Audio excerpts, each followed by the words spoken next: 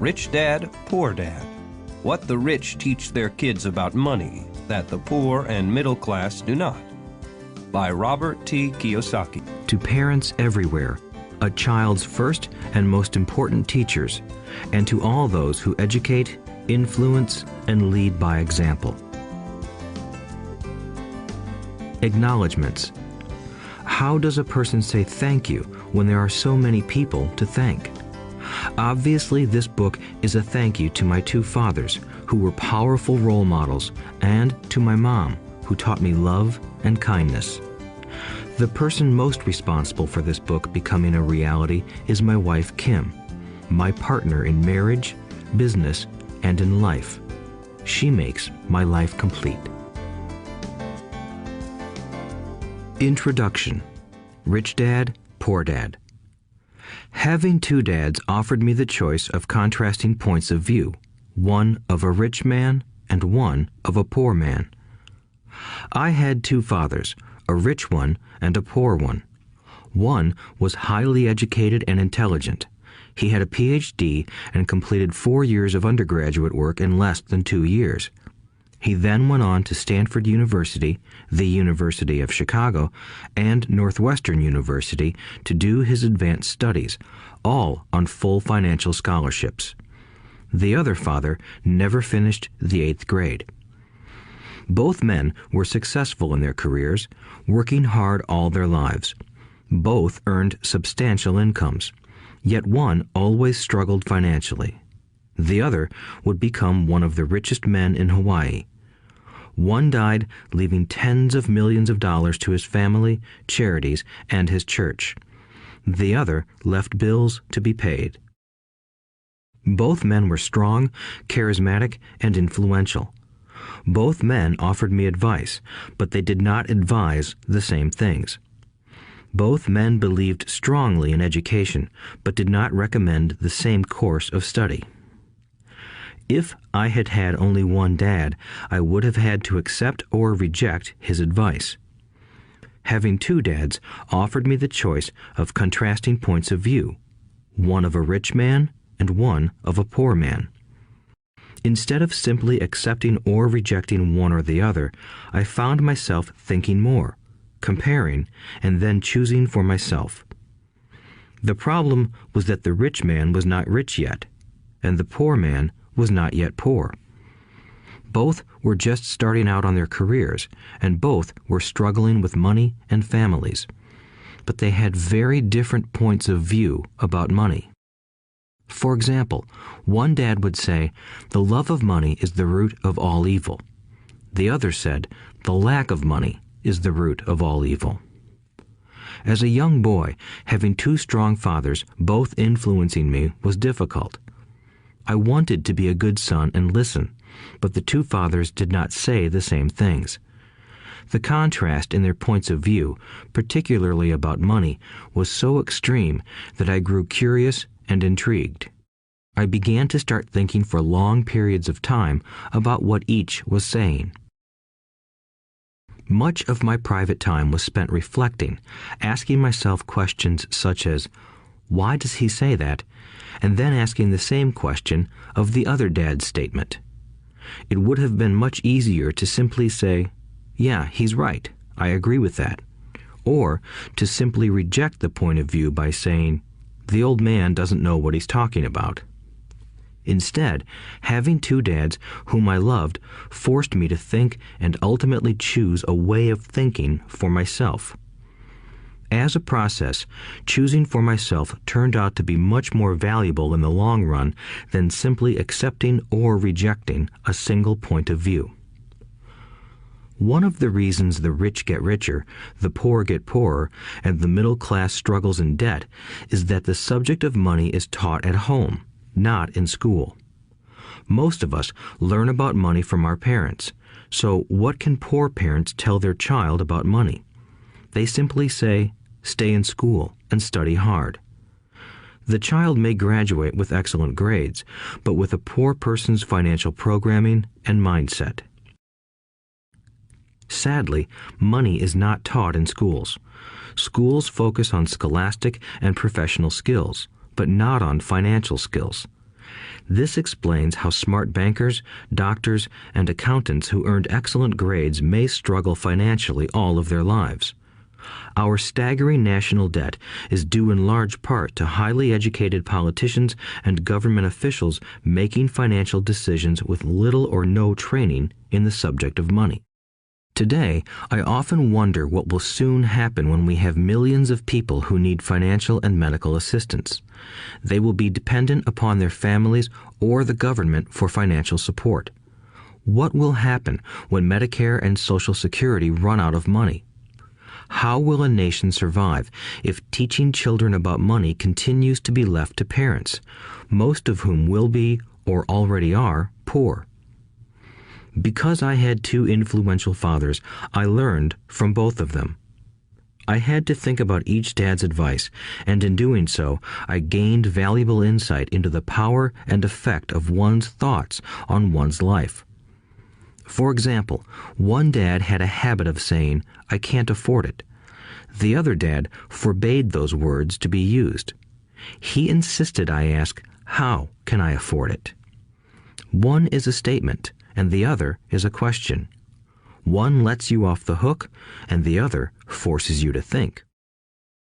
My soon-to-be rich dad would explain that by automatically saying the words, "I can't afford it," your brain stops working. By asking the question, "How can I afford it?" your brain is put to work. He did not mean that you should buy everything you want.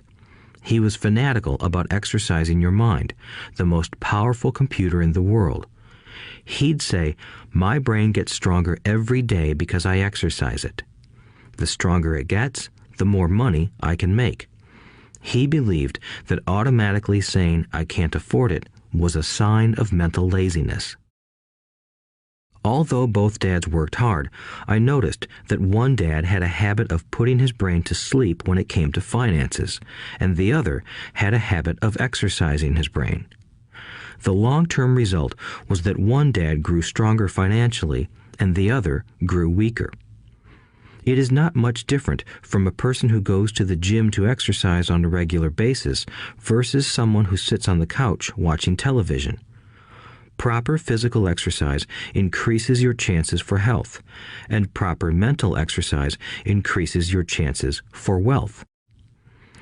My two dads had opposing attitudes, and that affected the way they thought. One dad thought that the rich should pay more in taxes to take care of those less fortunate.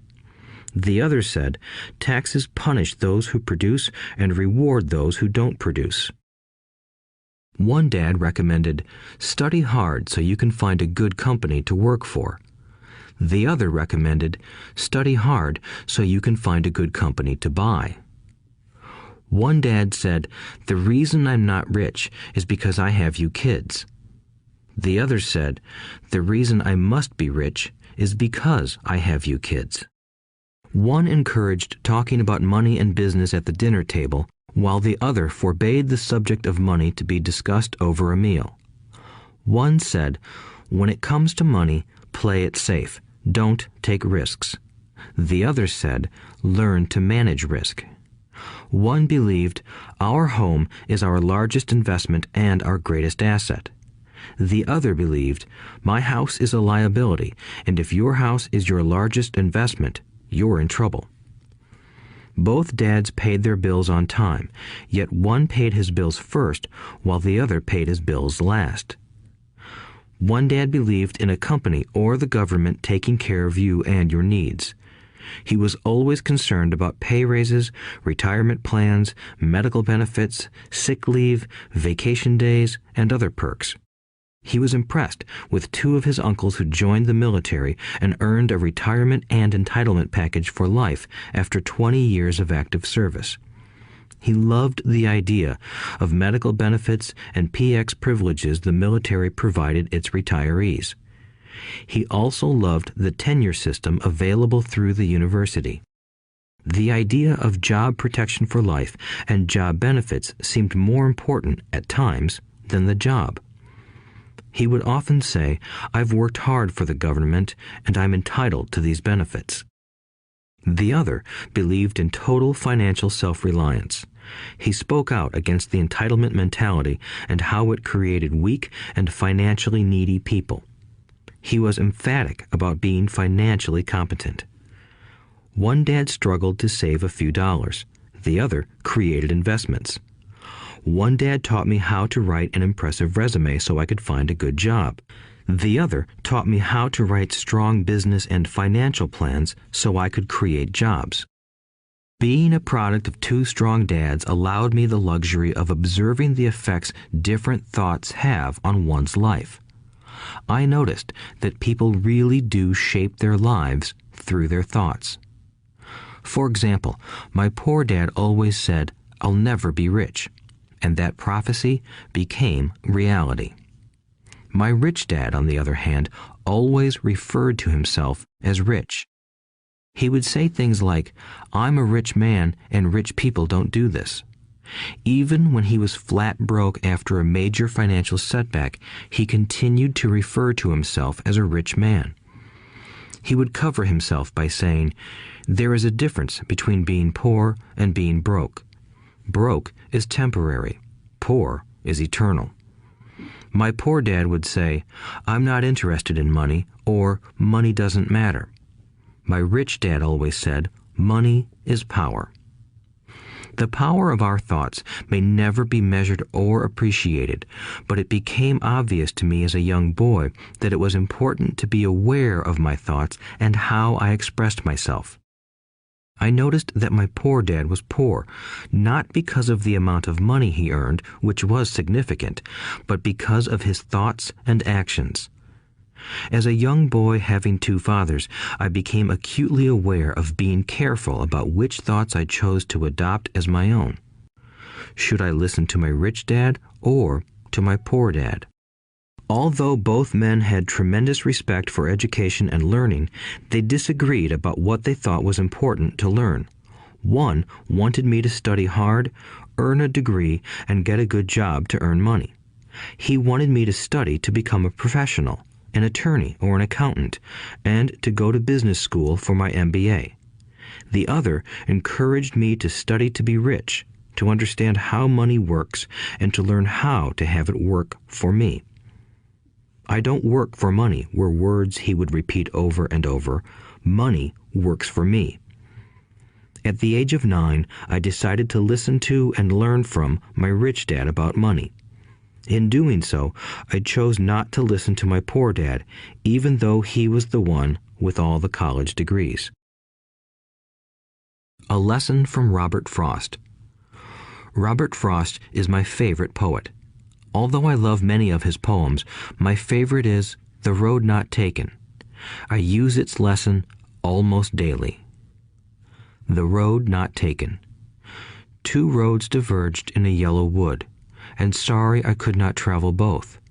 And be one traveler long I stood, and looked down one as far as I could, to where it bent in the undergrowth, then took the other as just as fair, and having perhaps the better claim, because it was grassy and wanted wear. Though as for that the passing there had worn them really about the same, and both that morning equally lay in leaves no step had trodden black. Oh, I kept the first for another day, yet knowing how way leads on to way, I doubted if I should ever come back. I shall be telling this with a sigh, somewhere ages and ages hence. Two roads diverged in a wood, and I took the one less traveled by, and that has made all the difference. And that has made all the difference. Over the years, I have often reflected upon Robert Frost's poem. Choosing not to listen to my highly educated dad's advice and attitude about money was a painful decision, but it was a decision that shaped the rest of my life. Once I made up my mind about whom to listen to, my education about money began. My rich dad taught me over a period of 30 years until I was 39 years old. He stopped once he realized that I knew and fully understood what he had been trying to drum into my often thick skull. Money is one form of power, but what is more powerful is financial education. Money comes and goes, but if you have the education about how money works, you gain power over it and can begin building wealth. The reason positive thinking alone does not work is because most people went to school and never learned how money works, so they spend their lives working for money. Because I was only 9 years old when I started, the lessons my rich dad taught me were simple. And when it was all said and done, there were only 6 main lessons, repeated over 30 years. This audiobook is about those 6 lessons, put as simply as possible, just as simply as my rich dad put forth those lessons to me. The lessons are meant not to be answers, but guideposts that will assist you and your children to grow wealthier no matter what happens in a world of increasing change and uncertainty. Chapter 1. Lesson 1. The rich don't work for money.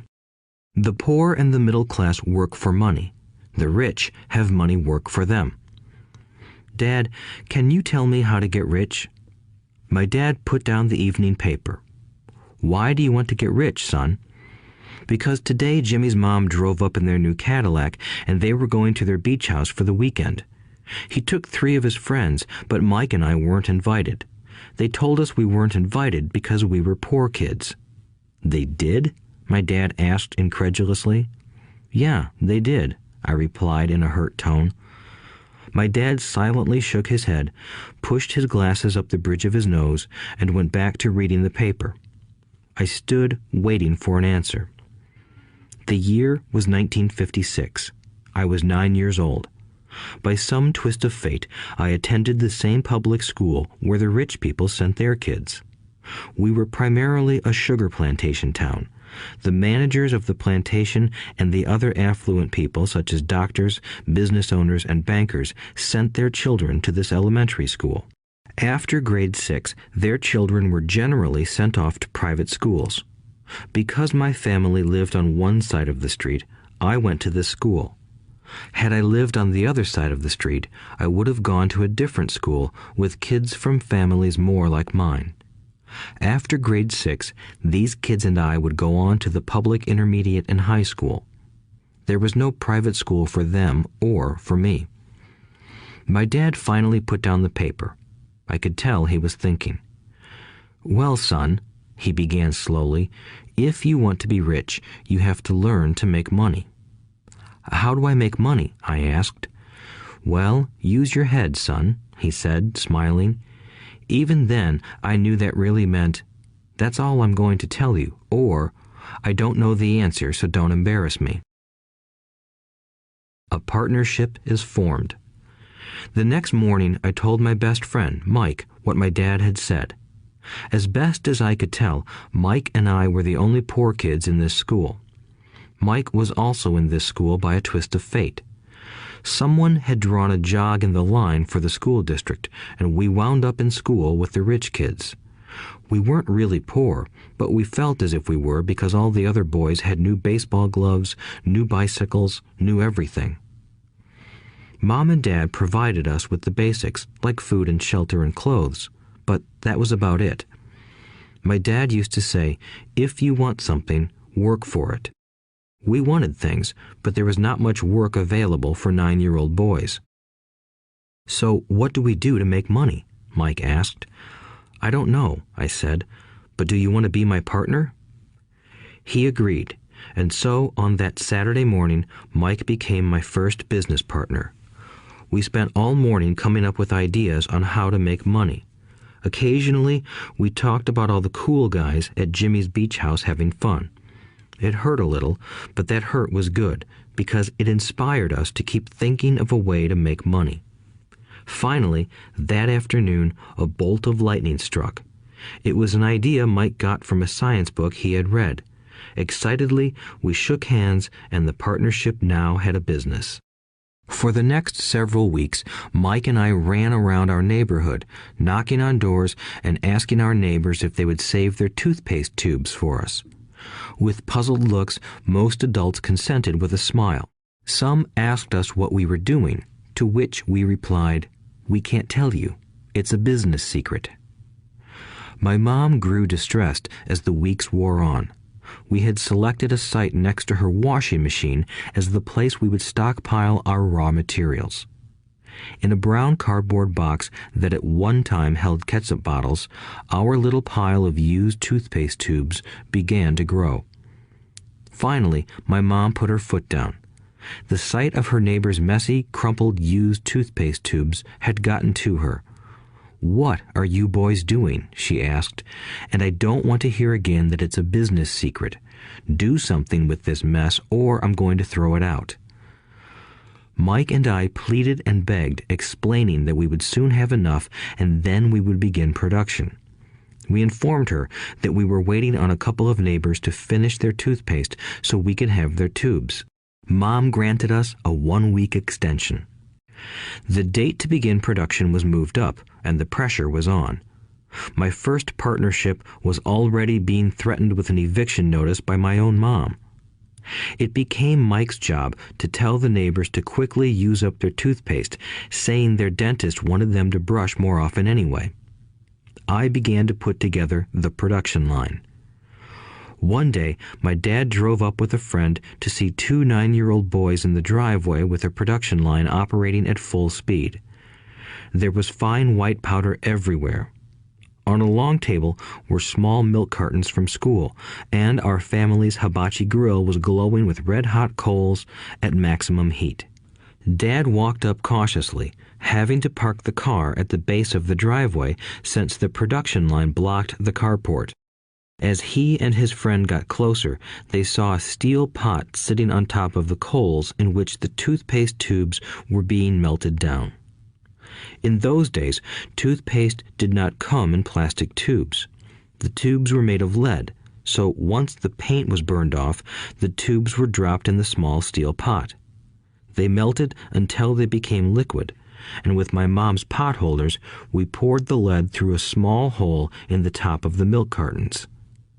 The milk cartons were filled with plaster of Paris. White powder was everywhere.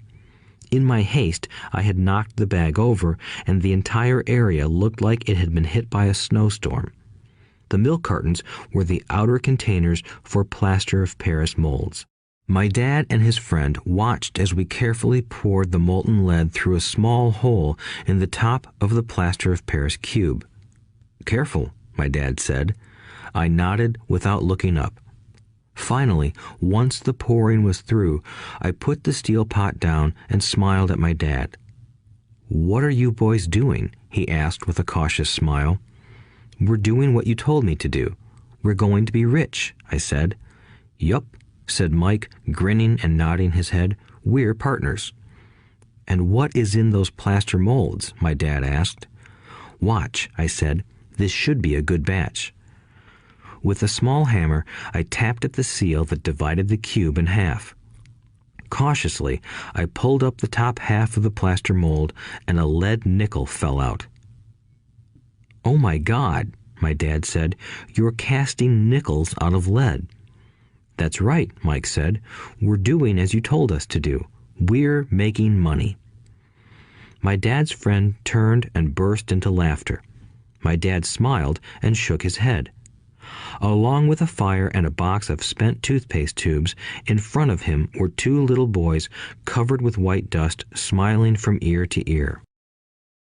He asked us to put everything down and sit with him on the front step of our house. With a smile, he gently explained what the word counterfeiting meant. Our dreams were dashed. "You mean this is illegal?" asked Mike in a quivering voice. "Let them go," my dad's friend said. "They might be developing a natural talent." My dad glared at him. "Yes, it is illegal," my dad said gently, "but you boys have shown great creativity and original thought. Keep going. I'm really proud of you." Disappointed, Mike and I sat in silence for about 20 minutes before we began cleaning up our mess. The business was over on opening day. Sweeping the powder up, I looked at Mike and said, "I guess Jimmy and his friends are right. We are poor." My father was just leaving as I said that. "Boys," he said, "you're only poor if you give up. The most important thing is that you did something. Most people only talk and dream of getting rich. You've done something. I'm very proud of the two of you. I will say it again. Keep going. Don't quit. Mike and I stood there in silence. They were nice words, but we still did not know what to do. "So how come you're not rich, Dad?" I asked. "Because I chose to be a school teacher. School teachers really don't think about being rich. We just like to teach.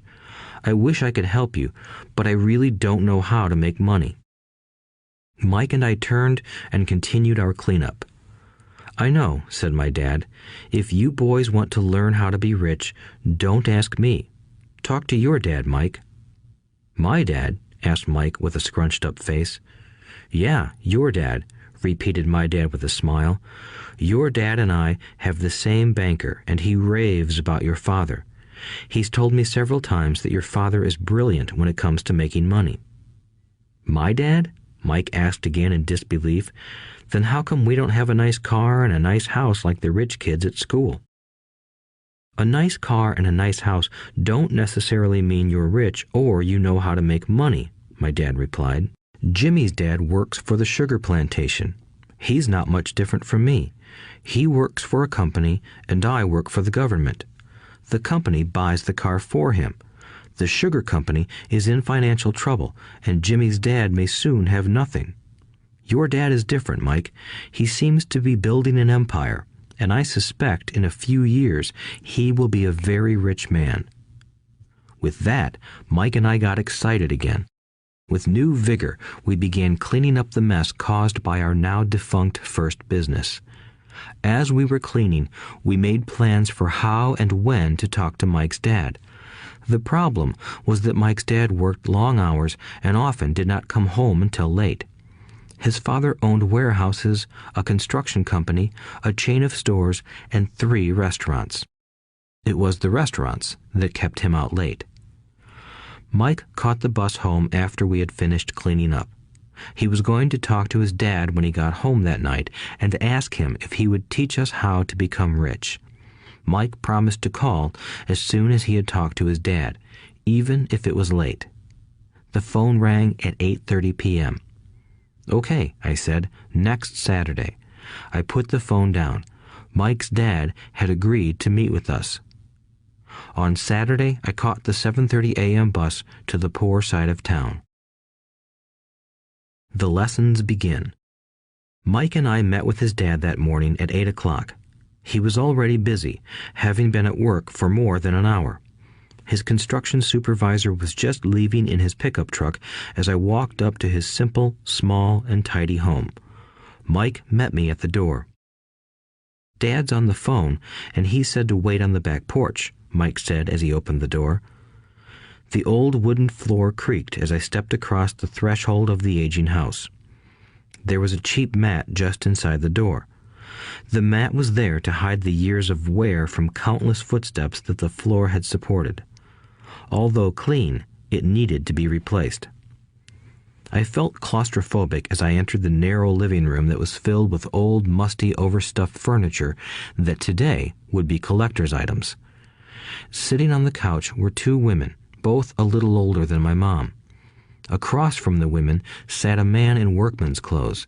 He wore khaki slacks and a khaki shirt, neatly pressed but without starch, and polished work boots. He was about 10 years older than my dad. They smiled as Mike and I walked past them toward the back porch. I smiled back shyly. "Who are those people?" I asked. "Oh, they work for my dad. The older man runs his warehouses, and the women are the managers of the restaurants. And as you arrived, you saw the construction supervisor who was working on a road project about 50 miles from here. His other supervisor, who was building a track of houses, left before you got here."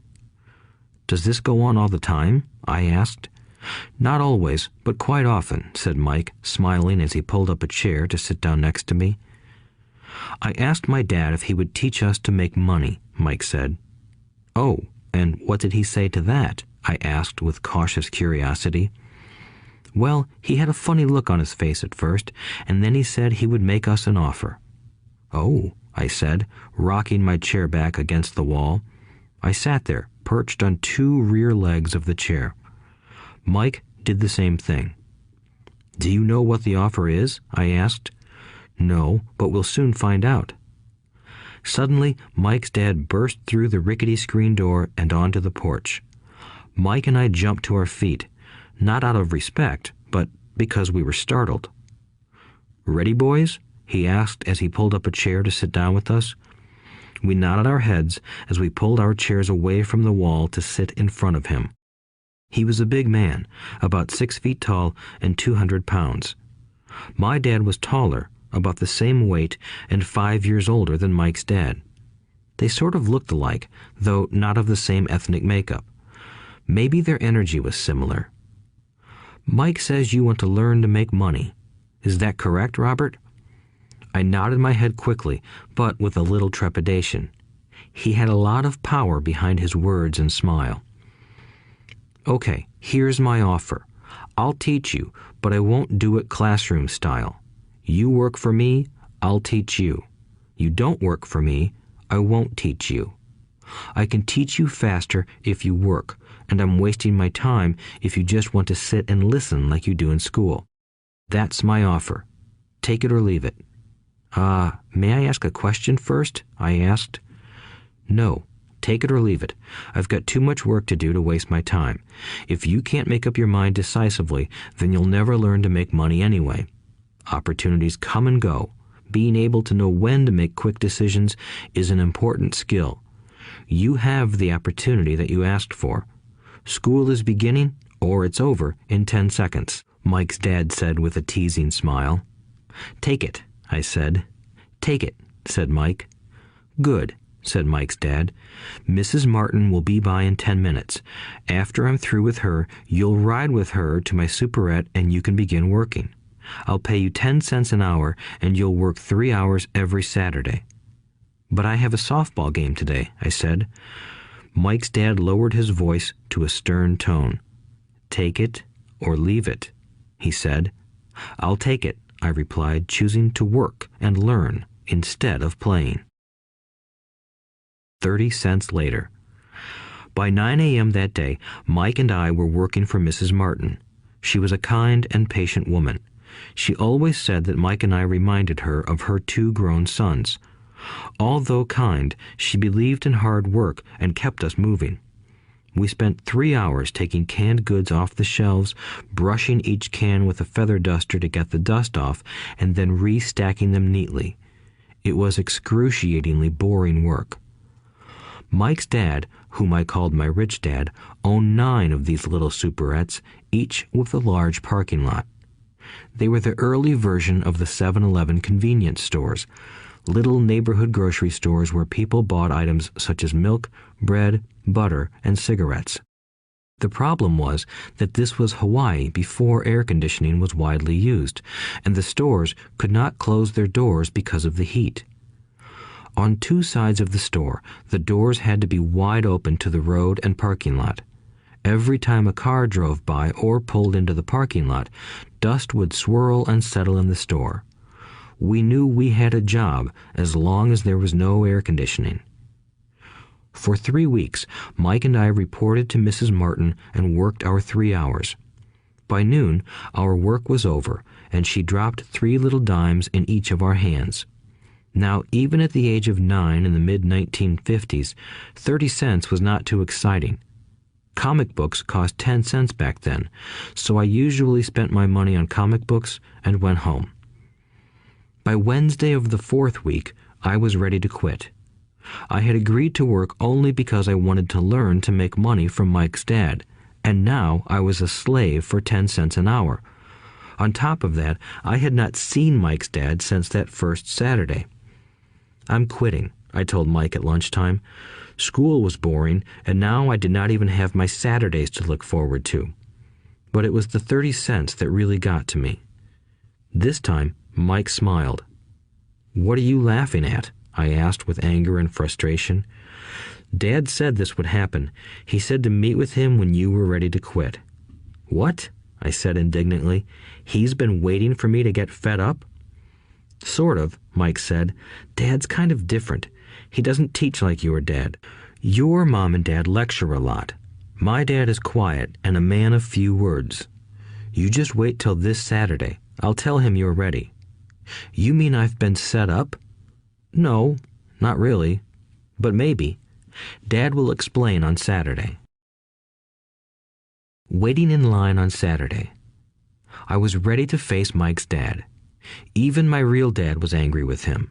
My real dad, the one I called the poor one, thought that my rich dad was violating child labor laws and should be investigated. My educated poor dad told me to demand what I deserve, at least 25 cents an hour. My poor dad told me that if I did not get a raise, I was to quit immediately. You don't need that damn job anyway, said my poor dad with indignation. At 8 o'clock Saturday morning, I walked through the door of Mike's house when Mike's dad opened it. Take a seat and wait in line, he said as I entered. He turned and disappeared into his little office next to a bedroom. I looked around the room and didn't see Mike anywhere. Feeling awkward, I cautiously sat down next to the same two women who were there 4 weeks earlier. They smiled and slid down the couch to make room for me. 45 minutes went by, and I was steaming.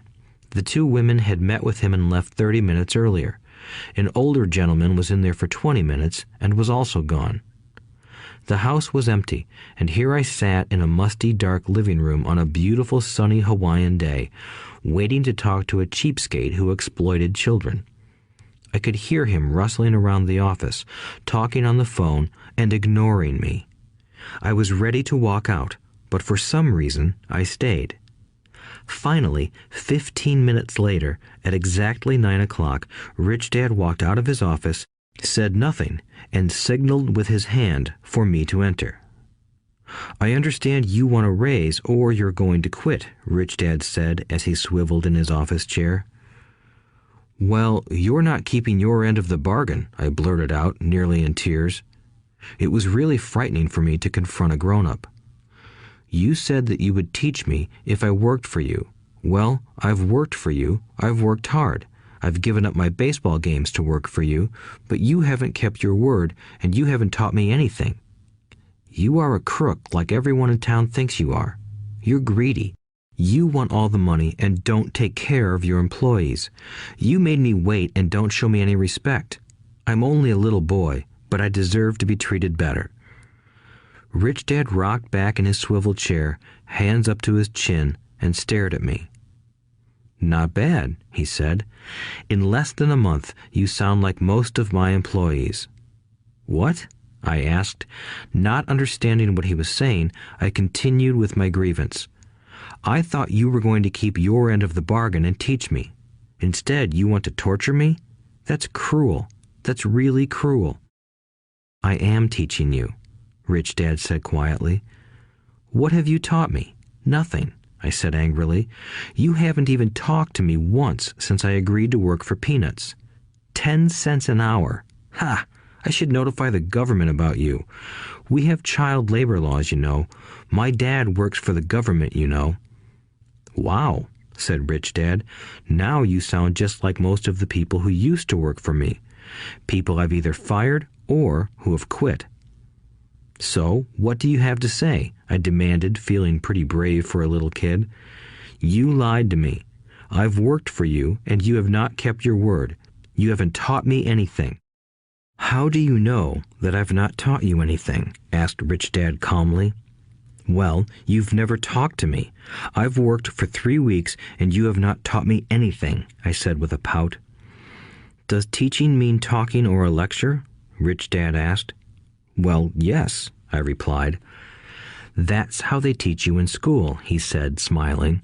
But that is not how life teaches you, and I would say that life is the best teacher of all. Most of the time, life does not talk to you. It just sort of pushes you around. Each push is life saying, wake up, there's something I want you to learn. What is this man talking about? I asked myself silently. Life pushing me around was life talking to me? Now I knew I had to quit my job. I was talking to someone who needed to be locked up. If you learn life's lessons, you will do well. If not, life will just continue to push you around. People do two things. Some just let life push them around. Others get angry and push back. But they push back against their boss, or their job, or their husband or wife. They do not know it's life that's pushing. I had no idea what he was talking about. Life pushes all of us around. Some people give up and others fight. A few learn the lesson and move on. They welcome life pushing them around. To these few people, it means they need and want to learn something. They learn and move on. Most quit, and a few, like you, fight. Rich Dad stood and shut the creaky old wooden window that needed repair. If you learn this lesson, you will grow into a wise, wealthy, and happy young man. If you don't, you will spend your life blaming a job, low pay, or your boss for your problems. You'll live life always hoping for that big break that will solve all your money problems. Rich Dad looked over at me to see if I was still listening. His eyes met mine. We stared at each other, communicating through our eyes. Finally, I looked away once I had absorbed his message. I knew he was right. I was blaming him, and I did ask to learn. I was fighting. Rich Dad continued. Or, if you are the kind of person who has no guts, you just give up every time life pushes you. If you are that kind of person, you'll live all your life playing it safe, doing the right things, saving yourself for some event that never happens. Then you die a boring old man. You'll have lots of friends who really like you because you were such a nice, hard-working guy. But the truth is that you let life push you into submission. Deep down, you were terrified of taking risks. You really wanted to win, but the fear of losing was greater than the excitement of winning. Deep inside, you and only you will know you didn't go for it. You chose to play it safe. Our eyes met again. "You've been pushing me around?" I asked. "Some people might say that," smiled Rich Dad. "I would say that I just gave you a taste of life." "What taste of life?" I asked, still angry, but now curious and ready to learn. "You boys are the first people that have ever asked me to teach them how to make money. I have more than 150 employees, and not one of them has asked me what I know about money. They ask me for a job and a paycheck, but never to teach them about money. So most will spend the best years of their lives working for money, not really understanding what it is they are working for." I sat there listening intently. "So when Mike told me you wanted to learn how to make money, I decided to design a course that mirrored real life. I could talk until I was blue in the face, but you wouldn't hear a thing. So I decided to let life push you around a bit so you could hear me. That's why I only paid you 10 cents. "So what is the lesson I learned from working for only 10 cents an hour?" I asked. "That you're cheap and exploit your workers?" Rich Dad rocked back and laughed heartily. Finally, he said, "You'd best change your point of view. Stop blaming me and thinking I'm the problem. If you think I'm the problem, then you have to change me. If you realize that you're the problem, then you can change yourself, learn something, and grow wiser. Most people want everyone else in the world to change but themselves. Let me tell you, it's easier to change yourself than everyone else." "I don't understand," I said. "Don't blame me for your problems," Rich Dad said, growing impatient. "But you only pay me 10 cents. "So what are you learning?" Rich Dad asked, smiling. "That you're cheap," I said with a sly grin. "See, you think I'm the problem," said Rich Dad. "But you are. Well, keep that attitude and you'll learn nothing. Keep the attitude that I'm the problem, and what choices do you have?" "Well, if you don't pay me more or show me more respect and teach me, I'll quit." "Well put," Rich Dad said, "and that's exactly what most people do. They quit and go looking for another job, a better opportunity and higher pay, actually thinking that this will solve the problem. In most cases, it won't. So what should I do? I asked. Just take this measly 10 cents an hour and smile? Rich Dad smiled. That's what the other people do. But that's all they do, waiting for a raise, thinking that more money will solve their problems. Most just accept it, and some take a second job working harder, but again, accepting a small paycheck. I sat staring at the floor, beginning to understand the lesson Rich Dad was presenting. I could sense it was a taste of life. Finally, I looked up and asked, "So what will solve the problem?"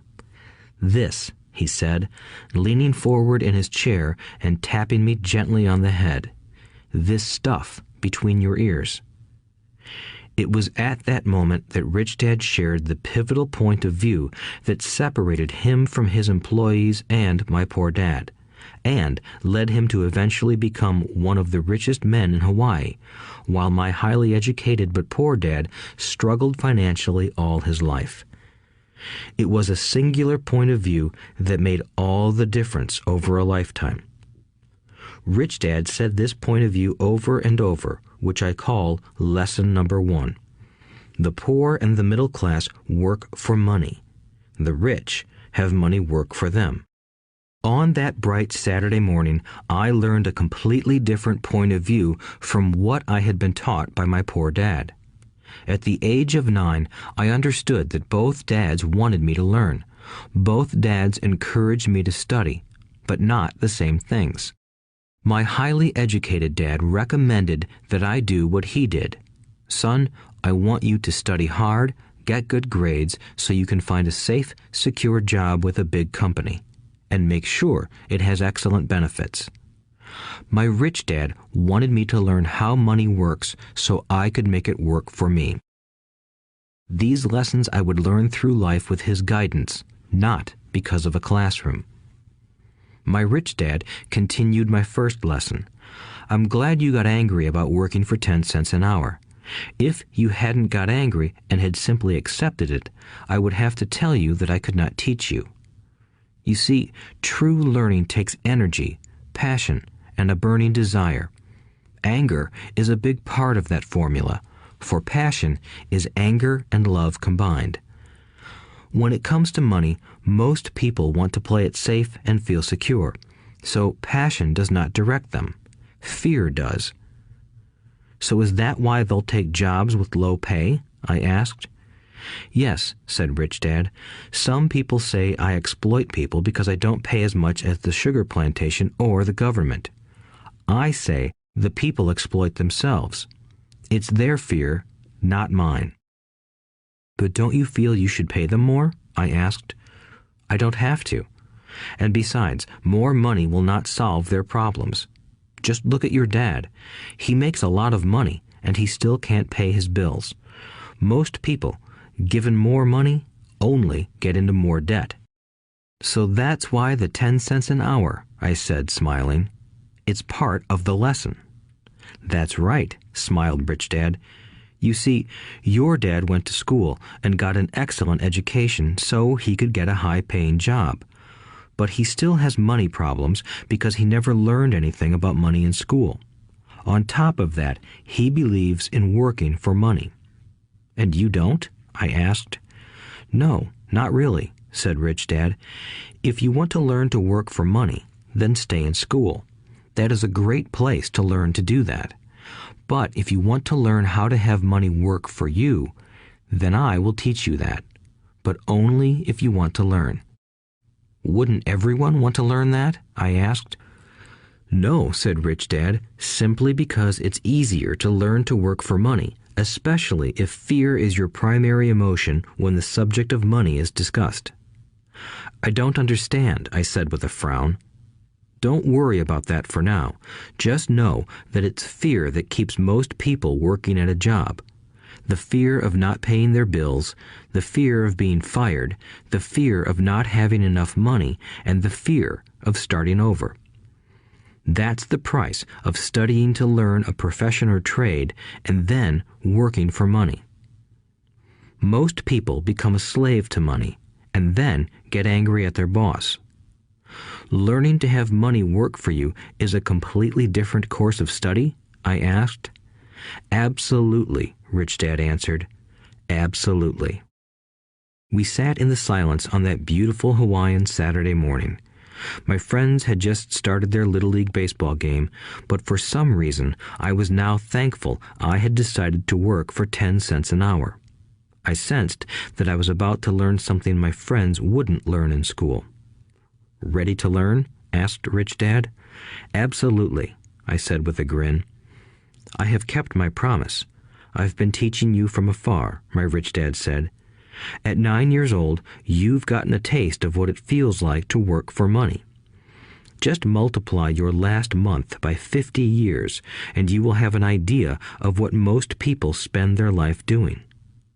I don't understand, I said. How did you feel waiting in line to see me, once to get hired and once to ask for more money? Terrible, I said.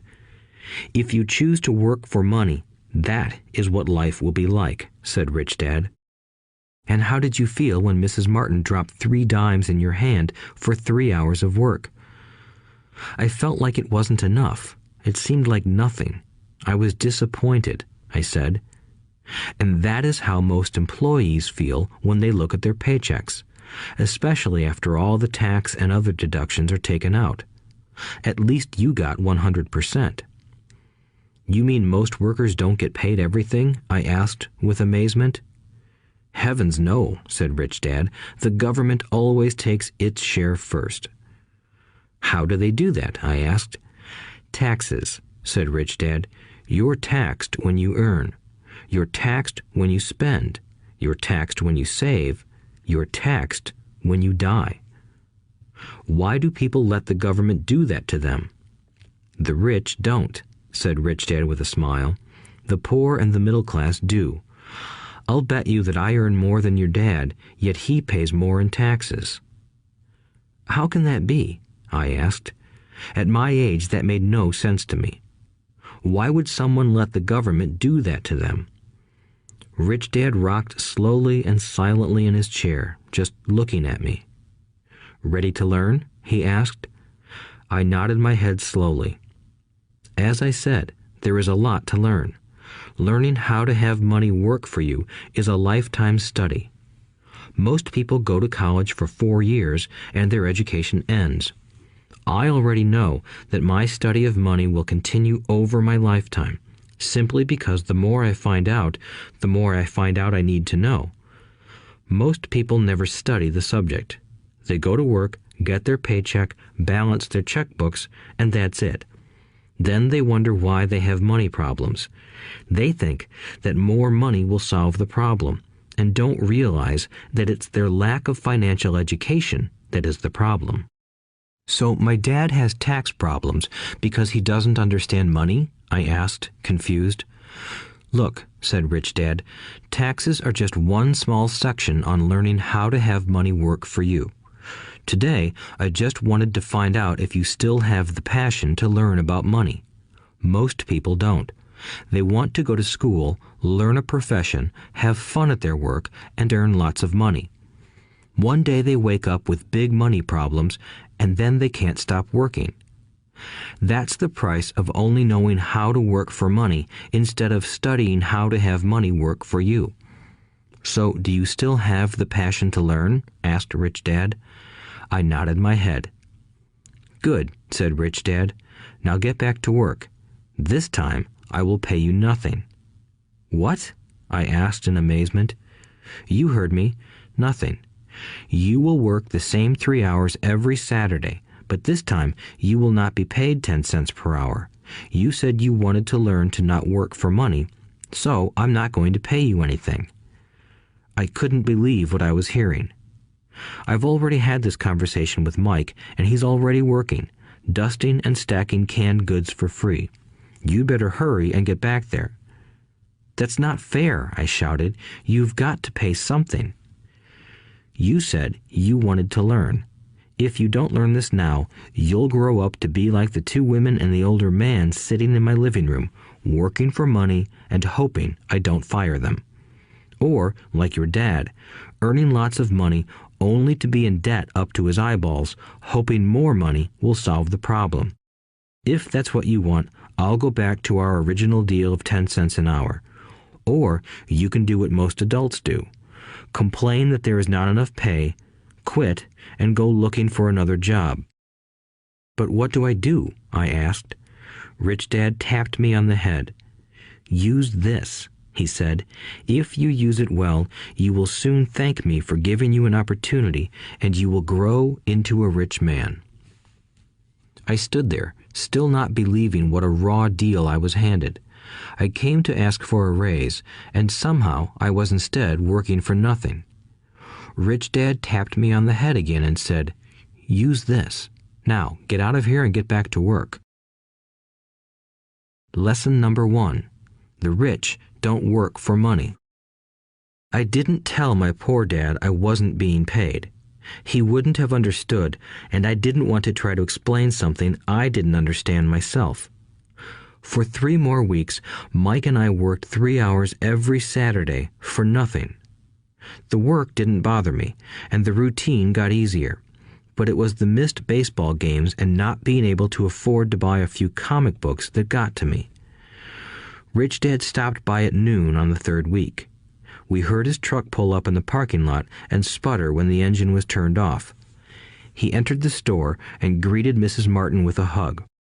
After finding out how things were going in the store, he reached into the ice cream freezer, pulled out 2 bars, paid for them, and signaled to Mike and me.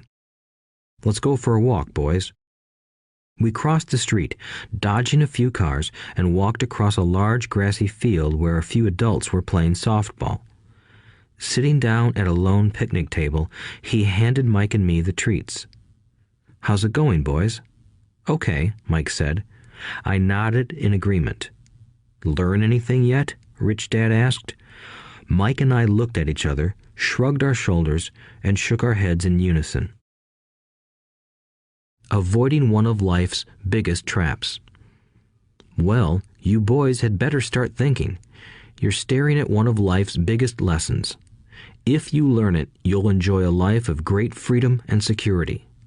If you don't, you'll wind up like Mrs. Martin and most of the people playing softball in this park. They work very hard for little money, clinging to the illusion of job security and looking forward to a 3-week vacation each year and maybe a skimpy pension after 45 years of service. If that excites you, I'll give you a raise to 25 cents an hour. But these are good, hard-working people. Are you making fun of them? I demanded. A smile came over Rich Dad's face. Mrs. Martin is like a mother to me. I would never be that cruel. I may sound unkind because I'm doing my best to point something out to the two of you. I want to expand your point of view so you can see something most people never have the benefit of seeing because their vision is too narrow. Most people never see the trap they are in. Mike and I sat there, uncertain of his message. He sounded cruel, yet we could sense he was trying to drive home a point. With a smile, Rich Dad said, "Doesn't that 25 cents an hour sound good? Doesn't it make your heart beat a little faster?"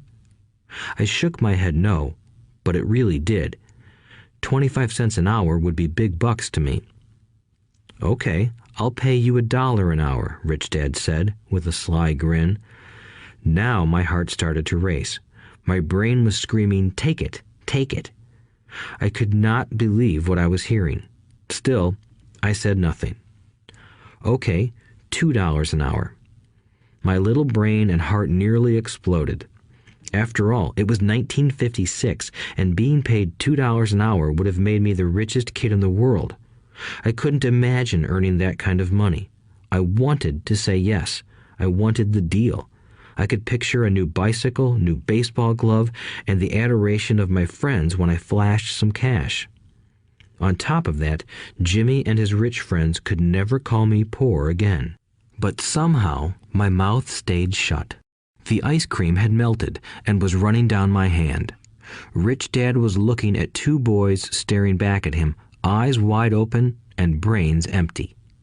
He was testing us, and he knew there was a part of our emotions that wanted to take the deal.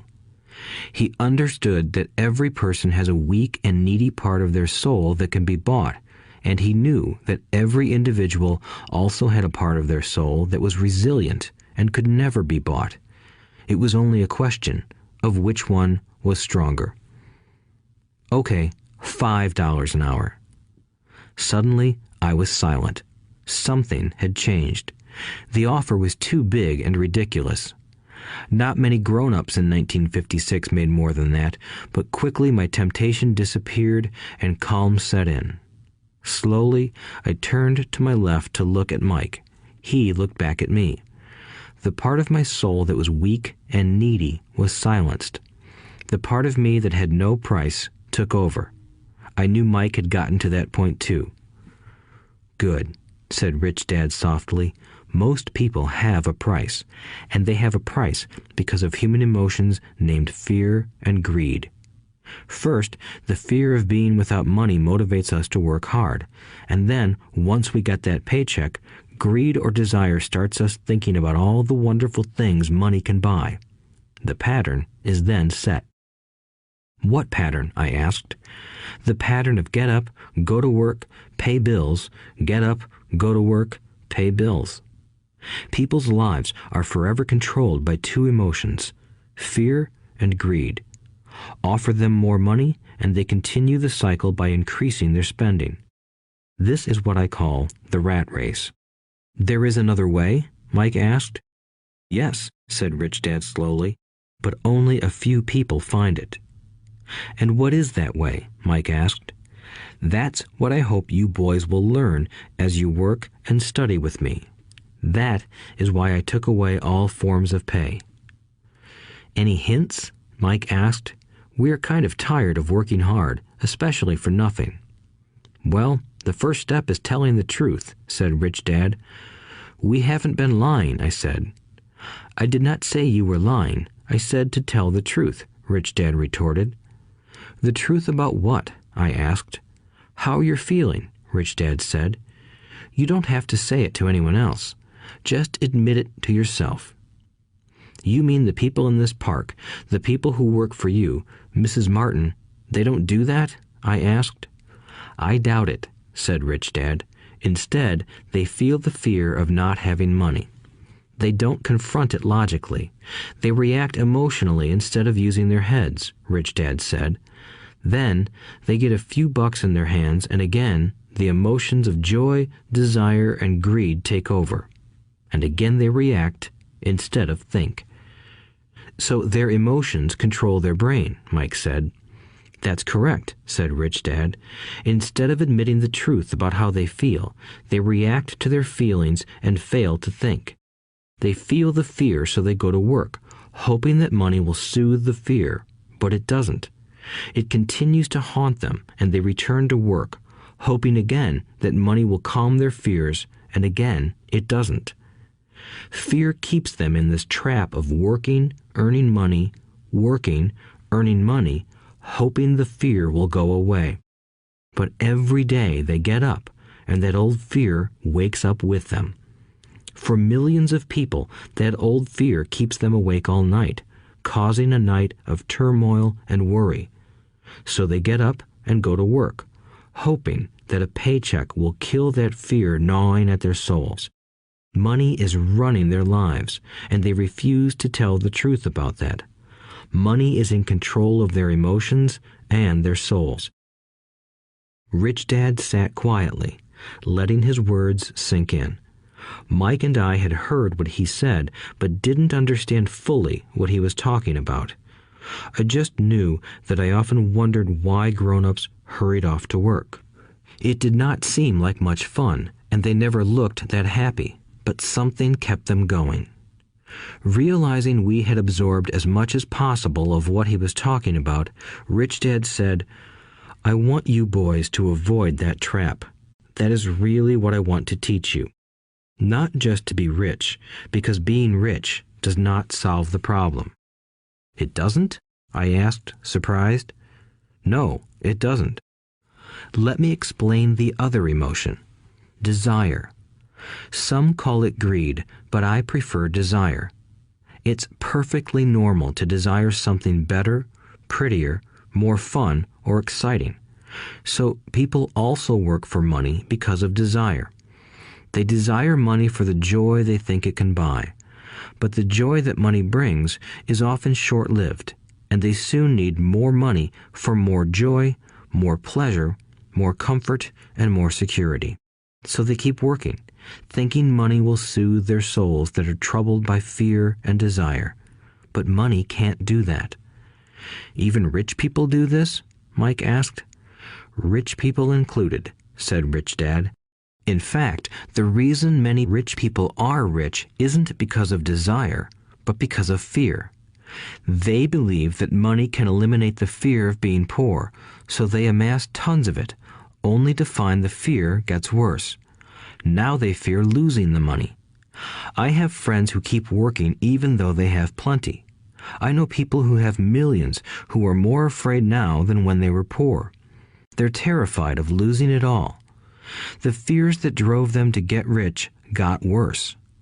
That weak and needy part of their soul is actually screaming louder.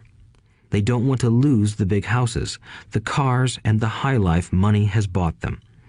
They worry about what their friends would say if they lost all their money. Many are emotionally desperate and neurotic, although they look rich and have more money. So, is a poor man happier? I asked. No, I don't think so, replied Rich Dad. The avoidance of money is just as psychotic as being attached to money. As if on cue, the town derelict went past our table, stopping by the large rubbish can and rummaging around in it. The three of us watched him with great interest, when before we probably would have just ignored him. Rich Dad pulled $1 out of his wallet and gestured to the older man.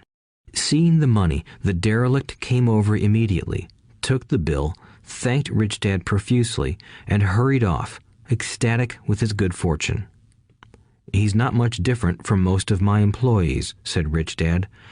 I've met so many people who say, "Oh, I'm not interested in money," yet they'll work at a job for 8 hours a day.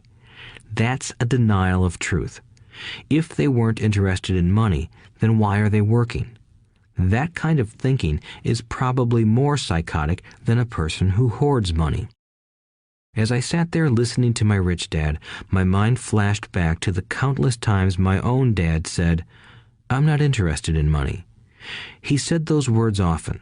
He also covered himself by always saying, "I work because I love my job."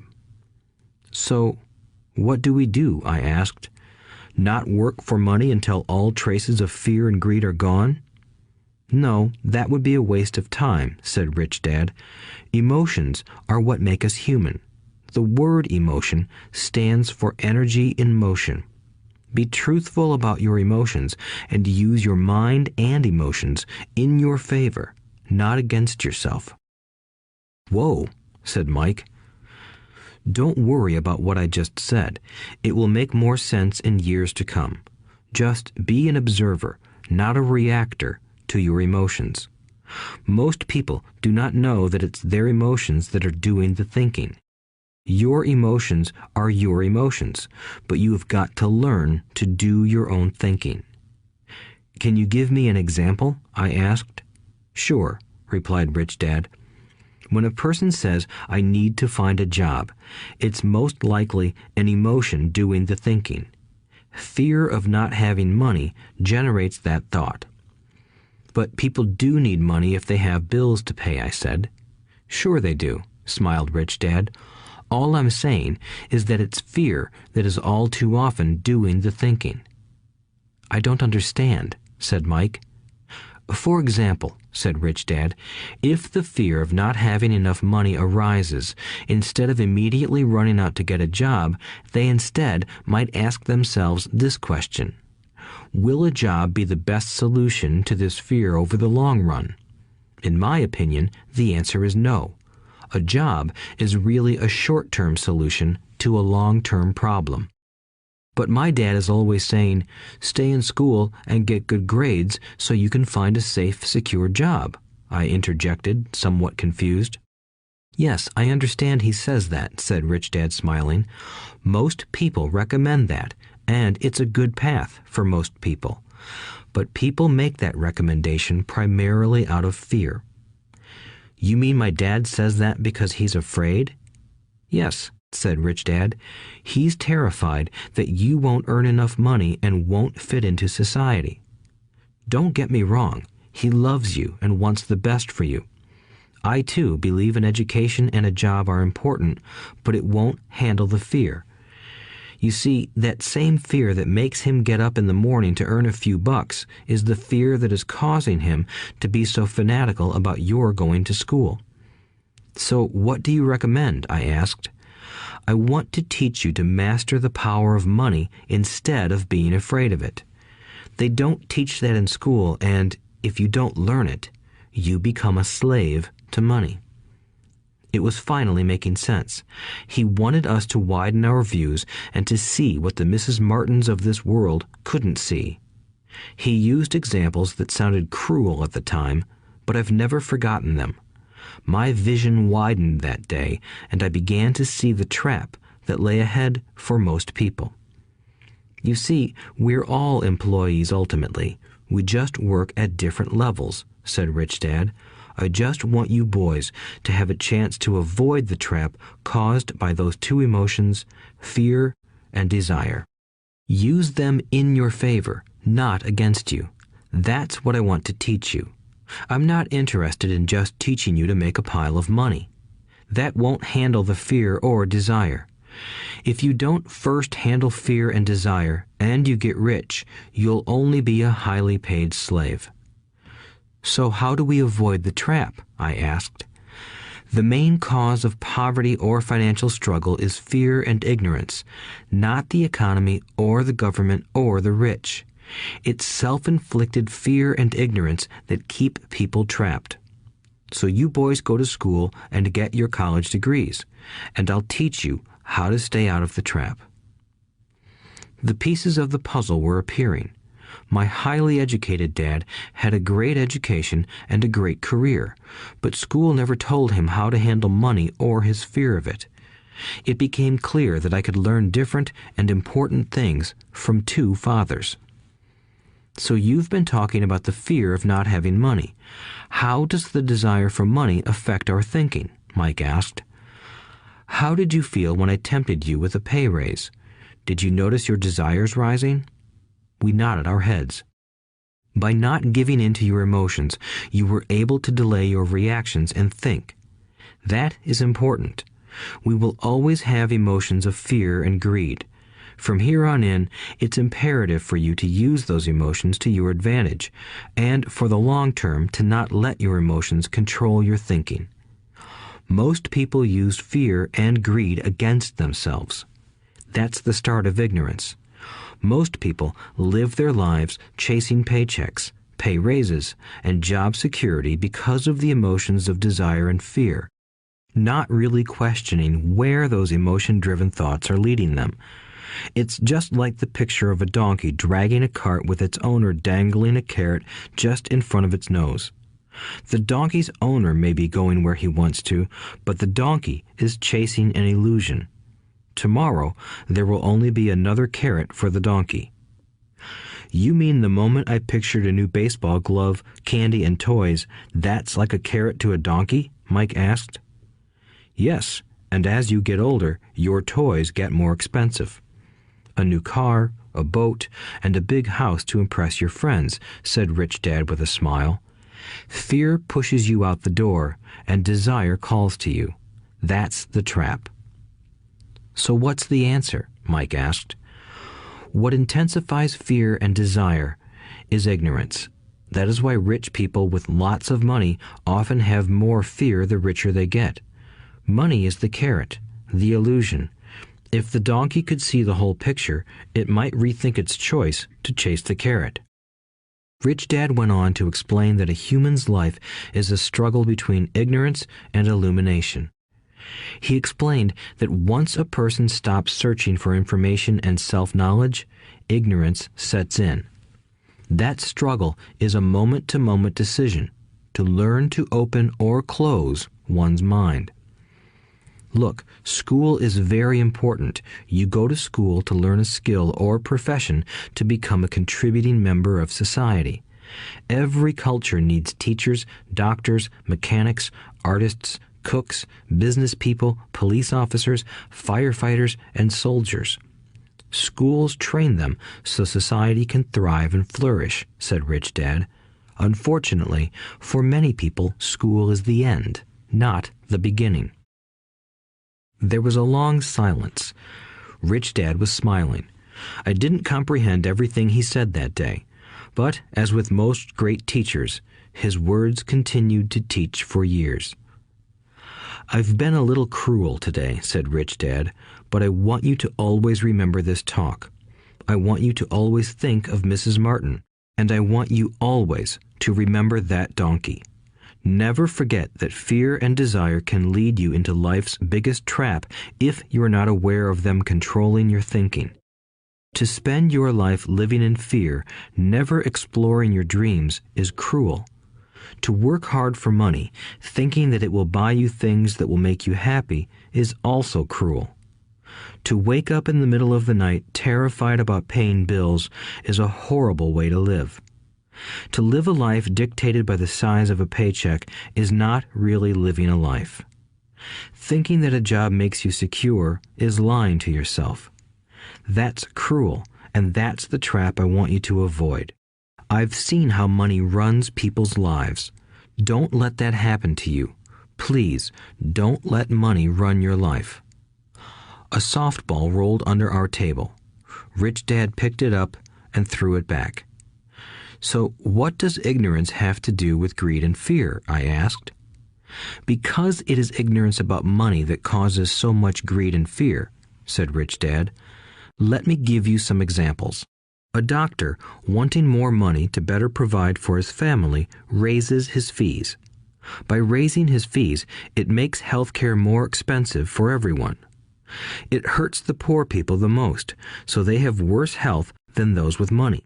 Because the doctors raise their fees, the attorneys raise their fees. Because the attorneys' fees have gone up, school teachers want a raise, which raises our taxes, and on and on and on. Soon, there will be such a horrifying gap between the rich and the poor that chaos will break out and another great civilization will collapse. History proves that great civilizations collapse when the gap between the haves and have-nots is too great. Sadly, America is on that same course because we haven't learned from history. We only memorize historical dates and names, not the lesson. Aren't prices supposed to go up? I asked. In an educated society with a well-run government, prices should actually come down. Of course, that is often only true in theory. Prices go up because of greed and fear caused by ignorance. If schools taught people about money, there would be more money and lower prices. But schools focus only on teaching people to work for money, not how to harness money's power. But don't we have business schools? Mike asked. And haven't you encouraged me to go for my MBA?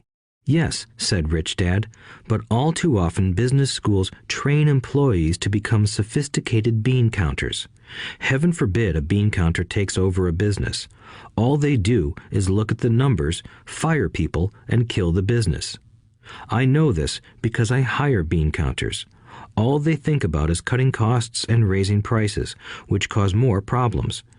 Bean counting is important. I wish more people knew it. But it, too, is not the whole picture, added Rich Dad angrily. So, is there an answer? Asked Mike. Yes, said Rich Dad. Learn to use your emotions to think, not think with your emotions. When you boys mastered your emotions by agreeing to work for free, I knew there was hope. When you again resisted your emotions when I tempted you with more money, you were again learning to think in spite of being emotionally charged. That's the first step. Why is that step so important? I asked. Well, that's up to you to find out. If you want to learn, I'll take you boys into the briar patch, a place almost everyone else avoids. If you go with me, you'll let go of the idea of working for money and instead learn to have money work for you. And what will we get if we go with you? What if we agree to learn from you? What will we get? I asked. The same thing Brer Rabbit got, said Rich Dad, referring to the classic children's story. Is there a briar patch? I asked. Yes, said Rich Dad. The briar patch is our fear and greed. Confronting fear, weaknesses, and neediness by choosing our own thoughts is the way out. Choosing our thoughts? Mike asked, puzzled. Yes, choosing what we think rather than reacting to our emotions. Instead of just getting up and going to work because not having the money to pay your bills is scaring you, ask yourself, is working harder at this the best solution to this problem? Most people are too afraid to rationally think things through and instead run out the door to a job they hate. The tar baby is in control. That's what I mean by choosing your thoughts. And how do we do that? Mike asked. That's what I will teach you. I'll teach you to have a choice of thoughts rather than a knee-jerk reaction, like gulping down your morning coffee and running out the door. Remember what I said before. A job is only a short-term solution to a long-term problem. Most people have only one problem in mind, and it's short-term. It's the bills at the end of the month, the tar baby. Money controls their lives, or should I say the fear and ignorance about money controls it. So they do as their parents did. They get up every day and go work for money, not taking the time to ask the question, is there another way? Their emotions now control their thinking, not their heads. Can you tell the difference between emotions thinking and the head thinking? Mike asked. Oh yes, I hear it all the time, said Rich Dad. I hear things like, well, everyone has to work, or the rich are crooks, or I'll get another job, I deserve this raise, you can't push me around, or I like this job because it's secure. No one asks, is there something I'm missing here? Which would break through the emotional thought and give you time to think clearly. As we headed back to the store, Rich Dad explained that the rich really did make money. They did not work for it. He went on to explain that when Mike and I were casting 5-cent pieces out of lead, thinking we were making money, we were very close to thinking the way the rich think. The problem was that creating money is legal for the government and banks to do, but illegal for us to do. There are legal ways to create money from nothing, he told us. Rich Dad went on to explain that the rich know that money is an illusion, truly like the carrot for the donkey. It's only out of fear and greed that the illusion of money is held together by billions of people who believe that money is real. It's not. Money is really made up. It is only because of the illusion of confidence and the ignorance of the masses that this house of cards stands. He talked about the gold standard that America was on, and that each dollar bill was actually a silver certificate. What concerned him was the rumor that we would someday go off the gold standard and our dollars would no longer be backed by something tangible. If that happens, boys, all hell will break loose. The poor, the middle class, and the ignorant will have their lives ruined simply because they will continue to believe that money is real and that the company they work for, or the government, will look after them. We really did not understand what he was saying that day, but over the years, it made more and more sense. Seeing what others miss. As he climbed into his pickup truck outside his convenience store, Rich Dad said, "Keep working, boys, but the sooner you forget about needing a paycheck, the easier your adult life will be. Keep using your brain, work for free, and soon your mind will show you ways of making money far beyond what I could ever pay you. You will see things that other people never see. Most people never see these opportunities because they're looking for money and security, so that's all they get. The moment you see one opportunity, you'll see them for the rest of your life. The moment you do that, I'll teach you something else. Learn this, and you'll avoid one of life's biggest traps. Mike and I picked up our things from the store and waved goodbye to Mrs. Martin. We went back to the park, to the same picnic bench, and spent several more hours thinking and talking. We spent the next week at school thinking and talking too. For 2 more weeks, we kept thinking, talking, and working for free. At the end of the second Saturday, I was again saying goodbye to Mrs. Martin and looking at the comic book stand with a longing gaze. The hard thing about not even getting 30 cents every Saturday was that I didn't have any money to buy comic books. Suddenly, as Mrs. Martin said goodbye to Mike and me, I saw her do something I'd never seen her do before. Mrs. Martin was cutting the front page of the comic book in half. She kept the top half of the comic book cover and threw the rest of the book into a large cardboard box. When I asked her what she did with the comic books, she said, "I throw them away. I give the top half of the cover back to the comic book distributor for credit when he brings in the new comics. He's coming in an hour." Mike and I waited for an hour. Soon the distributor arrived, and I asked him if we could have the comic books. To my delight, he said, "You can have them if you work for this store and do not resell them." Remember our old business partnership? Well, Mike and I revived it. Using a spare room in Mike's basement, we began piling hundreds of comic books in that room. Soon, our comic book library was open to the public. We hired Mike's younger sister, who loved to study, to be head librarian. She charged each child 10 cents admission to the library, which was open from 2:30 p.m. to 4:30 p.m. every day after school. The customers, the children of the neighborhood, could read as many comics as they wanted in 2 hours. It was a bargain for them since a comic cost 10 cents each, and they could read 5 or 6 in 2 hours. Mike's sister would check the kids as they left to make sure they weren't borrowing any comic books. She also kept the books, logging in how many kids showed up each day, who they were, and any comments they might have. Mike and I averaged $9.50 per week over a 3-month period. We paid his sister $1 a week and allowed her to read the comics for free, which she rarely did since she was always studying. Mike and I kept our agreement by working in the store every Saturday and collecting all the comic books from the different stores. We kept our agreement to the distributor by not selling any comic books. We burned them once they got too tattered. We tried opening a branch office, but we could never quite find someone as trustworthy and dedicated as Mike's sister. At an early age, we found out how hard it was to find good staff. 3 months after the library first opened, a fight broke out in the room. Some bullies from another neighborhood pushed their way in, and Mike's dad suggested we shut down the business. So our comic book business shut down, and we stopped working on Saturdays at the convenience store.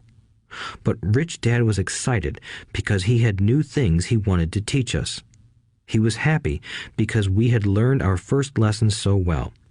We learned to make money work for us. By not getting paid for our work at the store, we were forced to use our imaginations to identify an opportunity to make money. By starting our own business, the comic book library, we were in control of our own finances, not dependent on an employer. The best part was that our business generated money for us even when we weren't physically there. Our money worked for us. Instead of paying us money, Rich Dad had given us so much more. Chapter 2. Lesson 2. Why teach financial literacy? It's not how much money you make, it's how much money you keep. In 1990, Mike took over his father's empire and is, in fact, doing a better job than his dad did. We see each other once or twice a year on the golf course. He and his wife are wealthier than you can imagine. Rich Dad's empire is in great hands, and Mike is now grooming his son to take his place, as his dad had groomed us.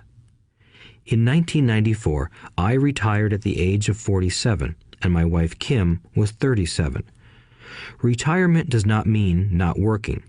For us, it means that, barring unforeseen cataclysmic changes, we can work or not work, and our wealth grows automatically, staying ahead of inflation. Our assets are large enough to grow by themselves. It's like planting a tree. You water it for years, and then one day it doesn't need you anymore. Its roots are implanted deep enough. Then the tree provides shade for your enjoyment. Mike chose to run the empire, and I chose to retire. Whenever I speak to groups of people, they often ask what I would recommend that they do. How do I get started? Is there a book you would recommend? What should I do to prepare my children? What is your secret to success? How do I make millions?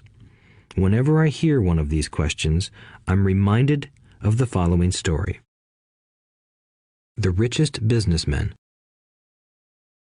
In 1923, a group of our greatest leaders and richest businessmen held a meeting at the Edgewater Beach Hotel in Chicago. Among them were Charles Schwab, head of the largest independent steel company; Samuel Insull, president of the world's largest utility; Howard Hobson, head of the largest gas company; Ivar Kruger, president of International Match Company, one of the world's largest companies at that time; Leon Fraser, president of the Bank of International Settlements; Richard Whitney, president of the New York Stock Exchange; Arthur Cotton and Jesse Livermore, two of the biggest stock speculators; and Albert Fall, a member of President Harding's cabinet. 25 years later, 9 of these titans ended their lives as follows. Schwab died penniless after living for 5 years on borrowed money. Insull died broke in a foreign land, and Kruger and Cotton also died broke. Hobson went insane. Whitney and Albert Fall were released from prison, and Fraser and Livermore committed suicide. I doubt if anyone can say what really happened to these men. If you look at the date, 1923, it was just before the 1929 market crash and the Great Depression, which I suspect had a great impact on these men and their lives. The point is this. Today, we live in times of greater and faster change than these men did. I suspect there will be many booms and busts in the coming years that will parallel the ups and downs these men faced. I am concerned that too many people are too focused on money and not on their greatest wealth, their education. If people are prepared to be flexible, keep an open mind, and learn, they will grow richer and richer despite tough changes. If they think money will solve problems, they will have a rough ride. Intelligence solves problems and produces money. Money without financial intelligence is money soon gone. Most people fail to realize that in life, it's not how much money you make, it's how much money you keep. We've all heard stories of lottery winners who are poor, then suddenly rich, and then poor again. They win millions, yet are soon back where they started. Or stories of professional athletes who at the age of 24 are earning millions but are sleeping under a bridge 10 years later. I remember a story of a young basketball player who a year ago had millions. Today, at just 29, he claims his friends, attorney, and accountant took his money and he was forced to work at a car wash for minimum wage. He was fired from the car wash because he refused to take off his championship ring as he was wiping off the cars. His story made national news, and he is appealing his termination, claiming hardship and discrimination. He claims that the ring is all he has left, and if it was stripped away, he'll crumble. I know so many people who became instant millionaires, and while I am glad some people have become richer and richer, I caution them that in the long run, it's not how much money you make, it's how much you keep and how many generations you keep it. So when people ask, "Where do I get started?" or "Tell me how to get rich quick," they often are greatly disappointed with my answer. I simply say to them what my rich dad said to me when I was a little kid. If you want to be rich, you need to be financially literate. That idea was drummed into my head every time we were together. As I said, my educated dad stressed the importance of reading books, while my rich dad stressed the need to master financial literacy.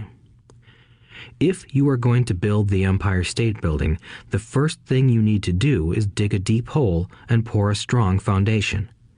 If you are going to build a home in the suburbs, all you need to do is pour a 6-inch slab of concrete. Most people, in their drive to get rich, are trying to build an Empire State Building on a 6-inch slab.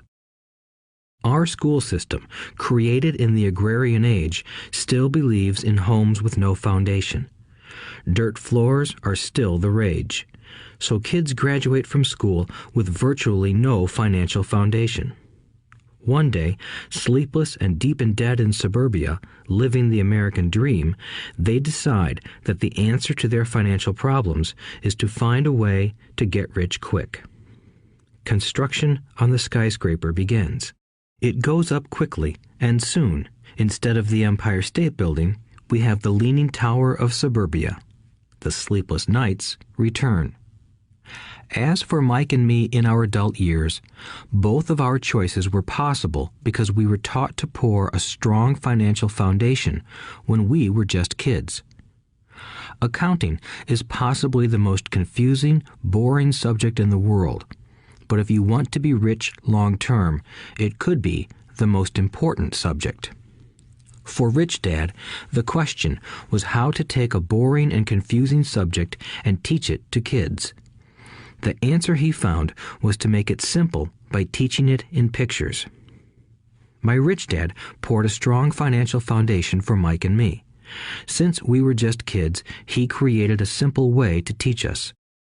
For years, he only drew pictures and used few words. Mike and I understood the simple drawings, the jargon, the movement of money, and then in later years, Rich Dad began adding numbers. Today, Mike has gone on to master much more complex and sophisticated accounting analysis because he had to in order to run his empire.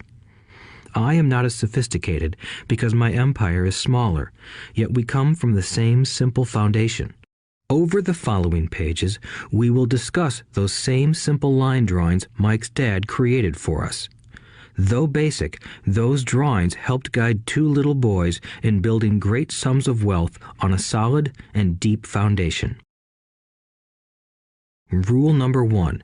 You must know the difference between an asset and a liability, and buy assets.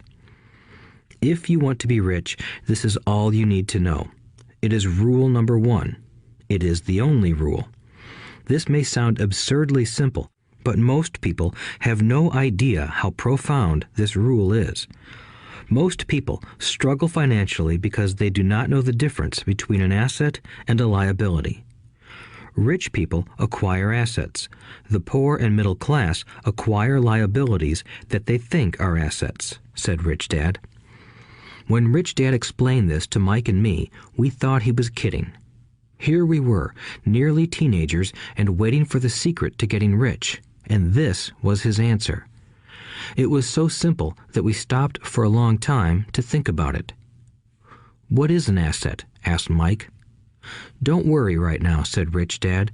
"Just let the idea sink in. If you can comprehend the simplicity, your life will have a plan and be financially easy. It is simple. That is why the idea is missed." "You mean all we need to know is what an asset is, acquire them, and we'll be rich?" I asked. Rich Dad nodded his head. "It's that simple." "If it's that simple, how come everyone is not rich?" I asked. Rich Dad smiled. "Because people do not know the difference between an asset and a liability." I remember asking, how could adults be so misguided? If it is that simple, if it is that important, why would everyone not want to find out? It took Rich Dad only a few minutes to explain what assets and liabilities were. As an adult, I have difficulty explaining it to other adults. The simplicity of the idea escapes them because they have been educated differently. They were taught by other educated professionals, such as bankers, accountants, real estate agents, financial planners, and so forth. The difficulty comes in asking adults to unlearn or become children again. An intelligent adult often feels it is demeaning to pay attention to simplistic definitions. Rich Dad believed in the KISS principle. Keep it simple, stupid, or keep it super simple. So he kept it simple for us, and that made our financial foundation strong. So what causes the confusion? How could something so simple be so screwed up? Why would someone buy an asset that was really a liability? The answer is found in basic education. We focus on the word literacy and not financial literacy. What defines something to be an asset or a liability are not words. In fact, if you really want to be confused, look up the words asset and liability in the dictionary. I know the definition may sound good to a trained accountant, but for the average person, it makes no sense. But we adults are often too proud to admit that something does not make sense. To us young boys, Rich Dad said, "What defines an asset are not words, but numbers.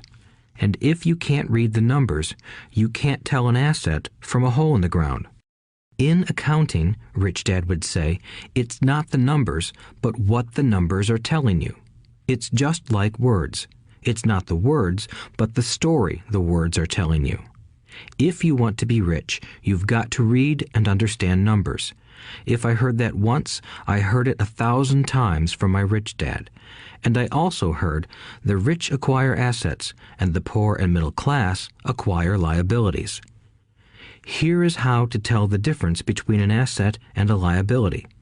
Most accountants and financial professionals do not agree with the definitions, but these simple drawings were the start of strong financial foundations for two young boys. An asset is something that puts money in my pocket. A liability is something that takes money out of my pocket. This is really all you need to know. If you want to be rich, simply spend your life buying assets. If you want to be poor or middle class, spend your life buying liabilities.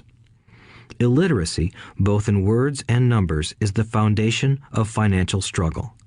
If people are having difficulties financially, there is something that they don't understand, either in words or numbers. The rich are rich because they are more literate in different areas than people who struggle financially. So if you want to be rich and maintain your wealth, it's important to be financially literate in words as well as numbers. Numbers alone mean little, just as words out of context mean little. It's the story that counts. In financial reporting, reading numbers is looking for the plot, the story of where the cash is flowing. In 80% of most families, the financial story paints a picture of hard work to get ahead. However, this effort is for naught because they spend their lives buying liabilities instead of assets. Everyone has living expenses, the need for food, shelter, and clothing. It is the cash flow that tells the story of how a person handles their money. The reason I started with the story of the richest men in America is to illustrate the flaw in believing that money will solve all problems. That is why I cringe whenever I hear people ask me how to get rich quicker or where they should start. I often hear, "I'm in debt, so I need to make more money." But more money will often not solve the problem. In fact, it may compound the problem. Money often makes obvious our tragic human flaws, putting a spotlight on what we don't know. That is why, all too often, a person who comes into a sudden windfall of cash, let's say an inheritance, a pay raise, or lottery winnings, soon returns to the same financial mess, if not worse than the mess they were in before. Money only accentuates the cash flow pattern running in your head. If your pattern is to spend everything you get, most likely an increase in cash will just result in an increase in spending. Thus the saying, "A fool and his money is one big party." I have said many times that we go to school to gain scholastic and professional skills, both of which are important. We learn to make money with our professional skills. In the 1960s, when I was in high school, if someone did well academically, people assumed this bright student would go on to be a medical doctor because it was the profession with the promise of the greatest financial reward. Today, doctors face financial challenges I wouldn't wish on my worst enemy. Insurance companies taking control of the business, managed health care, government intervention, and malpractice suits. Today, kids want to be famous athletes, movie stars, rock stars, beauty queens, or CEOs because that is where the fame, money, and prestige are. That is the reason it is so hard to motivate kids in school today. They know that professional success is no longer solely linked to academic success, as it once was. Because students leave school without financial skills, millions of educated people pursue their profession successfully, but later find themselves struggling financially. They work harder, but don't get ahead. What is missing from their education is not how to make money, but how to manage money. It's called financial aptitude, what you do with the money once you make it, how to keep people from taking it from you, how to keep it longer, and how to make that money work hard for you. Most people don't understand why they struggle financially because they don't understand cash flow. A person can be highly educated, professionally successful, and financially illiterate. These people often work harder than they need to because they learned how to work hard, but not how to have their money work hard for them. The story of how the quest for a financial dream turns into a financial nightmare. The classic story of hardworking people has set a pattern. Recently married, the happy, highly educated young couple moves into one of their cramped, rented apartments. Immediately, they realize that they are saving money because two can live as cheaply as one. The problem is the apartment is cramped. They decide to save money to buy their dream home so they can have kids. They now have two incomes, and they begin to focus on their careers. Their incomes begin to increase. As their incomes go up, their expenses go up as well. The number one expense for most people is taxes.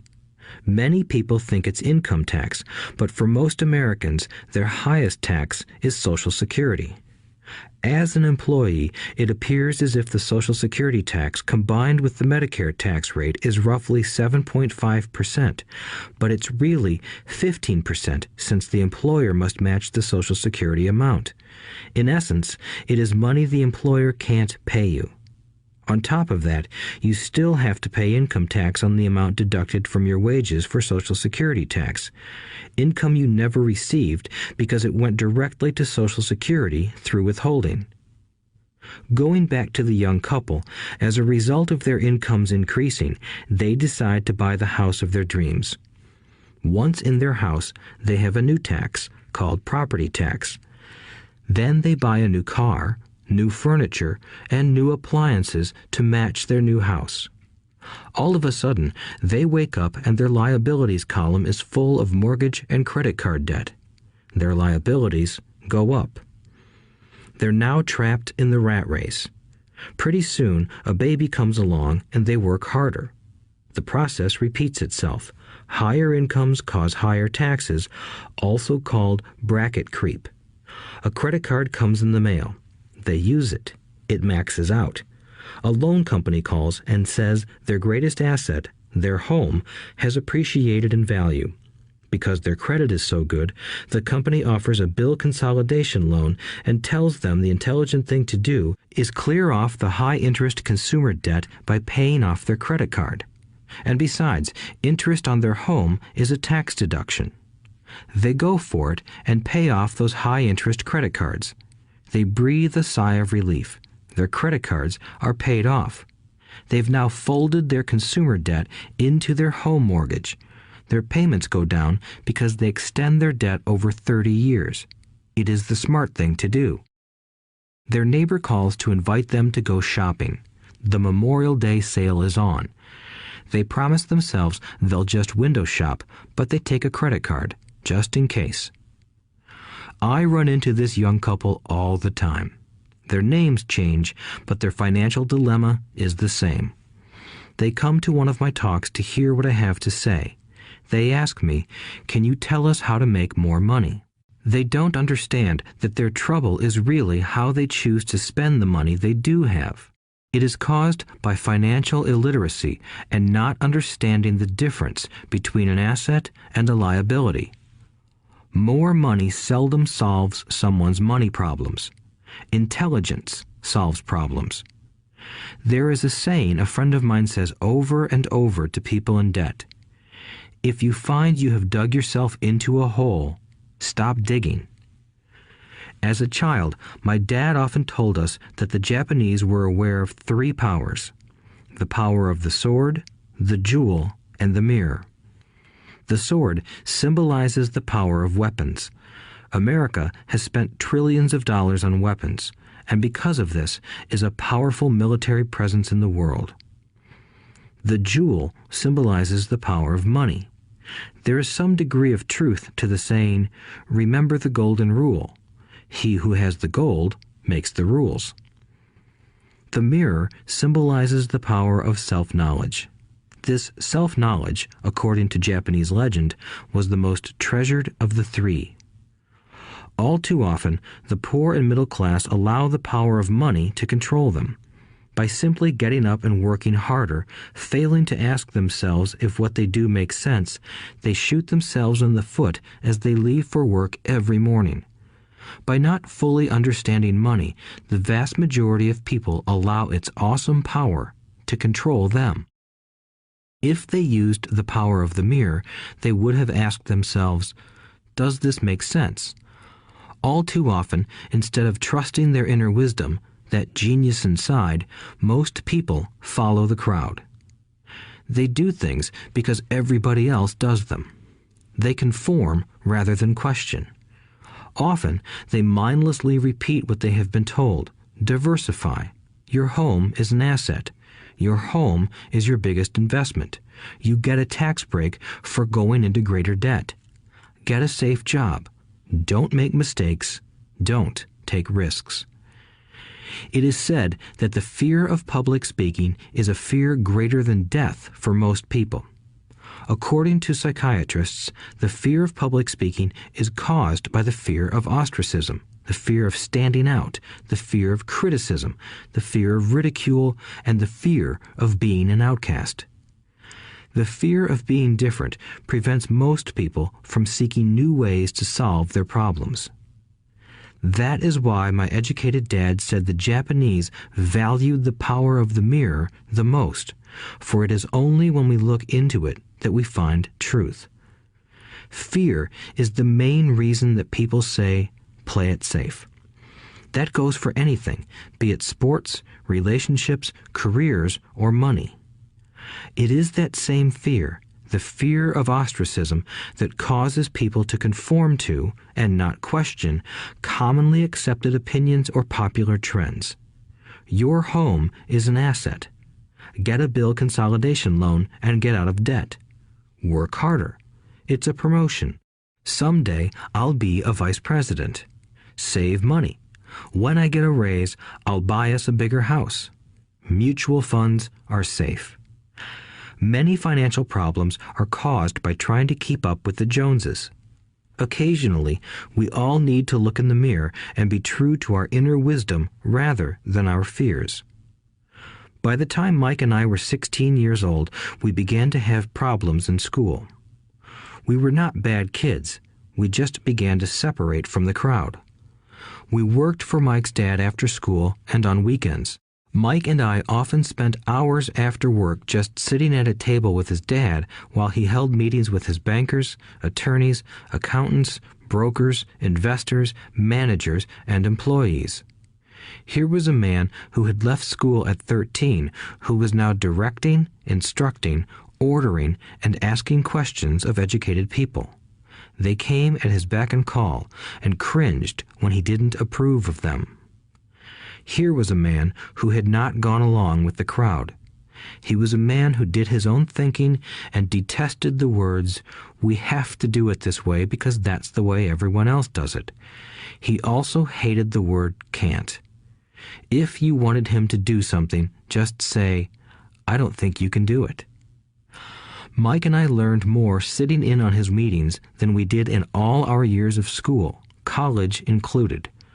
Mike's dad was not book smart, but he was financially educated and successful as a result.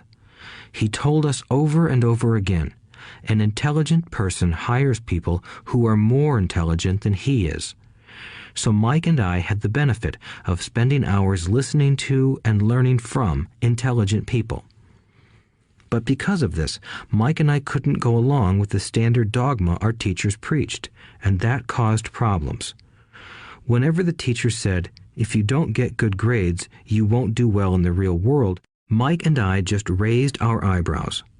When we were told to follow set procedures and not deviate from the rules, we could see how school discouraged creativity. We started to understand why our rich dad told us that schools were designed to produce good employees instead of employers. Occasionally, Mike or I would ask our teachers how what we studied was applicable to the real world, or why we never studied money and how it worked. To the latter question, we often got the answer that money was not important, that if we excelled in our education, the money would follow. The more we knew about the power of money, the more distant we grew from the teachers and our classmates. My highly educated dad never pressured me about my grades, but we did begin to argue about money. By the time I was 16, I probably had a far better foundation with money than both my parents. I could keep books, I listened to tax accountants, corporate attorneys, bankers, real estate brokers, investors, and so forth. By contrast, my dad talked to other teachers. One day, my dad told me that our home was his greatest investment. A not too pleasant argument took place when I showed him why I thought a house was not a good investment. I showed him the ancillary expenses that went along with owning the home. A bigger home meant bigger expenses, and the cash flow kept going out through the expense column. Today, people still challenge me on the idea of a house not being an asset. I know that for many people, it is their dream as well as their largest investment. And owning your own home is better than nothing. I simply offer an alternative way of looking at this popular dogma. If my wife and I were to buy a bigger, flashier house, we realize it wouldn't be an asset. It would be a liability since it would take money out of our pocket.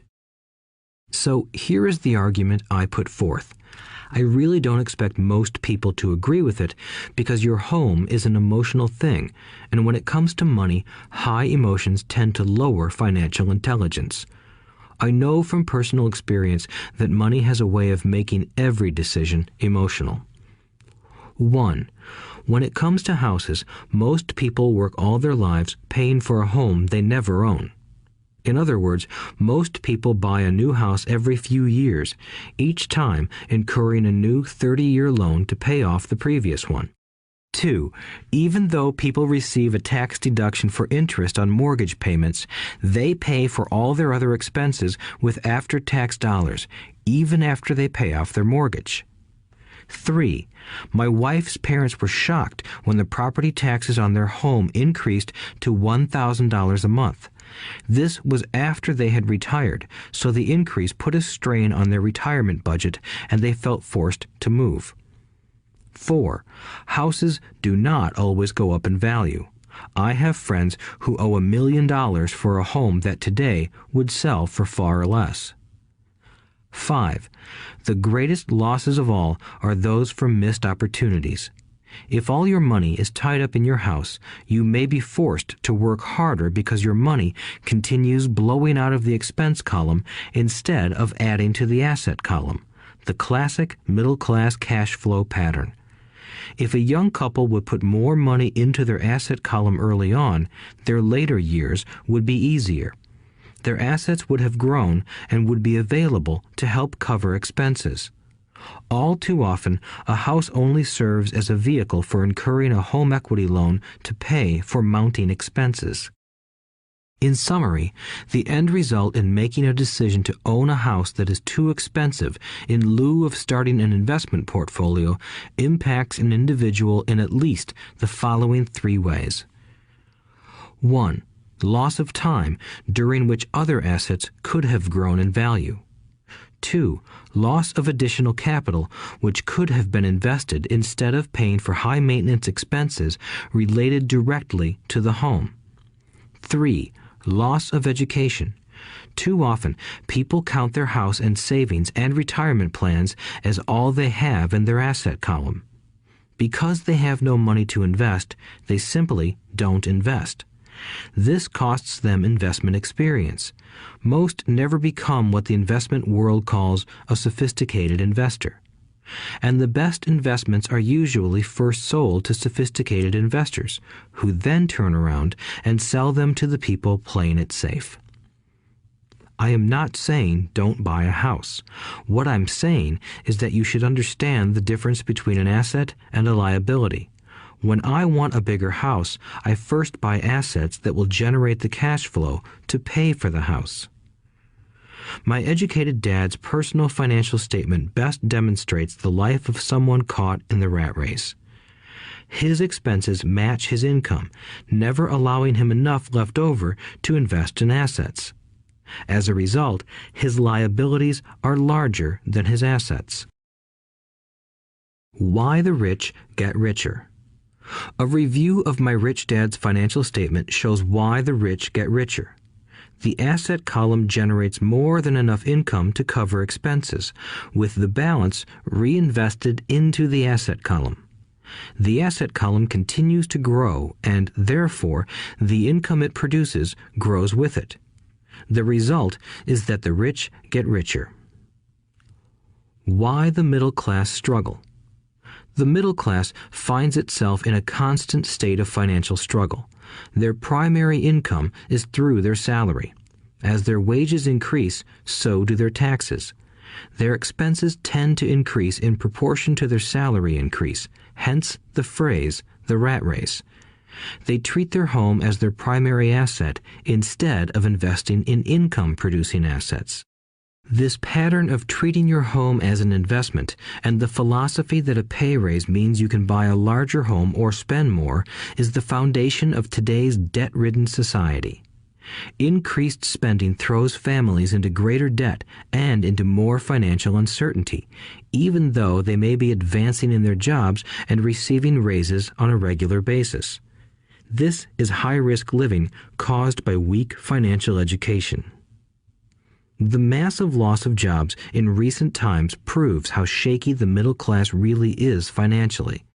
Company pension plans are being replaced by 401k plans. Social Security is obviously in trouble and can't be relied upon as a source for retirement. Panic has set in for the middle class. Today, mutual funds are popular because they supposedly represent safety. Average mutual fund buyers are too busy working to pay taxes and mortgages, save for their children's college, and pay off credit cards. They do not have time to study investing, so they rely on the expertise of the manager of a mutual fund. Also, because the mutual fund includes many different types of investments, they feel their money is safer because it is diversified. This educated middle class subscribes to the dogma put out by mutual fund brokers and financial planners. Play it safe, avoid risk. The real tragedy is that the lack of early financial education is what creates the risk faced by average middle-class people. The reason they have to play it safe is because their financial positions are tenuous at best. Their balance sheets are not balanced. Instead, they are loaded with liabilities and have no real assets that generate income. Typically, their only source of income is their paycheck. Their livelihood becomes entirely dependent on their employer. So when genuine deals of a lifetime come along, these people can't take advantage of them because they are working so hard, are taxed to the max, and are loaded with debt. As I said at the start of this section, the most important rule is to know the difference between an asset and a liability. Once you understand the difference, concentrate your efforts on buying income-generating assets. That's the best way to get started on a path to becoming rich. Keep doing that and your asset column will grow. Keep liabilities and expenses down so more money is available to continue pouring into the asset column. Soon, the asset base will be so deep that you can afford to look at more speculative investments. Investments that may have returns of 100% to infinity.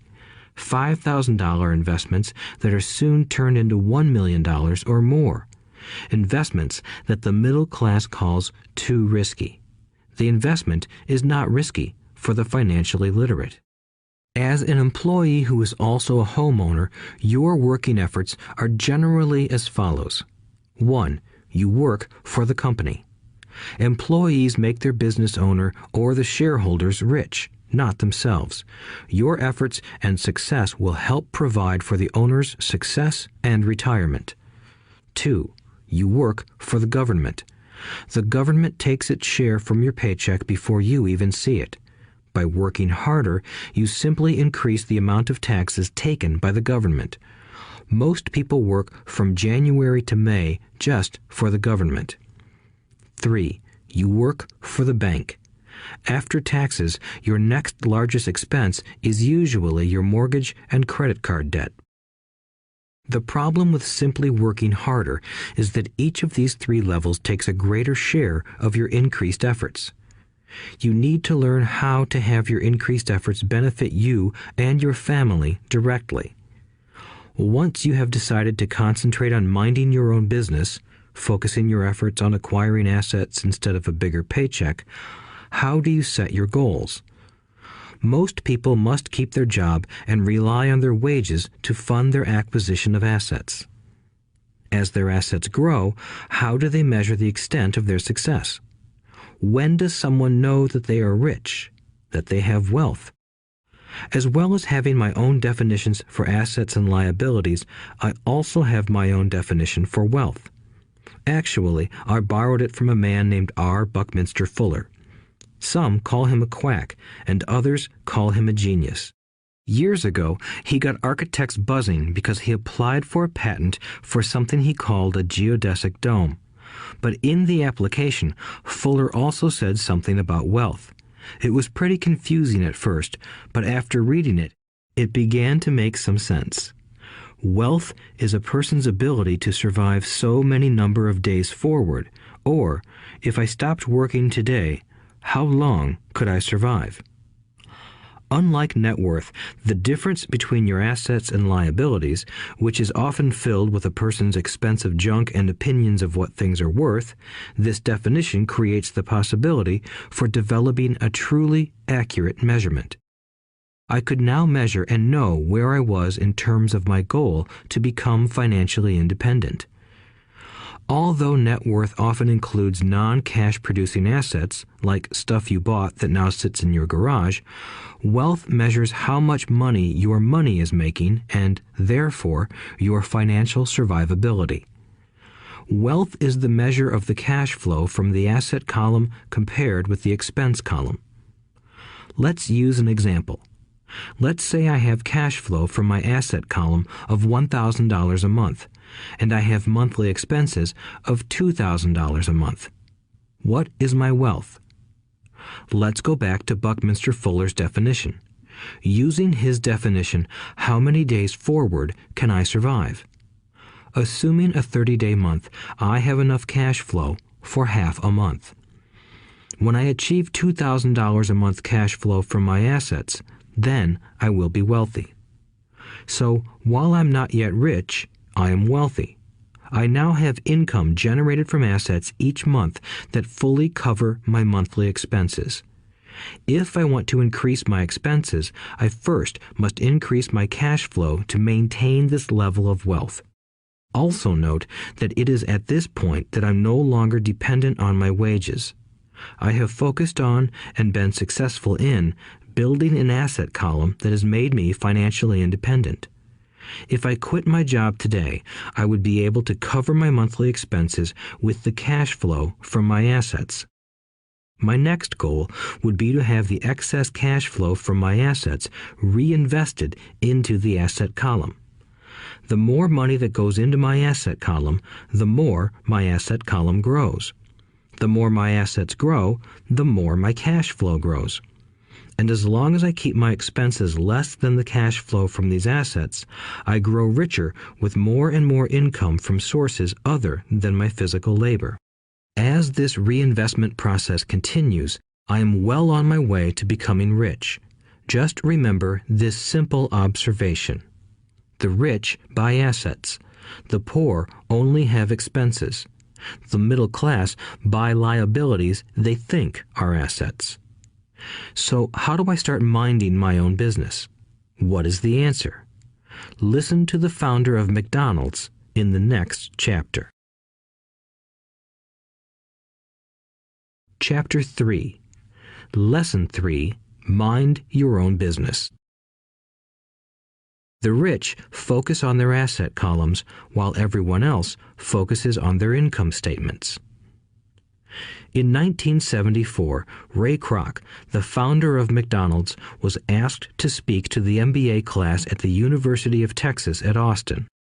A friend of mine was a student in that MBA class.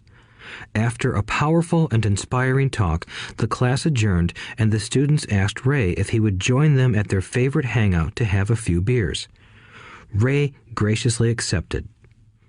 "What business am I in?" Ray asked once the group had all their beers in hand. Everyone laughed, my friend said. Most of the MBA students thought Ray was just fooling around. No one answered, so Ray asked again. "What business do you think I'm in?" The students laughed again, and finally one brave soul yelled out, "Ray, who in the world doesn't know that you're in the hamburger business?" Ray chuckled. "That's what I thought you would say." He paused and then quickly added, "Ladies and gentlemen, I'm not in the hamburger business. My business is real estate." As my friend tells the story, Ray spent a good amount of time explaining his viewpoint. In his business plan, Ray knew that the primary business focus was to sell hamburger franchises, but what he never lost sight of was the location of each franchise. He knew that the land and its location were the most significant factors in the success of each franchise. Basically, the person who bought the franchise was also buying the real estate under the franchise for Ray Kroc's organization. Today, McDonald's is the largest single owner of real estate in the world, owning even more than the Catholic Church. McDonald's owns some of the most valuable intersections and street corners in America and around the globe. My friend considers this as one of the most important lessons in his life. Today, he owns car washes, but his business is the real estate under those car washes. The previous chapter presented that most people work for everyone but themselves. They work first for the owners of the company, then for the government through taxes, and finally for the bank that owns their mortgage. When I was a young boy, we did not have a McDonald's nearby.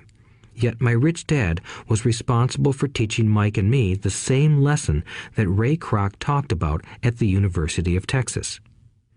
It is secret number 3 of the rich. The secret is mind your own business. Financial struggle is often directly the result of people working all their lives for someone else. Many people will simply have nothing at the end of their working days to show for their efforts. Our current educational system focuses on preparing today's youth to get good jobs by developing scholastic skills. Their lives will revolve around their wages or, as described earlier, their income column. Many will study further to become engineers, scientists, cooks, police officers, artists, writers, and so on. These professional skills allow them to enter the workforce and work for money. But there is a big difference between your profession and your business. Often I ask people, "What is your business?" And they will say, "Oh, I'm a banker." Then I ask them if they own the bank, and they usually respond, "No, I work there." In that instance, they have confused their profession with their business. Their profession may be a banker, but they still need their own business. A problem with school is that you often become what you study. So if you study cooking, you become a chef. If you study the law, you become an attorney. And a study of auto mechanics makes you a mechanic. The mistake in becoming what you study is that too many people forget to mind their own business. They spend their lives minding someone else's business and making that person rich. To become financially secure, a person needs to mind their own business. Your business revolves around your asset column, not your income column. As stated earlier, the number one rule is to know the difference between an asset and a liability and to buy assets. The rich focus on their asset columns, while everyone else focuses on their income statements. That is why we hear so often, "I need a raise. If only I had a promotion. I am going back to school to get more training so I can get a better job. I am going to work overtime. Maybe I can get a second job." In some circles, these are sensible ideas, but you are still not minding your own business. These ideas all still focus on the income column and will only help a person become more financially secure if the additional money is used to purchase income-generating assets. The primary reason the majority of the poor and middle class are fiscally conservative, which means I can't afford to take risks, is that they have no financial foundation. They have to cling to their jobs and play it safe. When downsizing became the in thing to do, millions of workers found out their largest so-called asset, their home, was eating them alive. Their asset was costing them money every month. Their car, another asset, was eating them alive. The golf clubs in the garage that cost $1,000 were not worth $1,000 anymore. Without job security, they had nothing to fall back on. What they thought were assets could not help them survive in a time of financial crisis. I assume most of us have filled out a credit application to buy a house or a car. It's always interesting to look at the net worth section because of what accepted banking and accounting practices allow a person to count as assets. One day when I wanted a loan, my financial position did not look too good. So I added my new golf clubs, my art collection, books, electronics, Armani suits, wristwatches, shoes, and other personal effects to boost the number in the asset column. But I was turned down because I had too much investment real estate. The loan committee didn't like that I made so much money from rent. They wanted to know why I did not have a normal job with a salary. They did not question the Armani suits, golf clubs, or art collection. Life is sometimes tough when you do not fit the standard profile. I cringe every time I hear someone say to me that their net worth is $1 million or $100,000 or whatever. One of the main reasons net worth is not accurate is simply because the moment you begin selling your assets, you are taxed for any gains. So many people have put themselves in deep financial trouble when they run short of income. To raise cash, they sell their assets, but their personal assets can generally be sold for only a fraction of the value that is listed on their personal balance sheet.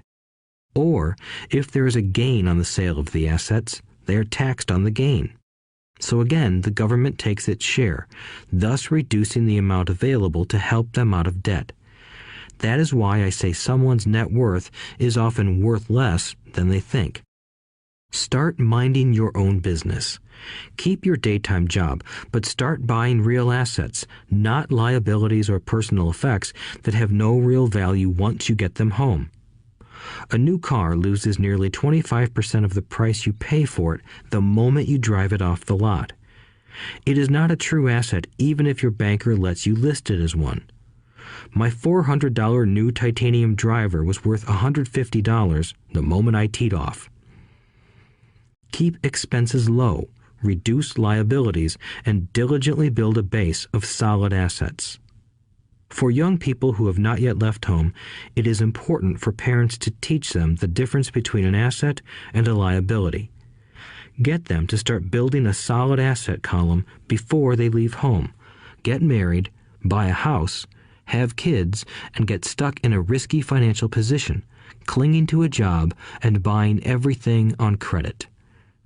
I see so many young couples who get married and trap themselves into a lifestyle that will not let them get out of debt for most of their working years. For many people, just as the last child leaves home, the parents realize they have not adequately prepared for retirement and they begin to scramble to put some money away. Then their own parents become ill and they find themselves with new responsibilities. So, what kind of assets am I suggesting that you or your children acquire? In my world, real assets fall into the following categories. Businesses that do not require my presence. I own them, but they are managed or run by other people. If I have to work there, it's not a business. It becomes my job. Stocks, bonds, income-generating real estate, notes, IOUs, royalties from intellectual property such as music, scripts, and patents. Anything else that has value, produces income, or appreciates, and has a ready market. As a young boy, my educated dad encouraged me to find a safe job, but my rich dad encouraged me to begin acquiring assets that I loved. If you don't love it, you won't take care of it. I collect real estate simply because I love buildings and land. I love shopping for them, and I could look at them all day long. When problems arise, the problems aren't so bad that it changes my love for real estate. For people who hate real estate, they shouldn't buy it. I also love stocks of small companies, especially startups, because I am an entrepreneur, not a corporate person. In my early years, I worked in large organizations such as Standard Oil of California, the U.S. Marine Corps, and Xerox Corporation. I enjoyed my time with those organizations and have fond memories, but I know deep down I am not a company man. I like starting companies, not running them. So my stock buys are usually of small companies. Sometimes I even start the company and take it public. Fortunes are made in new stock issues, and I love the game. Many people are afraid of small-cap companies and call them risky, and they are. But that risk is diminished if you love what the investment is, understand it, and know the game. With small companies, my investment strategy is to be out of the stock in a year. On the other hand, my real estate strategy is to start small and keep trading up for bigger properties, and, therefore, delay paying taxes on the gain. This allows the value to increase dramatically. I generally hold real estate less than 7 years. For years, even while I was with the Marine Corps and Xerox, I did what my rich dad recommended. I kept my day job, but I still minded my own business. I was active in my asset column trading real estate and small stocks. Rich Dad always stressed the importance of financial literacy. The better I was at understanding the accounting and cash management, the better I would be at analyzing investments and eventually starting and building my own company. I don't encourage anyone to start a company unless they really want to. Knowing what I know about running a company, I wouldn't wish that task on anyone. There are times when people can't find employment and starting a company seems like the best solution. But the odds are against success. 9 out of 10 companies fail in 5 years. Of those that survive the first 5 years, 9 out of every 10 of those eventually fail as well. So only if you really have the desire to own your own company do I recommend it. Otherwise, keep your day job and mind your own business. When I say mind your own business, I mean to build and keep your asset column strong. Once a dollar goes into it, never let it come out. Think of it this way. Once a dollar goes into your asset column, it becomes your employee. The best thing about money is that it works 24 hours a day and can work for generations. Keep your day job, be a great hard-working employee, but keep building that asset column. As your cash flow grows, you can indulge in some luxuries. An important distinction is that rich people buy luxuries last, while the poor and middle class tend to buy luxuries first. The poor and the middle class often buy luxury items like big houses, diamonds, furs, jewelry, or boats because they want to look rich. They look rich, but in reality they just get deeper in debt on credit. The old money people, the long-term rich, build their asset column first. Then the income generated from the asset column buys their luxuries. The poor and middle class buy luxuries with their own sweat, blood, and children's inheritance. A true luxury is a reward for investing in and developing a real asset. For example, when my wife Kim and I had extra money coming from our apartment houses, she went out and bought her Mercedes. It didn't take any extra work or risk on her part because the apartment house bought the car. She did, however, have to wait 4 years while the real estate investment portfolio grew and began generating enough extra cash flow to pay for the car. But the luxury, the Mercedes, was a true reward because she proved she knew how to grow her asset column. That car now means a lot more to her than simply another pretty car. It means she used her financial intelligence to afford it. Instead, most people impulsively go out and buy a new car or some other luxury on credit. They may feel bored and just want a new toy. Buying a luxury on credit often causes a person to eventually resent that luxury because the debt becomes a financial burden. After you've taken the time and invested in and built your own business, you are now ready to learn the biggest secret of the rich, the secret that puts the rich way ahead of the pack. Chapter 4. Lesson 4. The History of Taxes and the Power of Corporations. My rich dad just played the game smart, and he did it through corporations, the biggest secret of the rich. I remember in school being told the story of Robin Hood and his merry men. My teacher thought it was a wonderful story of a romantic hero who robbed from the rich and gave to the poor. My rich dad did not see Robin Hood as a hero. He called Robin Hood a crook. Robin Hood may be long gone, but his followers live on. I often still hear people say, "Why don't the rich pay for it?" Or, "The rich should pay more in taxes and give it to the poor." It is this Robin Hood fantasy, or taking from the rich to give to the poor, that has caused the most pain for the poor and the middle class. The reason the middle class is so heavily taxed is because of the Robin Hood ideal. The reality is that the rich are not taxed.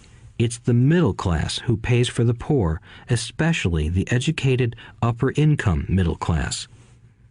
Again, to understand fully how things happen, we need to look at the history of taxes. Although my highly educated dad was an expert on the history of education, my rich dad fashioned himself an expert on the history of taxes. Rich Dad explained to Mike and me that originally in England and America, there were no taxes. Occasionally, there were temporary taxes levied in order to pay for wars.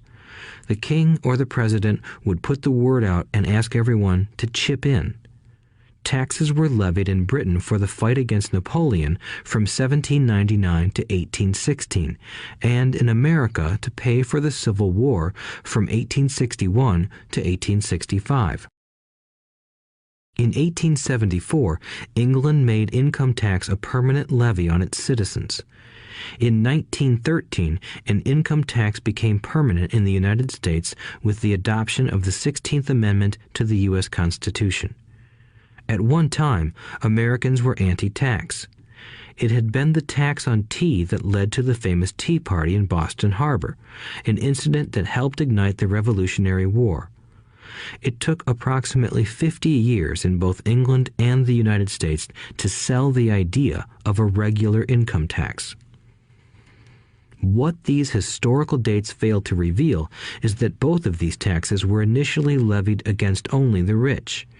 It was this point that Rich Dad wanted Mike and me to understand. He explained that the idea of taxes was made popular and accepted by the majority by telling the poor and the middle class that taxes were created only to punish the rich. This is how the masses voted for the law, and it became constitutionally legal. Although it was intended to punish the rich, in reality it wound up punishing the very people who voted for it, the poor and middle class. Once government got a taste of money, its appetite grew, said Rich Dad.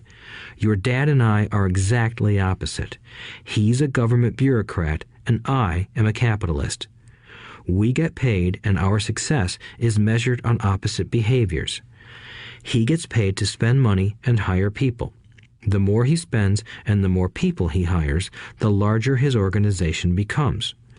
In the government, a large organization is a respected organization. On the other hand, within my organization, the fewer people I hire and the less money I spend, the more I am respected by my investors. That's why I don't like government people. They have different objectives than most business people. As the government grows, more and more tax dollars are needed to support it. My educated dad sincerely believed that government should help people. He loved John F. Kennedy and especially the idea of the Peace Corps. He loved the idea so much that both he and my mom worked for the Peace Corps, training volunteers to go to Malaysia, Thailand, and the Philippines.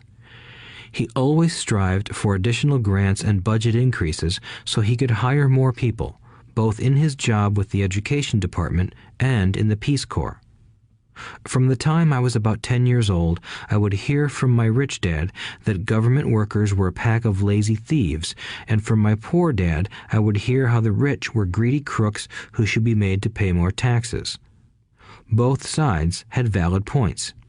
It was difficult to go to work for one of the biggest capitalists in town and come home to a father who was a prominent government leader. It was not easy to know which dad to believe. Yet, when you study the history of taxes, an interesting perspective emerges.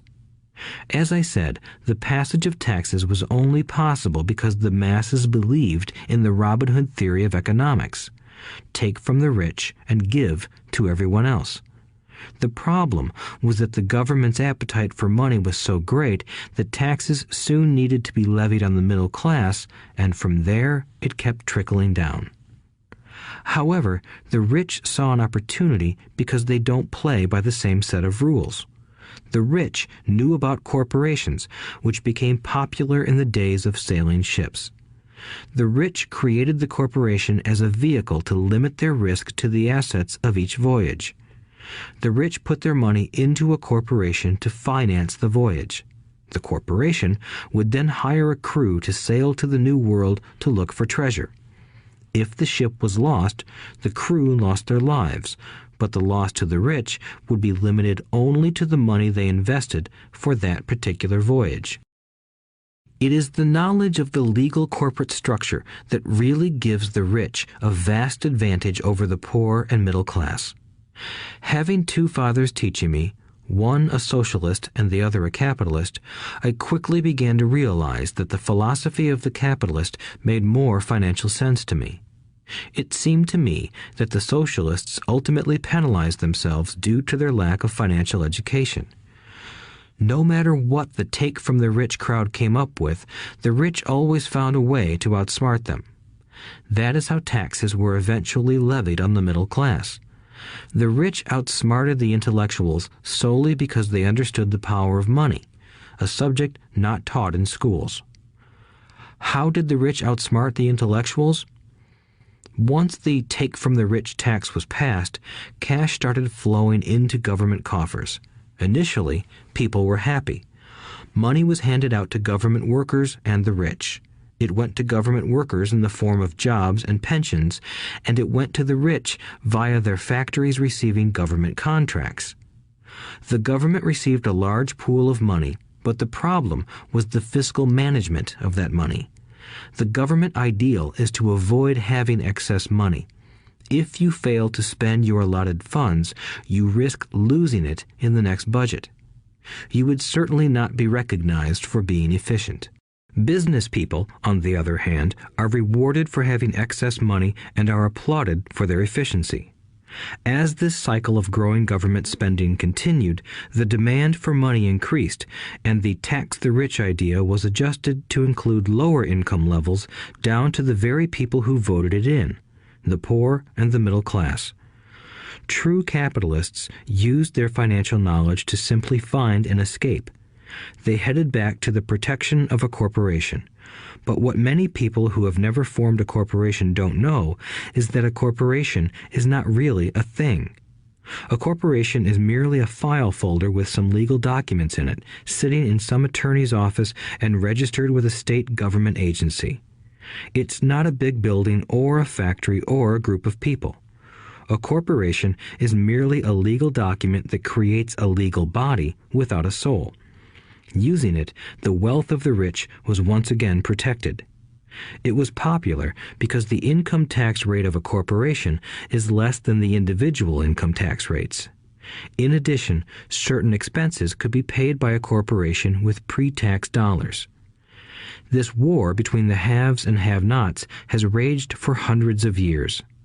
The battle is waged whenever and wherever laws are made, and it will go on forever. The problem is that the people who lose are the uninformed, the ones who get up every day and diligently go to work and pay taxes. If they only understood the way the rich play the game, they could play it too. Then they would be on their way to their own financial independence. This is why I cringe every time I hear a parent advise their children to go to school so they can find a safe, secure job. An employee with a safe, secure job without financial aptitude has no escape. Average Americans today work 5 to 6 months for the government just to cover their taxes. In my opinion, that is simply too long.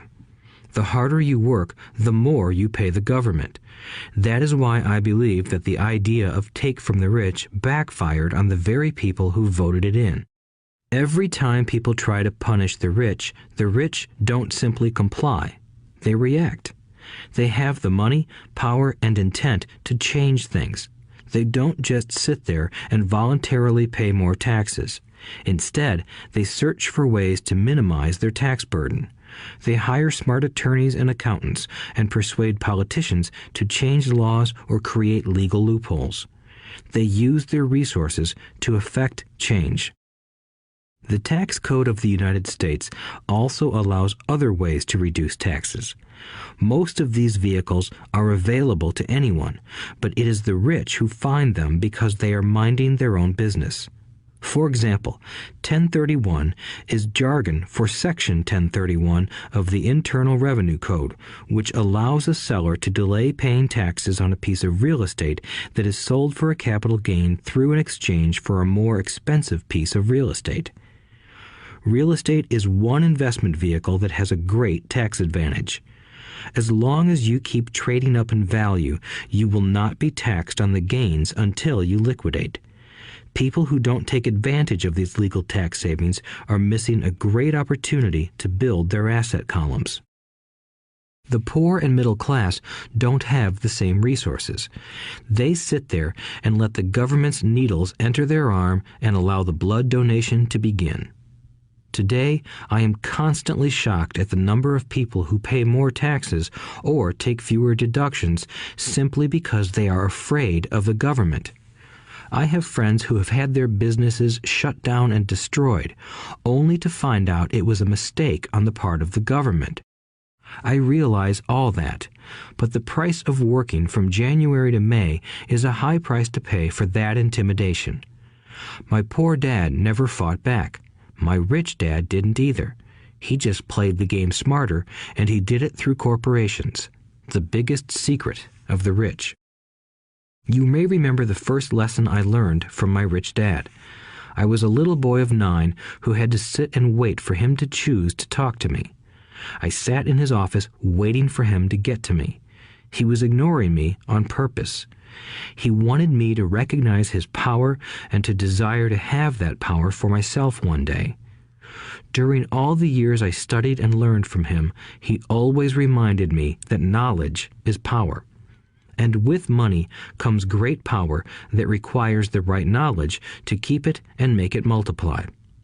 Without that knowledge, the world pushes you around. Rich Dad constantly reminded Mike and me that the biggest bully was not the boss or the supervisor, but the tax man. The tax man will always take more if you let him. The first lesson of having money work for you, as opposed to you working for money, is all about power. If you work for money, you give the power to your employer. If money works for you, you keep the power and control it. Once we had this knowledge of the power of money working for us, he wanted us to be financially smart and not let anyone or anything push us around. If you're ignorant, it's easy to be bullied. If you know what you're talking about, you have a fighting chance. That is why he paid so much for smart tax accountants and attorneys. It was less expensive to pay them than to pay the government. His best lesson to me was, be smart and you won't be pushed around as much. He knew the law because he was a law-abiding citizen and because it was expensive to not know the law. If you know you're right, you're not afraid of fighting back, even if you are taking on Robin Hood and his band of merry men. My highly educated dad always encouraged me to land a good job with a strong corporation. He spoke of the virtues of working your way up the corporate ladder. He didn't understand that, by relying solely on a paycheck from a corporate employer, I would be a docile cow ready for milking. When I told my rich dad of my father's advice, he only chuckled. "Why not own the ladder?" was all he said. As a young boy, I did not understand what Rich Dad meant by owning my own corporation. It was an idea that seemed impossible and intimidating. Although I was excited by the idea, my inexperience wouldn't let me envision the possibility that grown-ups would someday work for a company I would own. The point is that, if not for my rich dad, I would have probably followed my educated dad's advice. It was merely the occasional reminder of my rich dad that kept the idea of owning my own corporation alive and kept me on a different path. By the time I was 15 or 16, I knew I wasn't going to continue down the path my educated dad recommended. I didn't know how I was going to do it, but I was determined not to head in the direction most of my classmates were heading. That decision changed my life. It was not until my mid-20s that my rich dad's advice began to make more sense to me. I was just out of the Marine Corps and working for Xerox. I was making a lot of money, but every time I looked at my paycheck, I was disappointed. The deductions were so large, and the more I worked, the greater they became. As I became more successful, my bosses talked about promotions and raises. It was flattering, but I could hear my rich dad asking in my ear, "Who are you working for? Who are you making rich?" In 1974, while still an employee for Xerox, I formed my first corporation and began minding my own business. There were already a few assets in my asset column, but now I was determined to focus on making it bigger. Those paychecks, with all the deductions, made all the years of my rich dad's advice make total sense. I could see the future if I followed my educated dad's advice. Many employers feel that advising their workers to mind their own business is bad for business. But for me, focusing on my own business and developing assets made me a better employee because I now had a purpose. I came in early and worked diligently, amassing as much money as possible so I could invest in real estate. Hawaii was just set to boom, and there were fortunes to be made. The more I realized that we were in the beginning stages of a boom, the more Xerox machines I sold. The more I sold, the more money I made, and, of course, the more deductions came out of my paycheck. It was inspiring. I wanted out of the employee trap so badly that I worked even harder so I could invest more. By 1978, I was consistently one of the top 5 salespeople at the company. I badly wanted out of the rat race. In less than 3 years, I was making more in my real estate holding corporation than I was making at Xerox, and the money I was making in my asset column in my own corporation was money working for me, not me pounding on doors selling copiers. My rich dad's advice made much more sense. Soon, the cash flow from my properties were so strong that my company bought me my first Porsche. My fellow Xerox salespeople thought I was spending my commissions. I wasn't. I was investing my commissions in assets. My money was working hard to make more money. Each dollar in my asset column was a great employee, working hard to make more employees and buy the boss a new Porsche with before-tax dollars. I began to work harder for Xerox. The plan was working, and my Porsche was the proof. By using the lessons I learned from my rich dad, I was able to get out of the proverbial rat race at an early age. It was made possible because of the strong financial knowledge I had acquired through Rich Dad's lessons. Without this financial knowledge, which I call financial intelligence or financial IQ, my road to financial independence would have been much more difficult. I now teach others in the hope that I may share my knowledge with them. I remind people that financial IQ is made up of knowledge from 4 broad areas of expertise. 1. Accounting. Accounting is financial literacy or the ability to read numbers. This is a vital skill if you want to build an empire. The more money you are responsible for, the more accuracy is required, or the house comes tumbling down. This is the left brain side, or the details. Financial literacy is the ability to read and understand financial statements, which allows you to identify the strengths and weaknesses of any business. 2. Investing. Investing is the science of money making money. This involves strategies and formulas which use the creative right brain side. 3. Understanding markets. Understanding markets is the science of supply and demand.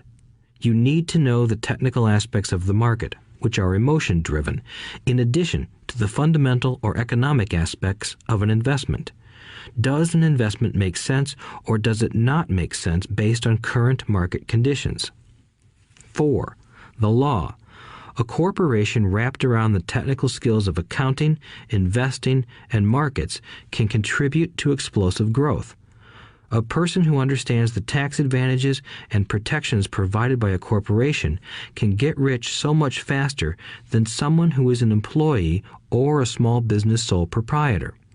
It's like the difference between someone walking and someone flying. The difference is profound when it comes to long-term wealth.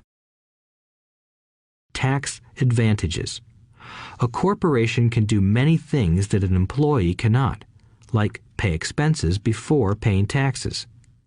That is a whole area of expertise that is very exciting. Employees earn and get taxed, and then try to live on what is left. A corporation earns, spends everything it can, and is taxed on anything that is left. It's one of the biggest legal tax loopholes that the rich use. They're easy to set up and are not expensive if you own investments that are producing good cash flow. For example, by owning your own corporation, your vacations can be board meetings in Hawaii. Car payments, insurance, repairs, and health club memberships are company expenses. Most restaurant meals are partial expenses and on. But it's done legally with pre-tax dollars. Protection from lawsuits. We live in a litigious society. Everybody wants a piece of your action. The rich hide much of their wealth using vehicles such as corporations and trusts to protect their assets from creditors. When someone sues a wealthy individual, they are often met with layers of legal protection and often find that the wealthy person actually owns nothing. They control everything, but own nothing. The poor and middle class try to own everything and lose it to the government or to fellow citizens who like to sue the rich. They learned it from the Robin Hood story. Take from the rich and give it to the poor. It is not the purpose of this audiobook to go into the specifics of owning a corporation.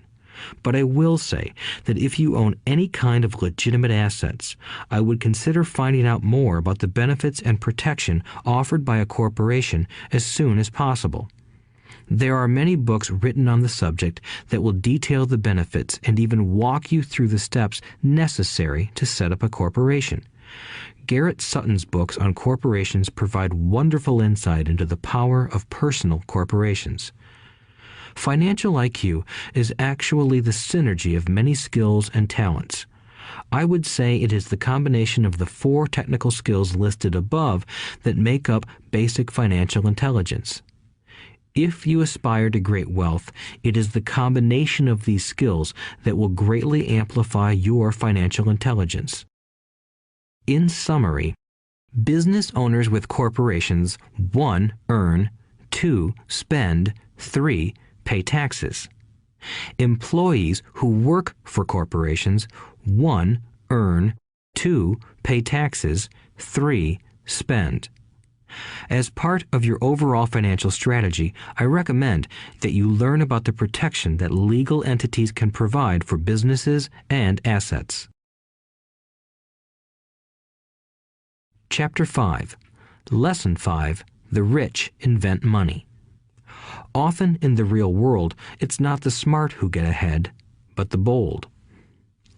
Last night, I took a break from writing and watched a TV program on the history of a young man named Alexander Graham Bell. Bell had just patented his telephone and was having growing pains because the demand for his new invention was so strong. Needing a bigger company, he then went to the giant at that time, Western Union, and asked them if they would buy his patent and his tiny company. He wanted $100,000 for the whole package. The president of Western Union scoffed at him and turned him down, saying the price was ridiculous. The rest is history. A multi-billion-dollar industry emerged, and AT&T was born. The evening news came on right after the story of Alexander Graham Bell. On the news was a story of another downsizing at a local company. The workers were angry and complained that the company ownership was unfair. A terminated manager of about 45 years of age had his wife and 2 babies at the plant and was begging the guards to let him talk to the owners to ask if they would reconsider his termination. He had just bought a house and was afraid of losing it. The camera focused in on his pleading for all the world to see. Needless to say, it held my attention. I have been teaching professionally since 1984. It has been a great experience and a rewarding one. It is also a disturbing profession, for I have taught thousands of individuals, and I see one thing in common in all of us, myself included. We all have tremendous potential, and we all are blessed with gifts. Yet the one thing that holds all of us back is some degree of self-doubt. It is not so much the lack of technical information that holds us back, but more the lack of self-confidence. Some are more affected than others. Once we leave school, most of us know that it is not so much a matter of college degrees or good grades that count. In the real world, outside of academics, something more than just grades is required.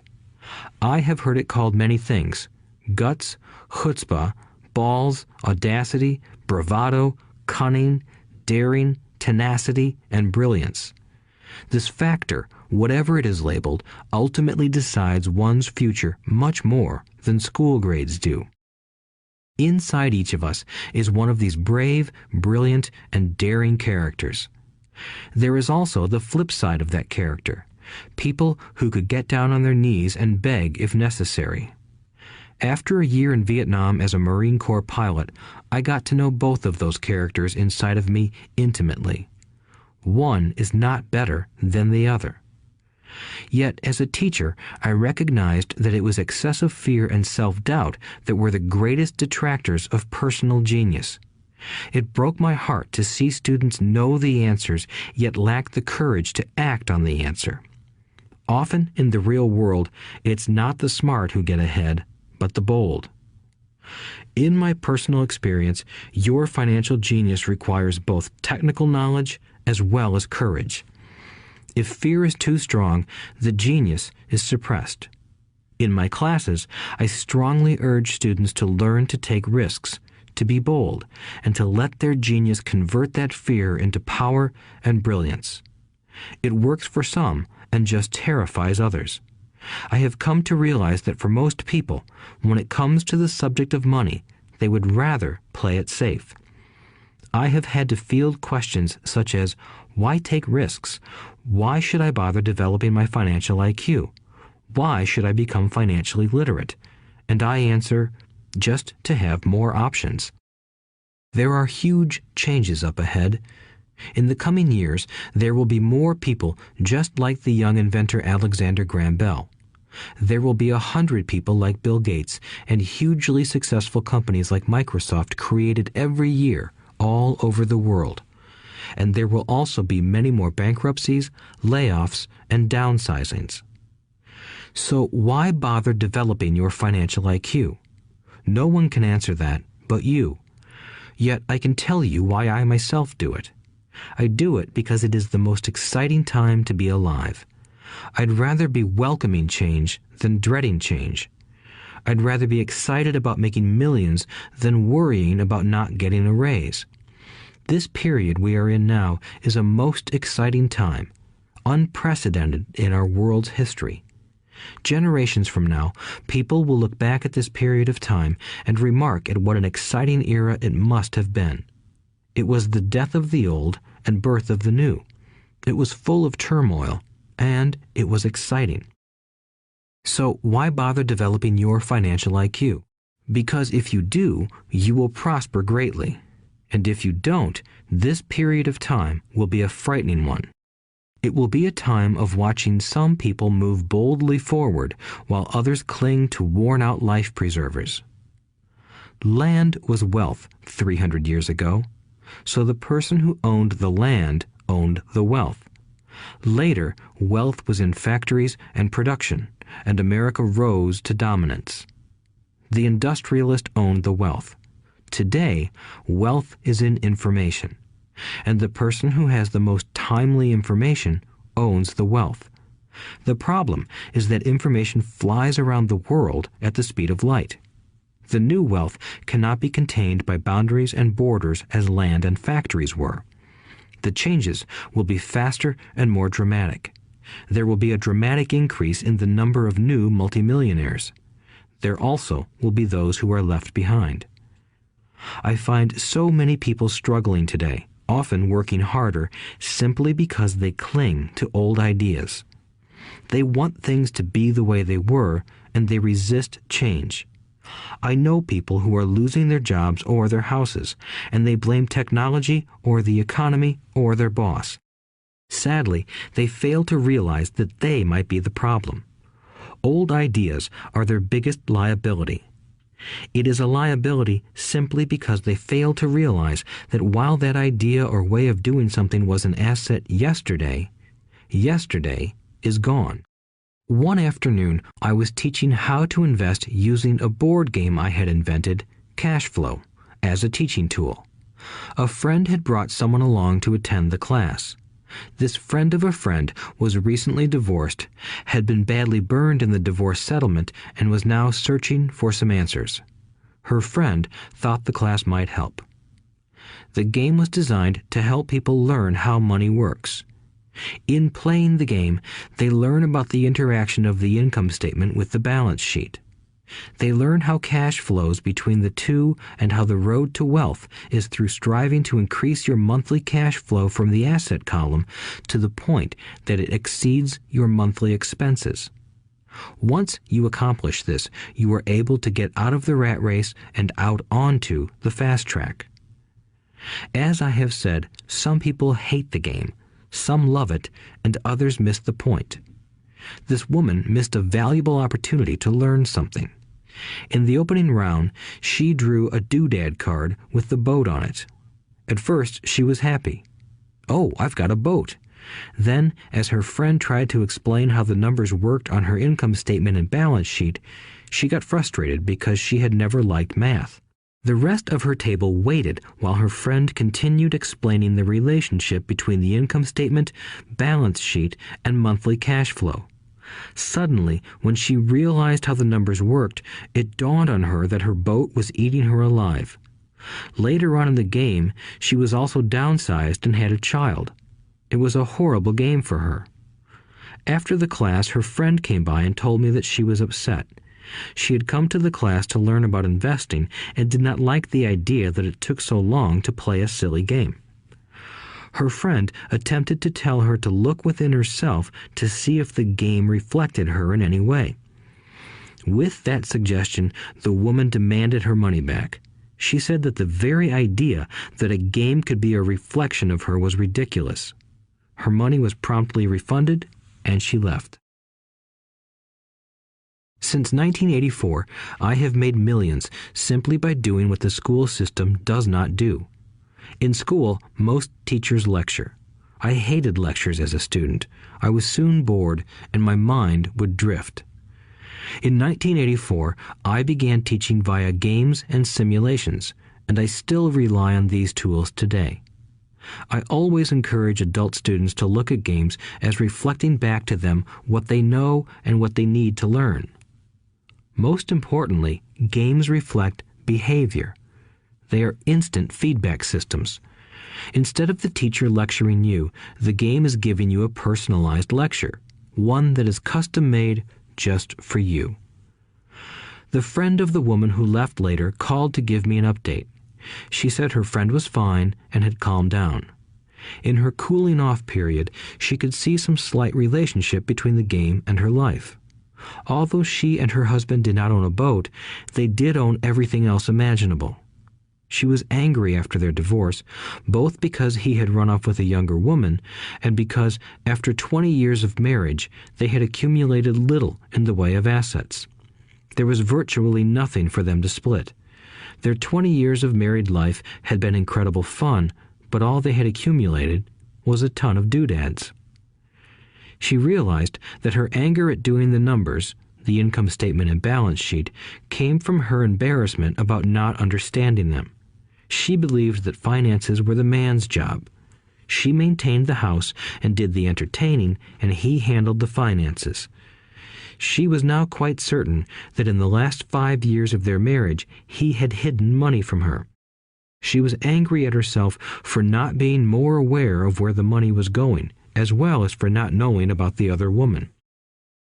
Just like a board game, the world is always providing us with instant feedback. We could learn a lot if we tuned in more. One day, not long ago, I complained to my wife that the cleaners must have shrunk my pants. My wife gently smiled and poked me in the stomach to inform me that the pants had not shrunk. Something else had expanded. Me. The cash flow game was designed to give every player personal feedback. Its purpose is to give you options. If you draw the boat card and it puts you into debt, the question is, now what can you do? How many different financial options can you come up with? That is the purpose of the game, to teach players to think and create new and various financial options. Thousands of people throughout the world have played this game. The players who get out of the rat race the quickest are the people who understand numbers and have creative financial minds. They recognize different financial options. Rich people are often creative and take calculated risks. People who take the longest are people who are not familiar with numbers and often do not understand the power of investing. Some people playing cash flow gain lots of money in the game, but they don't know what to do with it. Even though they have money, everyone else seems to be getting ahead of them. And that is true in real life. There are a lot of people who have a lot of money and do not get ahead financially. Limiting your options is the same as hanging on to old ideas. I have a friend from high school who now works at 3 jobs. Years ago, he was the richest of all my classmates. When the local sugar plantation closed, the company he worked for went down with the plantation. In his mind, he had but one option, and that was the old option: work hard. The problem was that he couldn't find an equivalent job that recognized his seniority from the old company. As a result, he is overqualified for the jobs he currently has. so his salary is lower. He now works 3 jobs to earn enough to survive. I have watched people playing cash flow complain that the right opportunity cards are not coming their way, so they sit there. I know people who do that in real life. They wait for the right opportunity. I have watched people get the right opportunity card and then not have enough money. Then they complain that they would have gotten out of the rat race if they had had more money. So they sit there. I know people in real life who do that also. They see all the great deals, but they have no money. And I have seen people pull a great opportunity card, read it out loud, and have no idea that it is a great opportunity. They have the money, the time is right, they have the card, but they can't see the opportunity staring them in the face. They fail to see how it fits into their financial plan for escaping the rat race. And I know more people like that than all the others combined. Most people have an opportunity of a lifetime flash right in front of them, and they fail to see it. A year later, they find out about it, after everyone else got rich. Financial intelligence is simply having more options. If the opportunities aren't coming your way, what else can you do to improve your financial position? If an opportunity lands in your lap and you have no money and the bank won't talk to you, what else can you do to get the opportunity to work in your favor? If your hunch is wrong and what you've been counting on doesn't happen, how can you turn a lemon into millions? That is financial intelligence. It is not so much what happens, but how many different financial solutions you can think of to turn a lemon into millions. It is how creative you are in solving financial problems. Most people only know one solution: work hard, save, and borrow. So why would you want to increase your financial intelligence? Because you want to be the kind of person who creates your own luck. You take whatever happens and make it better. Few people realize that luck is created, just as money is. And if you want to be luckier and create money instead of working hard, then your financial intelligence is important. If you are the kind of person who is waiting for the right thing to happen, you might wait for a long time. It's like waiting for all the traffic lights to be green for 5 miles before you'll start your trip. As young boys, Mike and I were constantly told by my rich dad that money is not real. Rich Dad occasionally reminded us of how close we came to the secret of money on that first day we got together and began making money out of plaster of Paris. The poor and middle class work for money, he would say. The rich make money. The more real you think money is, the harder you will work for it. If you can grasp the idea that money is not real, you will grow richer faster. What is it? Was a question Mike and I often came back with. What is money if it is not real? What we agree it is, was all Rich Dad would say. The single most powerful asset we all have is our mind. If it is trained well, it can create enormous wealth seemingly instantaneously. An untrained mind can also create extreme poverty that can crush a family for generations.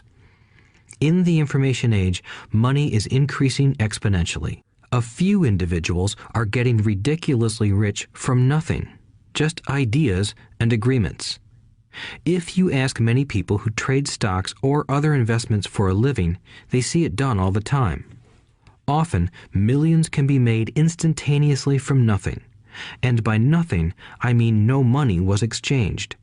It is done via agreement, a hand signal in a trading pit, a blip on a trader's screen in Lisbon from a trader's screen in Toronto and back to Lisbon, a call to my broker to buy and a moment later to sell. Money did not change hands. Agreements did. So why develop your financial genius? Only you can answer that. I can tell you why I have been developing this area of my intelligence. I do it because I want to make money fast. Not because I need to, but because I want to. It is a fascinating learning process.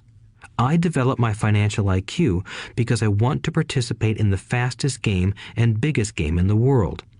And, in my own small way, I would like to be part of this unprecedented evolution of humanity, the era where humans work purely with their minds and not with their bodies. Besides, it is where the action is. It is what is happening. It's hip, it's scary, and it's fun. That is why I invest in my financial intelligence, developing the most powerful asset I have. I want to be with people moving boldly forward. I do not want to be with those left behind. I will give you a simple example of creating money. In the early 1990s, the economy of Phoenix, Arizona was horrible. I was watching a TV show when a financial planner came on and began forecasting doom and gloom. His advice was to save money. Put $100 away every month, he said. In 40 years, you will be a multimillionaire. Well, putting money away every month is a sound idea. It is one option, the option most people subscribe to. The problem is this. It blinds the person to what is really going on. It causes them to miss major opportunities for much more significant growth of their money. The world is passing them by.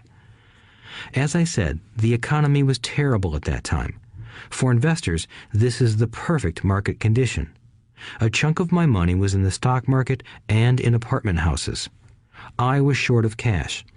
Because people were giving properties away, I was buying. I was not saving money. I was investing. Kim and I had more than $1 million in cash working in a market that was rising fast. It was the best opportunity to invest. The economy was terrible. I just could not pass up these small deals.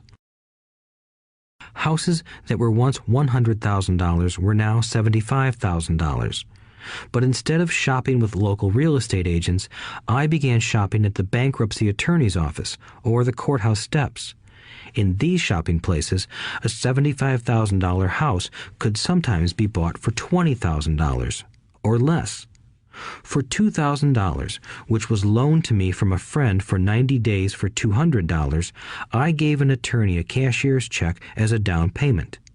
While the acquisition was being processed, I ran an ad advertising a $75,000 house for only $60,000 and no money down.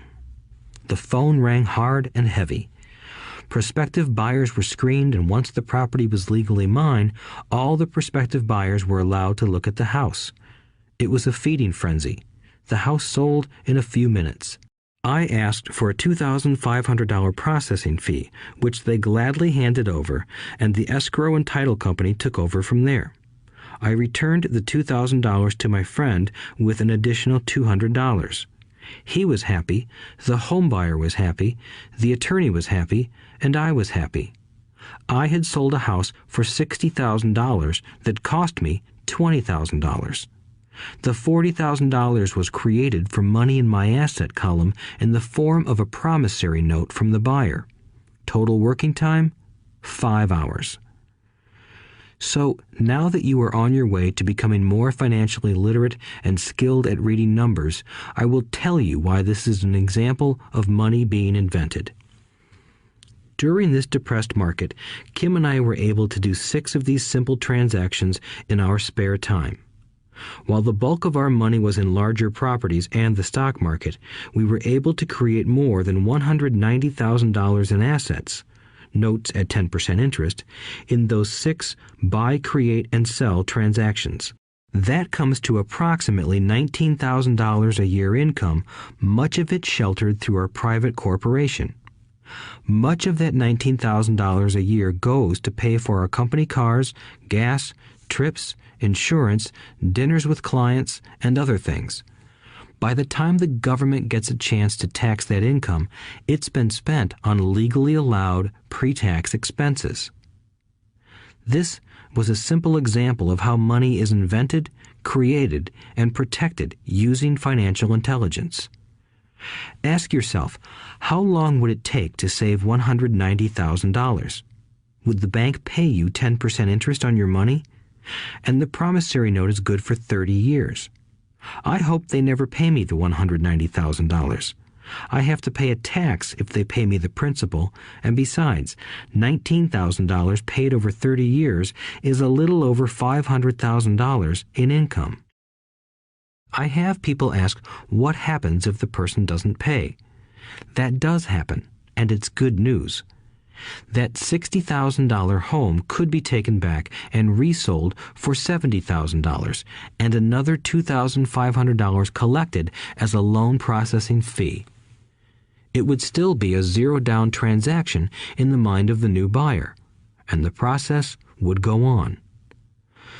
The first time I sold the house, I paid back the $2,000, so technically I have no money in the transaction. My return on investment, ROI, is infinity. It's an example of no money making a lot of money. In the second transaction, when resold, I would have put $2,000 in my pocket and re-extended the loan to 30 years. What would my ROI be if I got paid money to make money?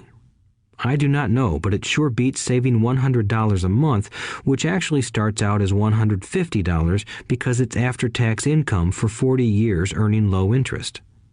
And again, you're taxed on the interest. That is not too intelligent. It may be safe, but it's not smart. A few years later, as the Phoenix real estate market strengthened, those houses we sold for $60,000 became worth $110,000. Foreclosure opportunities were still available, but became rare. It cost a valuable asset, my time, to go out looking for them. Thousands of buyers were looking for the few available deals. The market had changed. It was time to move on and look for other opportunities to put in the asset column. You cannot do that here. That is against the law. You're lying. I hear those comments much more often than, "Can you show me how to do that?" The math is simple. You do not need algebra or calculus, and the escrow company handles the legal transaction and the servicing of the payments. I have no roofs to fix or toilets to unplug because the owners do that. It's their house. Occasionally, someone does not pay, and that is wonderful because there are late fees, or they move out and the property is sold again. The court system handles that. And it may not work in your area. The market conditions may be different, but the example illustrates how a simple financial process can create hundreds of thousands of dollars with little money and low risk. It is an example of money being only an agreement. Anyone with a high school education can do it. Yet most people won't. Most people listen to the standard advice of work hard and save money. For about 30 hours of work, approximately $190,000 was created in the asset column, and no taxes were paid. Which one sounds harder to you? 1. Work hard, pay 50% in taxes, save what is left, your savings, then earn 5%, which is also taxed. Or 2. Take the time to develop your financial intelligence, harness the power of your brain and the asset column. If you use option number 1, be sure to factor in how much time it takes you to save $190,000. Time is one of your greatest assets. Now, you may understand why I silently shake my head when I hear parents say, "My child is doing well in school and receiving a good education." It may be good, but is it adequate? I know the above investment strategy is a small one. It is used to illustrate how small can grow into big. Again, my success reflects the importance of a strong financial foundation, which starts with a strong financial education. I have said it before, but it's worth repeating. Financial intelligence is made up of these 4 main technical skills. 1. Accounting. Accounting is financial literacy, or the ability to read numbers. This is a vital skill if you want to build businesses or investments. 2. Investing. Investing is the science of money making money. 3. Understanding markets. Understanding markets is the science of supply and demand.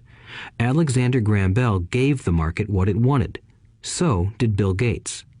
A $75,000 house offered for $60,000 that cost $20,000 was also the result of seizing an opportunity created by the market. Somebody was buying, and someone was selling. 4. The law. The law is the awareness of accounting, corporate, state, and federal regulations. I recommend playing by the rules.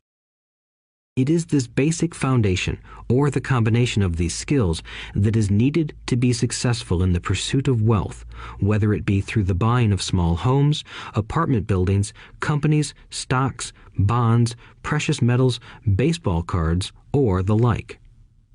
A few years later, the real estate market rebounded and everyone else was getting in. The stock market was booming and everyone was getting in. The U.S. economy was getting back on its feet. I began selling and was now traveling to Peru, Norway, Malaysia, and the Philippines. The investment landscape had changed. We were no longer buying real estate. Now I just watch the values climb inside the asset column and will probably begin selling. I suspect that some of those 6 little house deals will sell and the $40,000 note will be converted to cash. I need to call my accountant to be prepared for cash and seek ways to shelter it. The point I would like to make is that investments come and go. The market goes up and comes down. Economies improve and crash. The world is always handing you opportunities of a lifetime, every day of your life, but all too often we fail to see them. But they are there.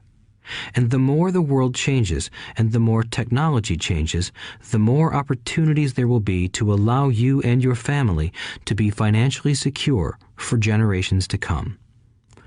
So why bother developing your financial intelligence?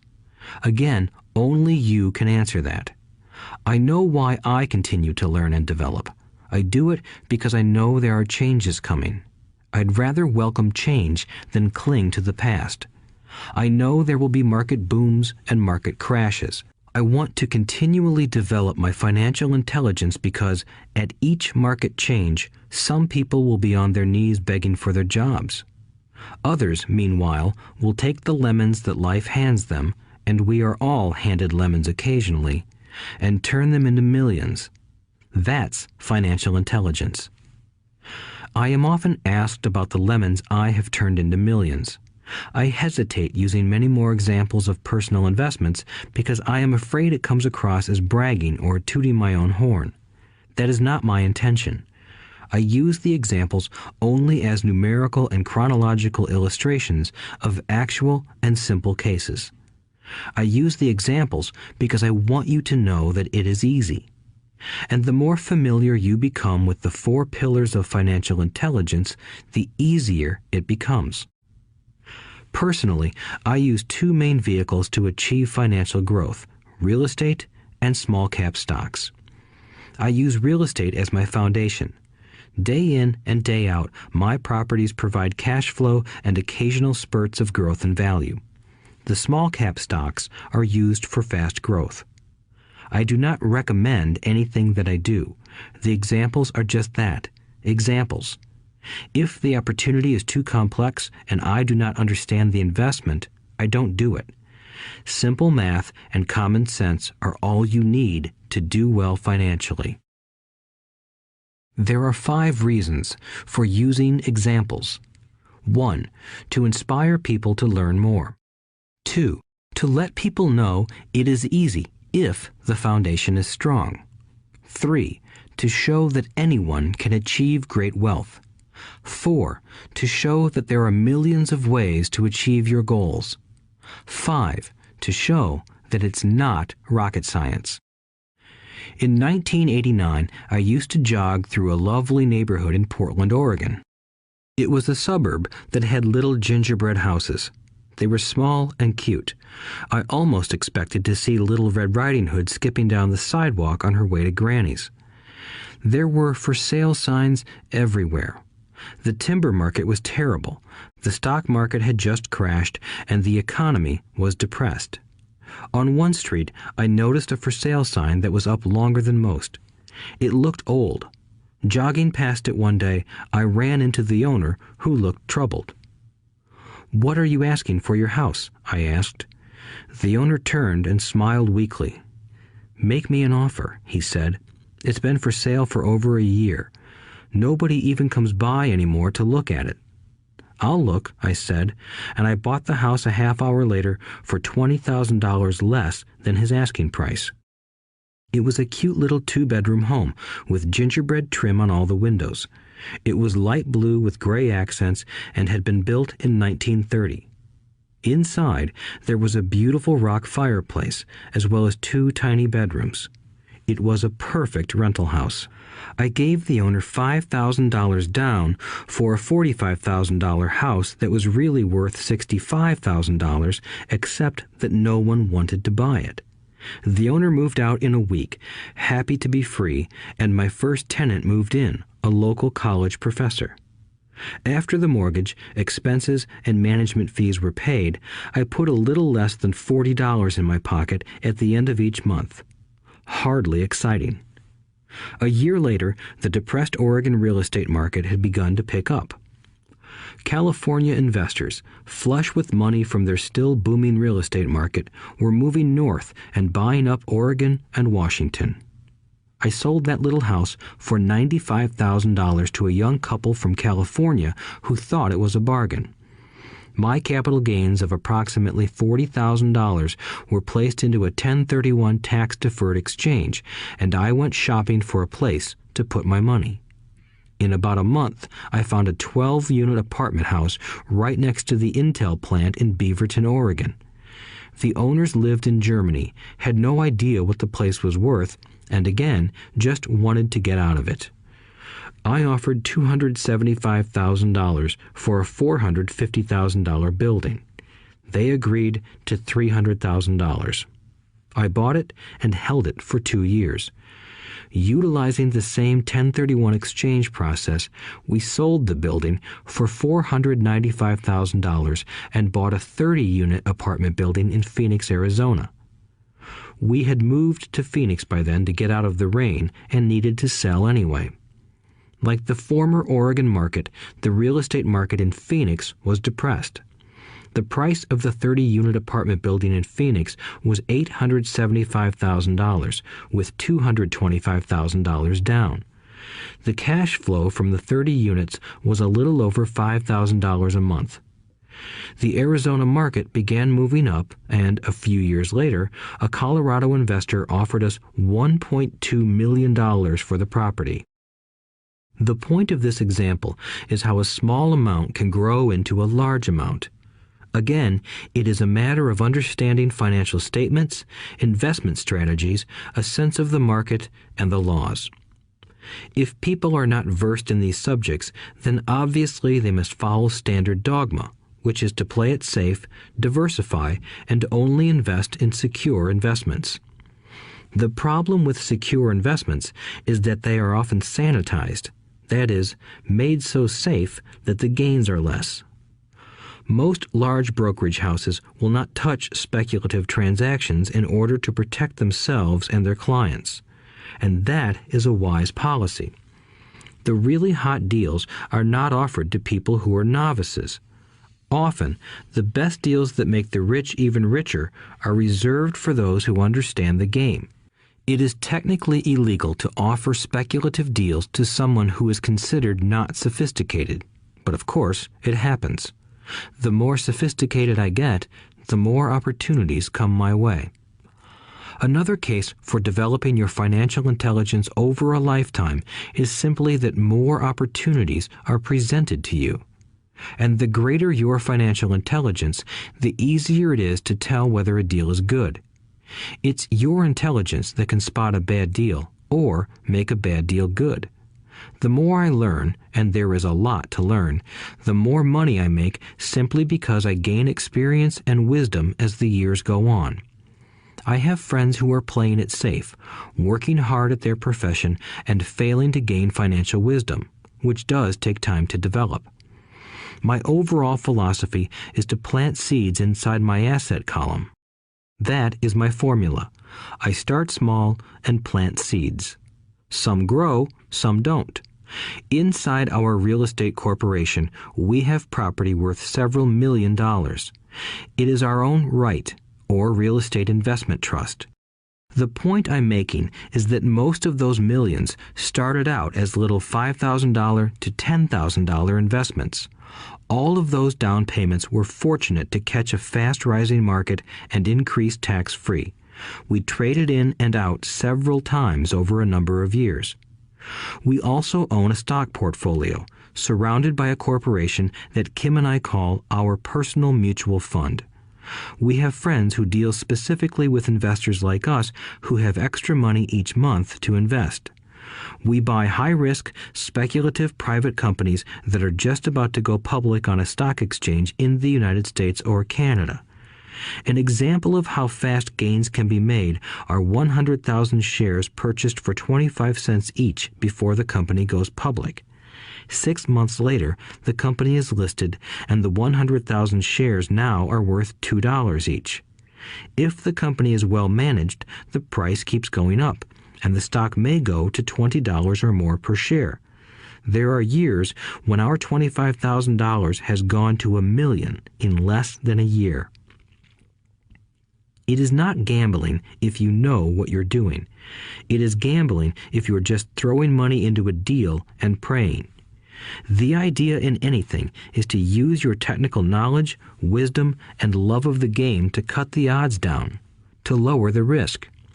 Of course, there is always risk. It is financial intelligence that improves the odds. Thus, what is risky for one person is less risky to someone else.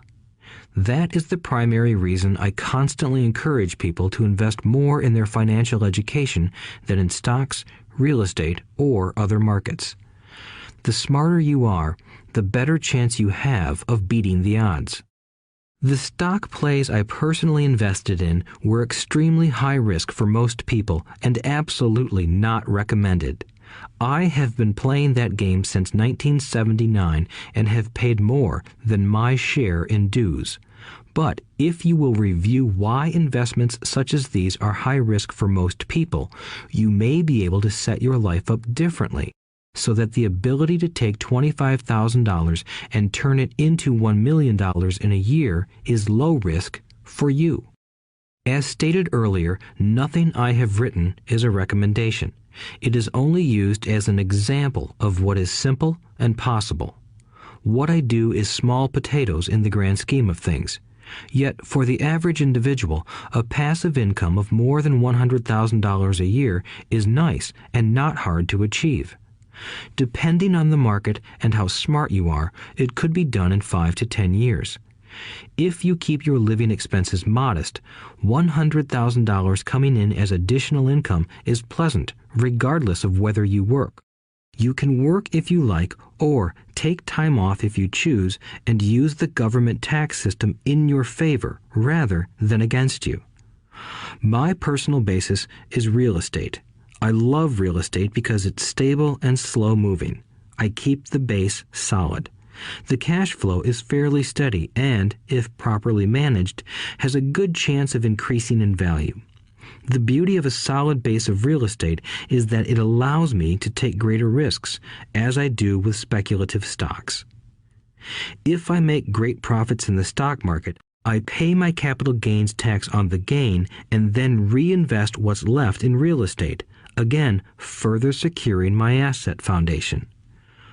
A last word on real estate. I have traveled all over the world and taught investing. In every city, I hear people say you cannot buy real estate cheap. That is not my experience. Even in New York or Tokyo, or just on the outskirts of the city, prime bargains are overlooked by most people. In Singapore, with their high real estate prices, there are still bargains to be found within a short driving distance. So whenever I hear someone say, "You can't do that here," pointing at me, I remind them that maybe the real statement is, "I don't know how to do that here. Yet." Great opportunities are not seen with your eyes. They are seen with your mind. Most people never get wealthy simply because they are not trained financially to recognize opportunities right in front of them. I am often asked, how do I start? In the final chapter of this audiobook, I offer 10 steps that I followed on the road to my financial freedom. But always remember to have fun. When you learn the rules and the vocabulary of investing and begin to build your asset column, I think you'll find that it's as fun a game as you've ever played. Sometimes you win, and sometimes you learn. But have fun. Most people never win because they're more afraid of losing. That is why I found school so silly. In school, we learn that mistakes are bad, and we are punished for making them. Yet if you look at the way humans are designed to learn, we learn by making mistakes. We learn to walk by falling down. If we never fell down, we would never walk. The same is true for learning to ride a bike. I still have scars on my knees, but today I can ride a bike without thinking. The same is true for getting rich. Unfortunately, the main reason most people are not rich is because they are terrified of losing. Winners are not afraid of losing, but losers are. Failure is part of the process of success. People who avoid failure also avoid success.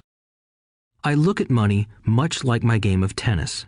I play hard, make mistakes, correct, make more mistakes, correct, and I get better.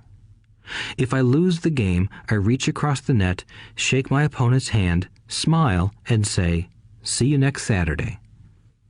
There are two kinds of investors.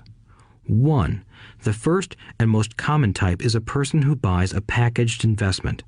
They call a retail outlet, such as a real estate company, a stockbroker, or a financial planner, and they buy something.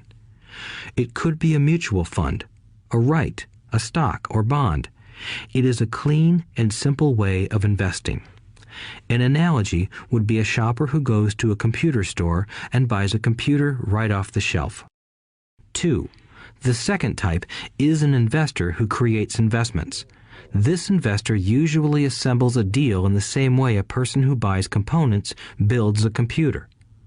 I do not know the first thing about putting components of a computer together, but I do know how to put pieces of opportunities together, or know people who know how.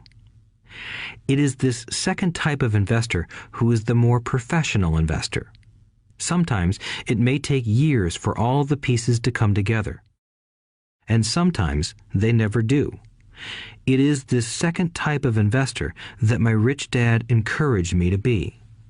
It is important to learn how to put the pieces together, because that is where the huge wins reside, and sometimes some huge losses if the tide goes against you. If you want to be the second type of investor, you need to develop 3 main skills. These skills are in addition to those required to become financially intelligent. 1. Find an opportunity that everyone else missed. You see with your mind what others miss with their eyes. For example, a friend bought this run-down old house. It was spooky to look at. Everyone wondered why he bought it. What he saw that we did not was that the house came with 4 extra empty lots.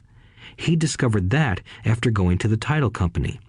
After buying the house, he tore the house down and sold the 5 lots to a builder for 3 times what he paid for the entire package. He made $75,000 for 2 months of work. It's not a lot of money, but it sure beats minimum wage, and it's not technically difficult. 2. Raise money. The average person only goes to the bank. This second type of investor needs to know how to raise capital, and there are many ways that don't require a bank.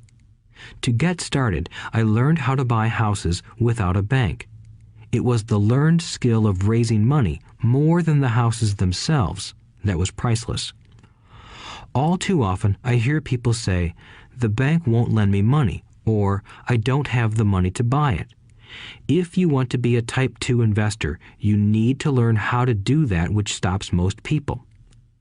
In other words, a majority of people let their lack of money stop them from making a deal. If you can avoid that obstacle, you will be millions ahead of those who don't learn those skills. There have been many times I have bought a house, a stock, or an apartment building without a penny in the bank. I once bought an apartment house for $1.2 million.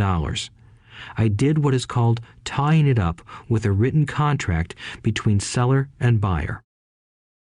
I then raised the $100,000 deposit, which bought me 90 days to raise the rest of the money. Why did I do it? Simply because I knew it was worth $2 million. I never raised the money. Instead, the person who put up the $100,000 gave me $50,000 for finding the deal, took over my position, and I walked away. Total working time? 3 days. Again, it's what you know more than what you buy. Investing is not buying. It's more a case of knowing. 3. Organize smart people. Intelligent people are those who work with or hire a person who is more intelligent than they are. When you need advice, make sure you choose your advisor wisely. There is a lot to learn, but the rewards can be astronomical. If you do not want to learn those skills, then being a Type 1 investor is highly recommended. It is what you know that is your greatest wealth. It is what you do not know that is your greatest risk.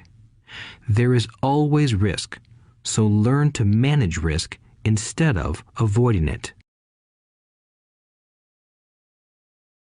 Chapter 6. Lesson 6. Work to learn. Don't work for money. Job security meant everything to my educated dad. Learning meant everything to my rich dad. A few years ago, I granted an interview with a newspaper in Singapore. The young female reporter was on time, and the interview got underway immediately.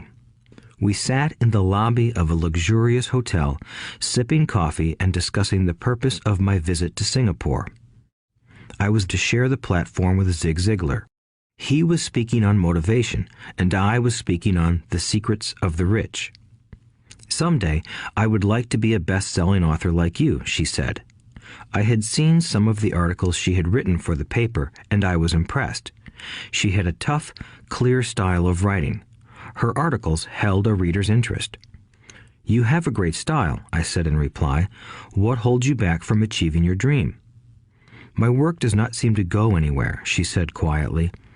Everyone says that my novels are excellent, but nothing happens. So I keep my job with the paper. At least it pays the bills. Do you have any suggestions? Yes, I do, I said brightly. A friend of mine here in Singapore runs a school that trains people to sell. He runs sales training courses for many of the top corporations here in Singapore, and I think attending one of his courses would greatly enhance your career. She stiffened. Are you saying I should go to school to learn to sell? I nodded. You aren't serious, are you?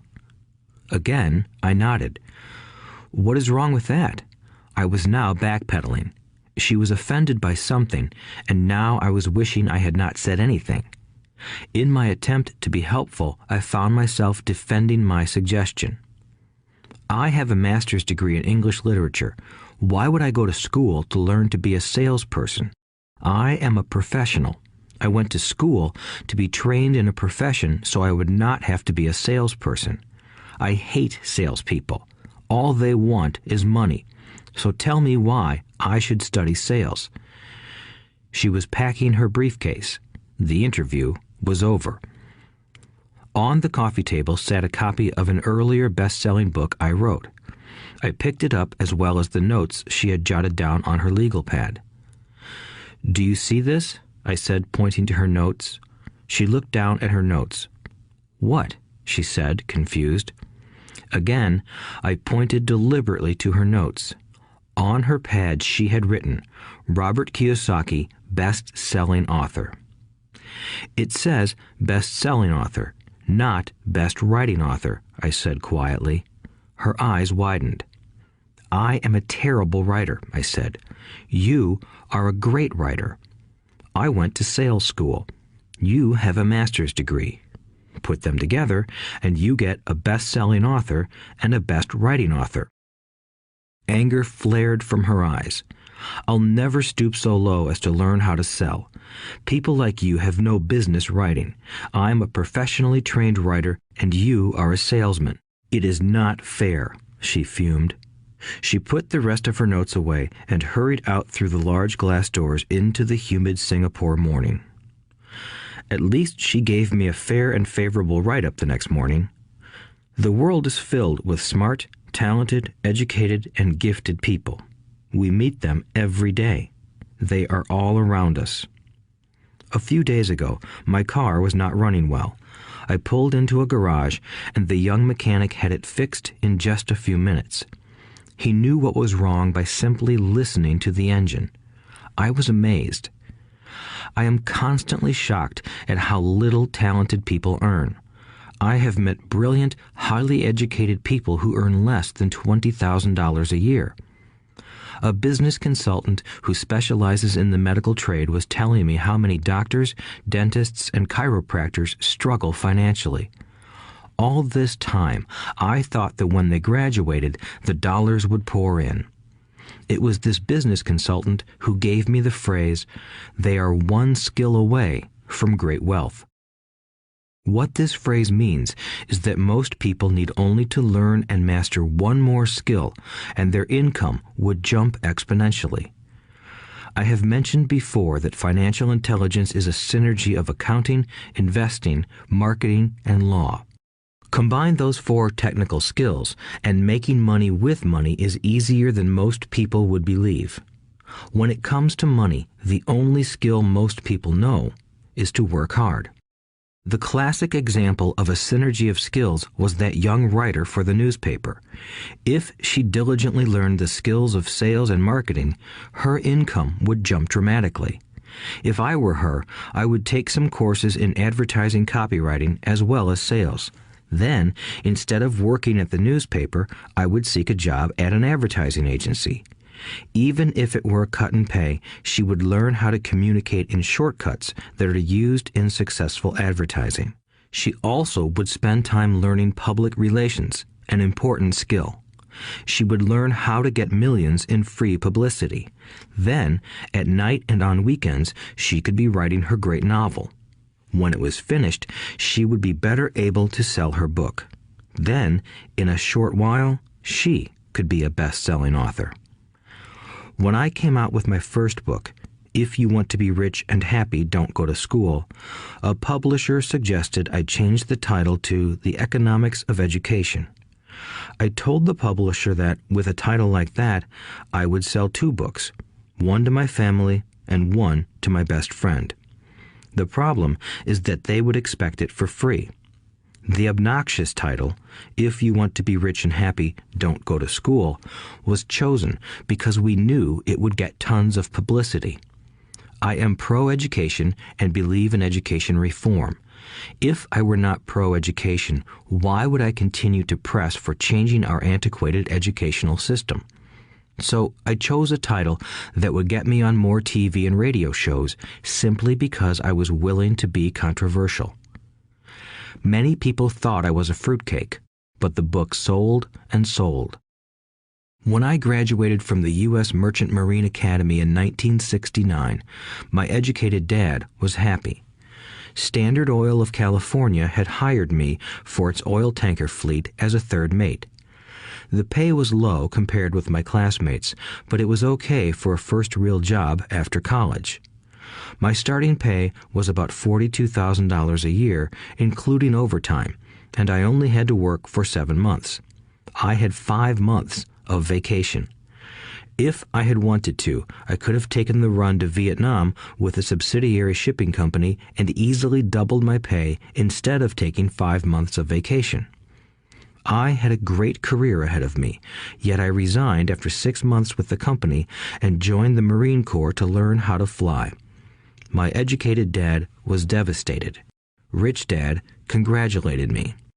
In school and in the workplace, the popular opinion is the idea of specialization. That is, in order to make more money or get promoted, you need to specialize. That is why medical doctors immediately begin to seek a specialty such as orthopedics or pediatrics. The same is true for accountants, architects, lawyers, pilots, and others. My educated dad believed in the same dogma. That is why he was thrilled when he eventually achieved his doctorate. He often admitted that schools reward people who study more and more about less and less. Rich Dad encouraged me to do exactly the opposite. You want to know a little about a lot, was his suggestion. That is why for years I worked in different areas of his companies. For a while, I worked in his accounting department. Although I would probably never have been an accountant, he wanted me to learn via osmosis. Rich Dad knew I would pick up jargon and a sense of what is important and what is not. I also worked as a busboy and construction worker as well as in sales, reservations, and marketing. He was grooming Mike and me. That is why he insisted we sit in on the meetings with his bankers, lawyers, accountants, and brokers. He wanted us to know a little about every aspect of his empire. When I quit my high-paying job with Standard Oil, my educated dad had a heart-to-heart talk with me. He was bewildered. He could not understand my decision to resign from a career that offered high pay, great benefits, lots of time off, and opportunity for promotion. When he asked me one evening, "Why did you quit?" I could not explain it to him, though I tried hard to. My logic did not fit his logic. The big problem was that my logic was my rich dad's logic. Job security meant everything to my educated dad. Learning meant everything to my rich dad. Educated dad thought I went to school to learn to be a ship's officer. Rich dad knew that I went to school to study international trade. So as a student, I made cargo runs, navigating large freighters, oil tankers, and passenger ships to the Far East and the South Pacific. Rich Dad emphasized that I should stay in the Pacific instead of taking ships to Europe because he knew that the emerging nations were in Asia, not Europe. While most of my classmates, including Mike, were partying at their fraternity houses, I was studying trade, people, business styles, and cultures in Japan, Taiwan, Thailand, Singapore, Hong Kong, Vietnam, Korea, Tahiti, Samoa, and the Philippines. I was partying also, but it was not in any frat house. I grew up rapidly. Educated Dad just could not understand why I decided to quit and join the Marine Corps. I told him I wanted to learn to fly, but really I wanted to learn to lead troops. Rich Dad explained to me that the hardest part of running a company is managing people. He had spent 3 years in the Army. My educated dad was draft exempt. Rich Dad valued learning to lead men into dangerous situations. Leadership is what you need to learn next, he said. If you are not a good leader, you'll get shot in the back, just like they do in business. Returning from Vietnam in 1973, I resigned my commission, even though I loved flying. I found a job with Xerox Corporation. I joined it for one reason, and it was not for the benefits. I was a shy person, and the thought of selling was the most frightening subject in the world. Xerox has one of the best sales trainings programs in America. Rich Dad was proud of me.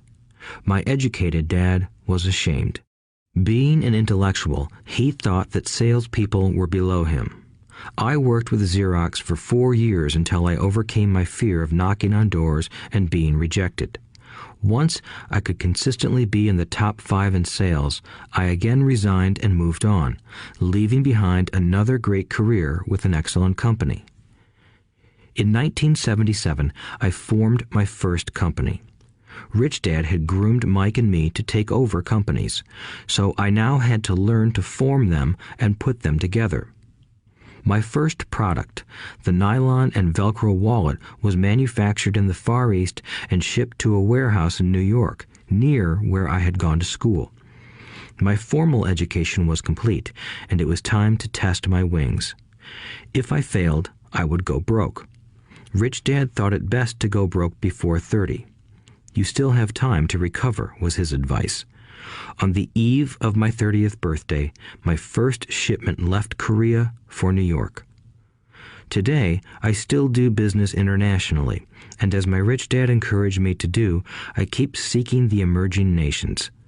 Today, my investment company invests in South American countries and Asian countries, as well as in Norway and Russia.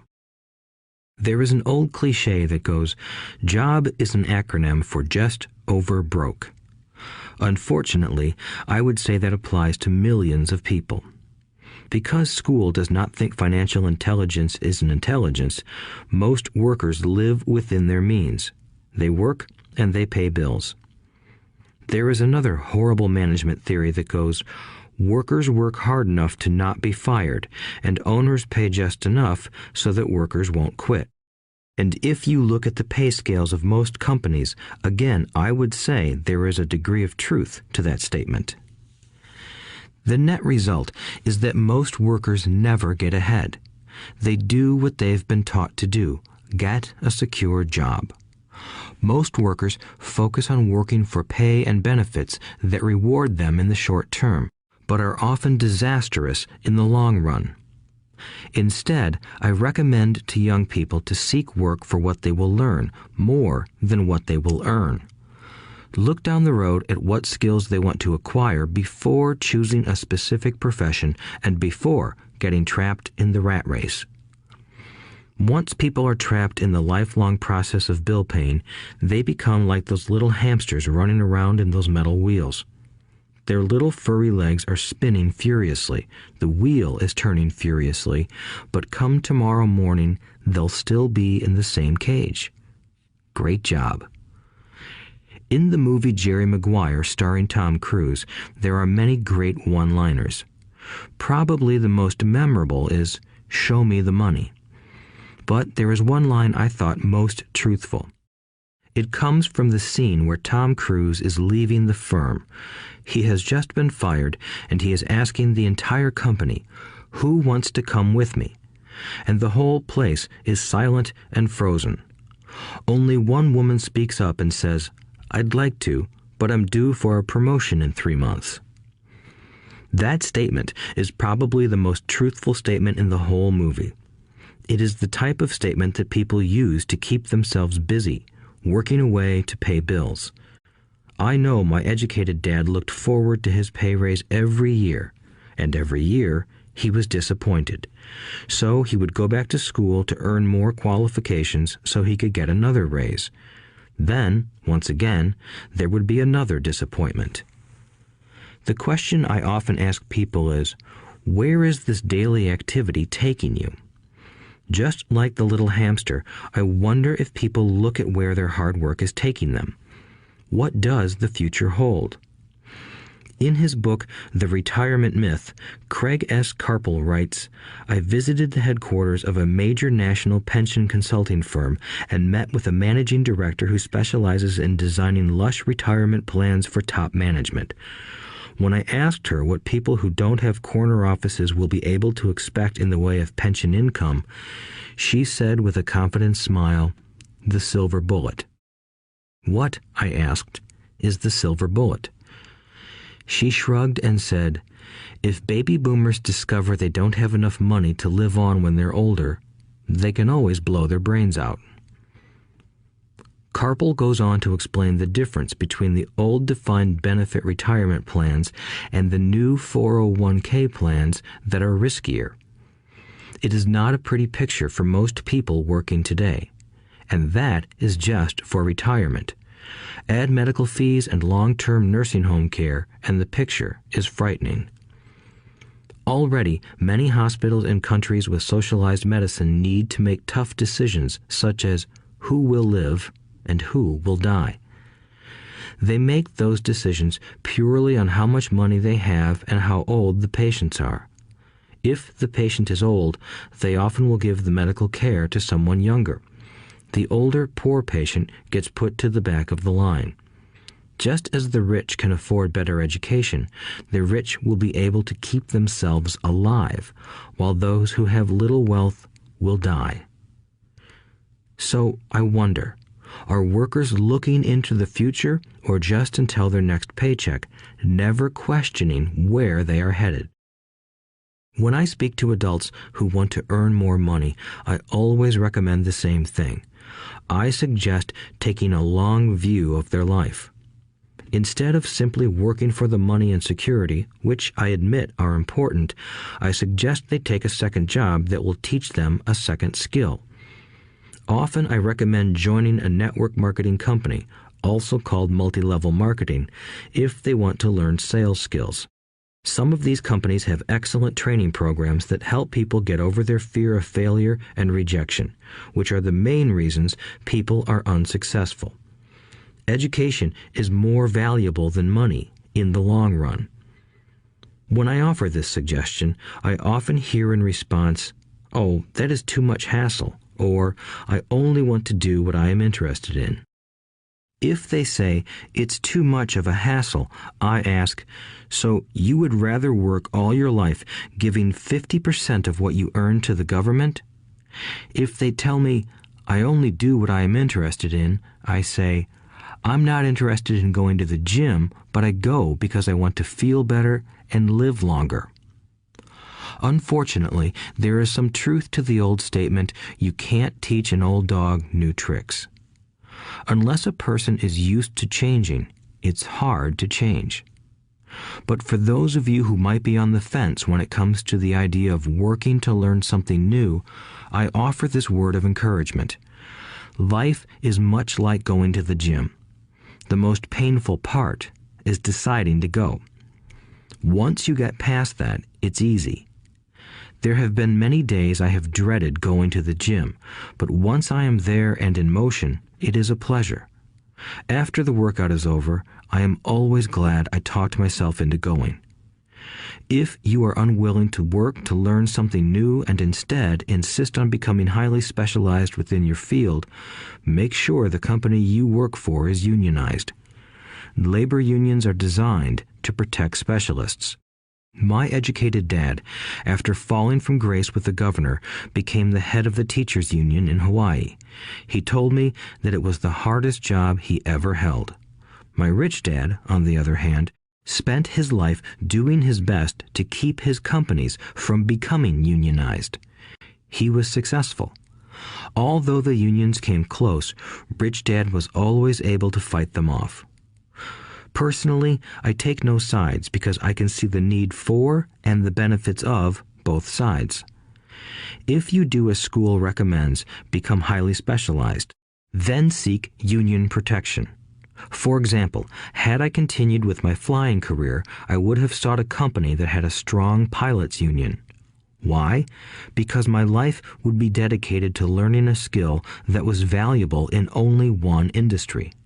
If I were pushed out of that industry, my life's skills would not be as valuable to another industry. A displaced senior pilot with 100,000 hours of heavy airline transport time, earning $150,000 a year, would have a hard time finding an equivalent high-paying job teaching in school. Skills do not necessarily transfer from industry to industry. Skills the pilots are paid for in the airline industry are not as important in, say, the school system. The same is true even for doctors today. With all the changes in medicine, many medical specialists are needing to conform to medical organizations such as HMOs. School teachers definitely need to be union members. Today in America, the teachers' union is the largest and the richest labor union of all. The NEA, the National Education Association, has tremendous political clout. Teachers need the protection of their union because their skills are also of limited value to an industry outside of education. So the rule of thumb is highly specialized, then unionize. It's the smart thing to do. When I ask the classes I teach, how many of you can cook a better hamburger than McDonald's, almost all the students raise their hands. I then ask, so if most of you can cook a better hamburger, how come McDonald's makes more money than you? The answer is obvious. McDonald's is excellent at business systems. The reason so many talented people are poor is because they focus on building a better hamburger and know little to nothing about business systems. A friend of mine in Hawaii is a great artist. He makes a sizable amount of money. One day, his mother's attorney called to tell him that she had left him $35,000. That is what was left of her estate after the attorney and the government took their shares. Immediately, he saw an opportunity to increase his business by using some of this money to advertise. 2 months later, his first 4-color full-page ad appeared in an expensive magazine that targeted the very rich. The ad ran for 3 months. He received no replies from the ad, and all of his inheritance is now gone. He now wants to sue the magazine for misrepresentation. This is a common case of someone who can build a beautiful hamburger but knows little about business. When I asked him what he learned, his only reply was, "Advertising salespeople are crooks." I then asked him if he would be willing to take a course in sales and a course in direct marketing. His reply, "I don't have the time, and I don't want to waste my money." The world is filled with talented poor people. All too often, they're poor or struggle financially or earn less than they are capable of, not because of what they know, but because of what they do not know. They focus on perfecting their skills at building a better hamburger rather than the skills of selling and delivering the hamburger. Maybe McDonald's does not make the best hamburger, but they are the best at selling and delivering a basic average burger. Poor Dad wanted me to specialize. That was his view on how to be paid more. Even after being told by the governor of Hawaii that he could no longer work in state government, my educated dad continued to encourage me to get specialized. Educated Dad then took up the cause of the teachers' union, campaigning for further protection and benefits for these highly skilled and educated professionals. We argued often, but I know he never agreed that over-specialization is what caused the need for union protection. He never understood that the more specialized you become, the more you are trapped and dependent on that specialty. Rich Dad advised that Mike and I groom ourselves. Many corporations do the same thing. They find a young, bright student just out of business school and begin grooming that person to someday take over the company. So these bright young employees do not specialize in one department. They are moved from department to department to learn all the aspects of business systems. The rich often groom their children or the children of others. By doing so, their children gain an overall knowledge of the operations of the business and how the various departments interrelate. For the World War II generation, it was considered bad to skip from company to company. Today, it is considered smart. Since people will skip from company to company rather than seek greater specialization in skills, why not seek to learn more than to earn? In the short term, it may earn you less, but it will pay dividends in the long term. The main management skills needed for success are 1.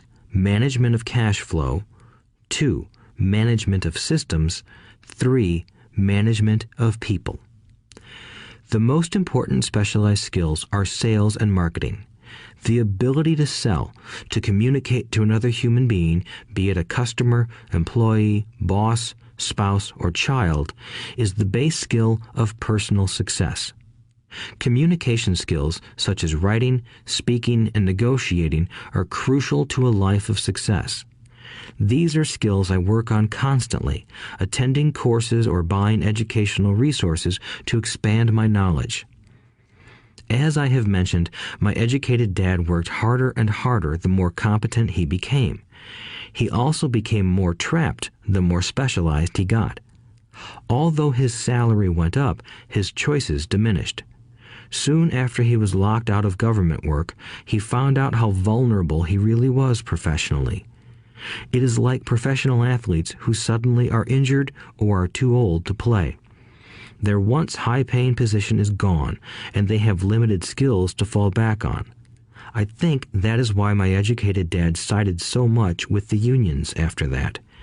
He realized how much a union would have benefited him. Rich Dad encouraged Mike and me to know a little about a lot. He encouraged us to work with people smarter than we were and to bring smart people together to work as a team. Today, it would be called a synergy of professional specialties.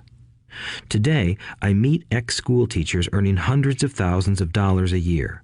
They earn that much because they have specialized skills in their field as well as other skills. They can teach as well as sell and market. I know of no other skills to be more important than selling and marketing. The skills of selling and marketing are difficult for most people, primarily due to their fear of rejection. The better you are at communicating, negotiating, and handling your fear of rejection, the easier life is. Just as I advise that newspaper writer who wanted to become a best-selling author, I advise anyone else today. Being technically specialized has its strengths as well as its weaknesses. I have friends who are geniuses, but they cannot communicate effectively with other human beings, and, as a result, their earnings are pitiful. I advise them to just spend a year learning to sell. Even if they earn nothing, their communication skills will improve, and that is priceless. In addition to being good learners, sellers, and marketers, we need to be good teachers as well as good students. To be truly rich, we need to be able to give as well as to receive. In cases of financial or professional struggle, there is often a lack of giving and receiving. I know many people who are poor because they are neither good students nor good teachers. Both of my dads were generous men. Both made it a practice to give first. Teaching was one of their ways of giving. The more they gave, the more they received. One glaring difference was in the giving of money. My rich dad gave lots of money away. He gave to his church, to charities, and to his foundation. He knew that to receive money, you had to give money.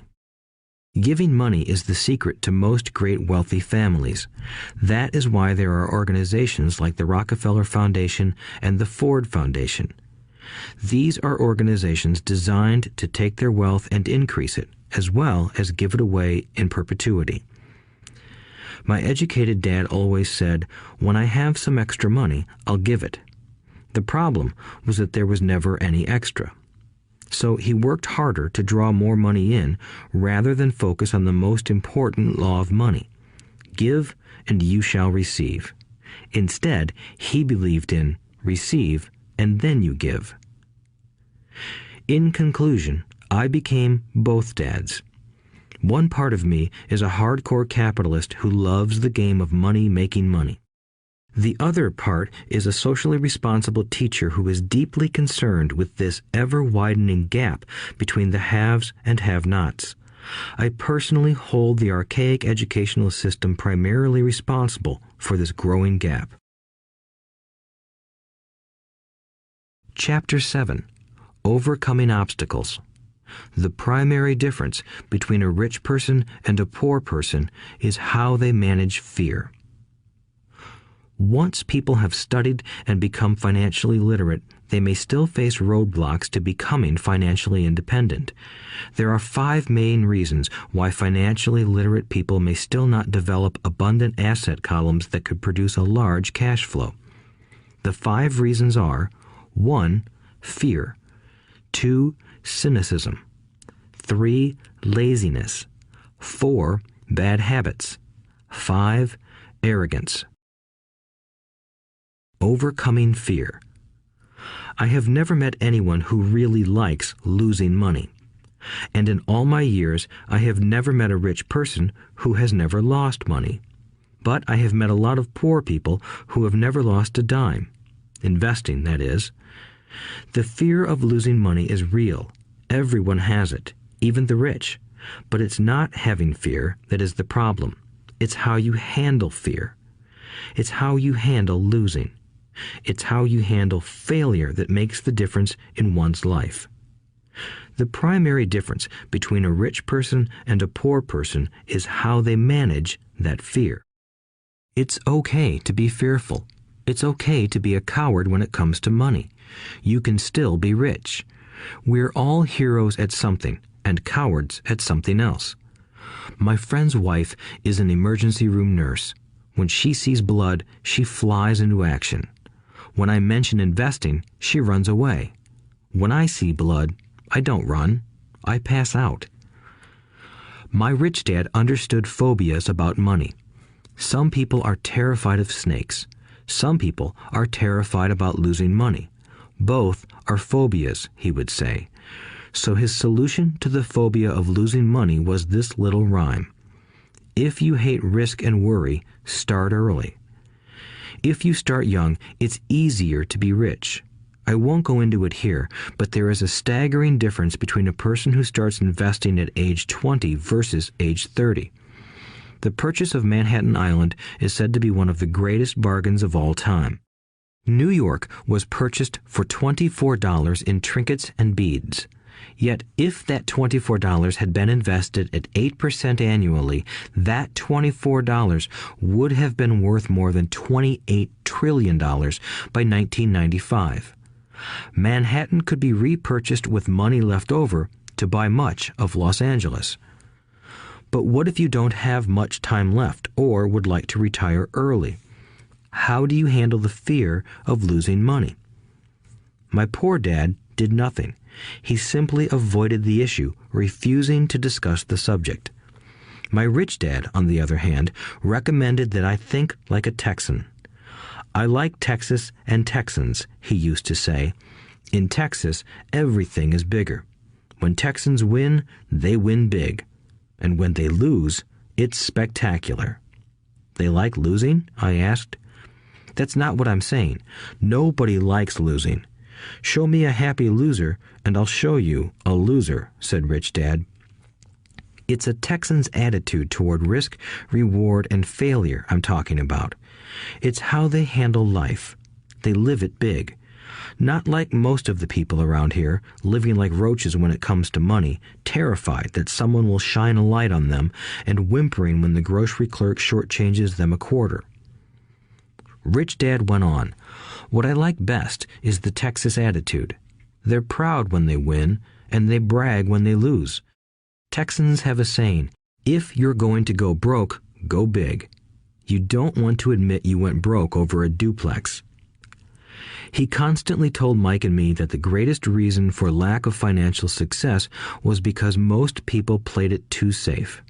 People are so afraid of losing that they lose, were his words. Fran Tarkenton, a one-time great NFL quarterback, says it still another way. Winning means being unafraid to lose. In my own life, I've noticed that winning usually follows losing. Before I finally learned to ride a bike, I first fell down many times. I've never met a golfer who has never lost a golf ball. I've never met people who have fallen in love who have never had their heart broken. And I've never met someone rich who has never lost money. So for most people, the reason they don't win financially is because the pain of losing money is far greater than the joy of being rich. Another saying in Texas is, everyone wants to go to heaven, but no one wants to die. Most people dream of being rich, but are terrified of losing money, so they never get to heaven. Rich Dad used to tell Mike and me stories about his trips to Texas. If you really want to learn the attitude of how to handle risk, losing, and failure, go to San Antonio and visit the Alamo. The Alamo is a great story of brave people who chose to fight, knowing there was no hope of success. They chose to die instead of surrendering. It's an inspiring story, worthy of study. Nonetheless, it's still a tragic military defeat. They got their butts kicked. So, how do Texans handle failure? They still shout, "Remember the Alamo." Mike and I heard this story a lot. He always told us this story when he was about to go into a big deal and he was nervous. After he had done all his due diligence and it was time to put up or shut up, he told us this story. Every time he was afraid of making a mistake or losing money, he told us this story. It gave him strength, for it reminded him that he could always turn a financial loss into a financial win. Rich Dad knew that failure would only make him stronger and smarter. It's not that he wanted to lose. He just knew who he was and how he would take a loss. He would take a loss and make it a win. That's what made him a winner and others losers. It gave him the courage to cross the line when others backed out. That's why I like Texans so much, he would say. They took a great failure and turned it into inspiration, as well as a tourist destination that makes them millions. But probably his words that mean the most to me today are these. Texans don't bury their failures. They get inspired by them. They take their failures and turn them into rallying cries. Failure inspires Texans to become winners. But that formula is not just the formula for Texans. It is the formula for all winners. I've said that falling off my bike was part of learning to ride. I remember falling off only made me more determined to learn to ride, not less. I also said that I have never met a golfer who has never lost a ball. For top professional golfers, losing a ball or a tournament provides the inspiration to be better, to practice harder, to study more. That's what makes them better. For winners, losing inspires them. For losers, losing defeats them. I like to quote John D. Rockefeller, who said, "I always tried to turn every disaster into an opportunity." And being Japanese American, I can say this. Many people say that Pearl Harbor was an American mistake. I say it was a Japanese mistake.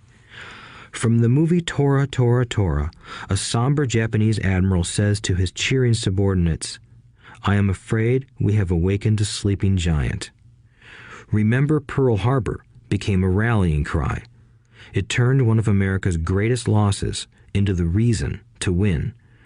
This great defeat gave America strength, and America soon emerged as a world power. Failure inspires winners, and failure defeats losers. It is the biggest secret of winners. It's the secret that losers do not know. The greatest secret of winners is that failure inspires winning. Thus, they're not afraid of losing. Repeating Fran Tarkenton's quote, "Winning means being unafraid to lose." People like Fran Tarkenton are not afraid of losing because they know who they are. They hate losing, so they know that losing will only inspire them to become better. There is a big difference between hating losing and being afraid to lose. Most people are so afraid of losing money that they lose. They go broke over a duplex. Financially, they play life too safe and too small. They buy big houses and big cars, but not big investments. The main reason that over 90% of the American public struggles financially is because they play not to lose. They don't play to win. They go to their financial planners or accountants or stockbrokers and buy a balanced portfolio. Most have lots of cash in CDs, low-yield bonds, mutual funds that can be traded within a mutual fund family, and a few individual stocks. It is a safe and sensible portfolio, but it is not a winning portfolio. It is a portfolio of someone playing not to lose. Don't get me wrong, it's probably a better portfolio than more than 70% of the population has, and that's frightening. It's a great portfolio for someone who loves safety. But playing it safe and balanced on your investment portfolio is not the way successful investors play the game. If you have little money and you want to be rich, you must first be focused, not balanced. If you look at any successful person, at the start, they were not balanced. Balanced people go nowhere. They stay in one spot. To make progress, you must first go unbalanced. Just look at how you make progress walking. Thomas Edison was not balanced. He was focused. Bill Gates was not balanced. He was focused. Donald Trump is focused. George Soros is focused. George Patton did not take his tanks wide. He focused them and blew through the weak spots in the German line. The French went wide with the Maginot Line, and you know what happened to them. If you have any desire to be rich, you must focus. Do not do what poor and middle-class people do, put their few eggs in many baskets. Put a lot of your eggs in a few baskets and focus.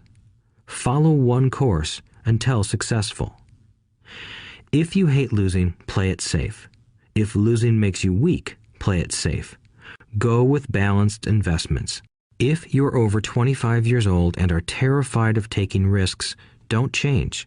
Play it safe, but start early. Start accumulating your nest egg early because it will take time. But if you have dreams of freedom, of getting out of the rat race, the first question to ask yourself is, how do I respond to failure? If failure inspires you to win, maybe you should go for it, but only maybe. If failure makes you weak or causes you to throw temper tantrums, like spoiled brats who call attorneys to file lawsuits every time something doesn't go their way, then play it safe. Keep your daytime job, or buy bonds or mutual funds. But remember, there is risk in those financial instruments also, even though they may appear safe. I say all this, mentioning Texas and Fran Tarkenton, because stacking the asset column is easy. It's really a low-aptitude game.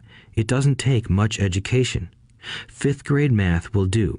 But building your asset column is a game in which attitude plays a major role. It takes guts, patience, and a great attitude toward failure. Losers avoid failing, and failure turns losers into winners. Just remember the Alamo. Overcoming cynicism. The sky is falling. The sky is falling. Most of us know the story of Chicken Little, who ran around warning the barnyard of impending doom. We all know people who are that way. There's a Chicken Little inside each of us. As I stated earlier, the cynic is really a little chicken. We all get a little chicken when fear and doubt cloud our thoughts. All of us have doubts. I'm not smart. I'm not good enough. So-and-so is better than me. Our doubts often paralyze us. We play the what-if game. What if the economy crashes right after I invest? What if I lose control and I can't pay the money back? What if things don't go as I planned? Or we have friends or loved ones who will remind us of our shortcomings. They often say, "What makes you think you can do that? If it's such a good idea, how come someone else hasn't done it? That will never work. You don't know what you're talking about." These words of doubt often get so loud that we fail to act. A horrible feeling builds in our stomach. Sometimes we can't sleep. We fail to move forward. So we stay with what is safe, and opportunities pass us by. We watch life passing by as we sit immobilized with a cold knot in our body. We have all felt this at one time in our lives, some more than others. Peter Lynch of Fidelity Magellan Mutual Fund fame refers to warnings about the sky falling as noise, and we all hear it. Noise is either created inside our heads or comes from outside, often from friends, family, co-workers, and the media. Lynch recalls the time during the 1950s when the threat of nuclear war was so prevalent in the news that people began building fallout shelters and storing food and water. If they had invested that money wisely in the market, instead of building a fallout shelter, they'd probably be financially independent today. When violence breaks out in a city, gun sales go up all over the country. A person dies from rare hamburger meat in the state of Washington, and the Arizona Health Department orders restaurants to have all beef cooked well done. A drug company runs a TV commercial in February showing people catching the flu. Colds go up as well as sales of cold medicine. Most people are poor because when it comes to investing, the world is filled with Chicken Littles running around yelling, "The sky is falling, the sky is falling." And Chicken Littles are effective because every one of us is a little chicken. It often takes great courage to not let rumors and talk of doom and gloom affect your doubts and fears. But a savvy investor knows that the seemingly worst of times is actually the best of times to make money. When everyone else is too afraid to act, they pull the trigger and are rewarded. Some time ago, a friend named Richard came from Boston to visit Kim and me in Phoenix. He was impressed with what we had done through stocks and real estate. The Phoenix real estate prices were depressed. We spent 2 days showing him what we thought were excellent opportunities for cash flow and capital appreciation. Kim and I are not real estate agents. We are strictly investors. After identifying a unit in a resort community, we called an agent who sold it to him that afternoon. The price was a mere $42,000 for a 2-bedroom townhome. Similar units were going for $65,000. He had found a bargain. Excited, he bought it and returned to Boston. 2 weeks later, the agent called to say that our friend had backed out. I called immediately to find out why. All he said was that he talked to his neighbor, and his neighbor told him it was a bad deal. He was paying too much. I asked Richard if his neighbor was an investor. Richard said he was not. When I asked why he listened to him, Richard got defensive and simply said he wanted to keep looking.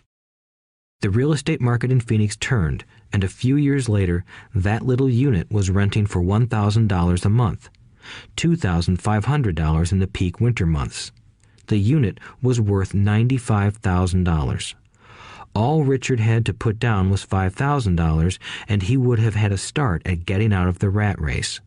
Today, he still has done nothing. Richard's backing out did not surprise me. It's called buyer's remorse, and it affects all of us. The little chicken won, and a chance at freedom was lost. In another example, I hold a small portion of my assets in tax lien certificates instead of CDs. I earn 16% per year on my money, which certainly beats the interest rates banks offer on CDs. The certificates are secured by real estate and enforced by state law, which is also better than most banks. The formula they're bought on makes them safe. They just lack liquidity. So I look at them as 2 to 7 year CDs. Almost every time I tell someone that I hold my money this way, especially if they have money in CDs, they will tell me it's risky. They tell me why I should not do it. When I ask them where they get their information, they say from a friend or an investment magazine. They've never done it, and they're telling someone who's doing it why they shouldn't. The lowest yield I look for is 16%. But people who are filled with doubt are willing to accept a far lower return. Doubt is expensive. My point is that it's those doubts and cynicism that keep most people poor and playing it safe. The real world is simply waiting for you to get rich. Only a person's doubts keep them poor. As I said, getting out of the rat race is technically easy. It doesn't take much education, but those doubts are cripplers for most people. Cynics never win, said Rich Dad. Unchecked doubt and fear creates a cynic. Cynics criticize and winners analyze was another of his favorite sayings. Rich Dad explained that criticism blinded while analysis opened eyes. Analysis allowed winners to see that critics were blind and to see opportunities that everyone else missed. And finding what people miss is key to any success. Real estate is a powerful investment tool for anyone seeking financial independence or freedom. It is a unique investment tool. Yet every time I mention real estate as a vehicle, I often hear, "I don't want to fix toilets." That's what Peter Lynch calls noise. That's what my rich dad would say is the cynic talking, someone who criticizes and does not analyze, someone who lets their doubts and fears close their mind instead of open their eyes.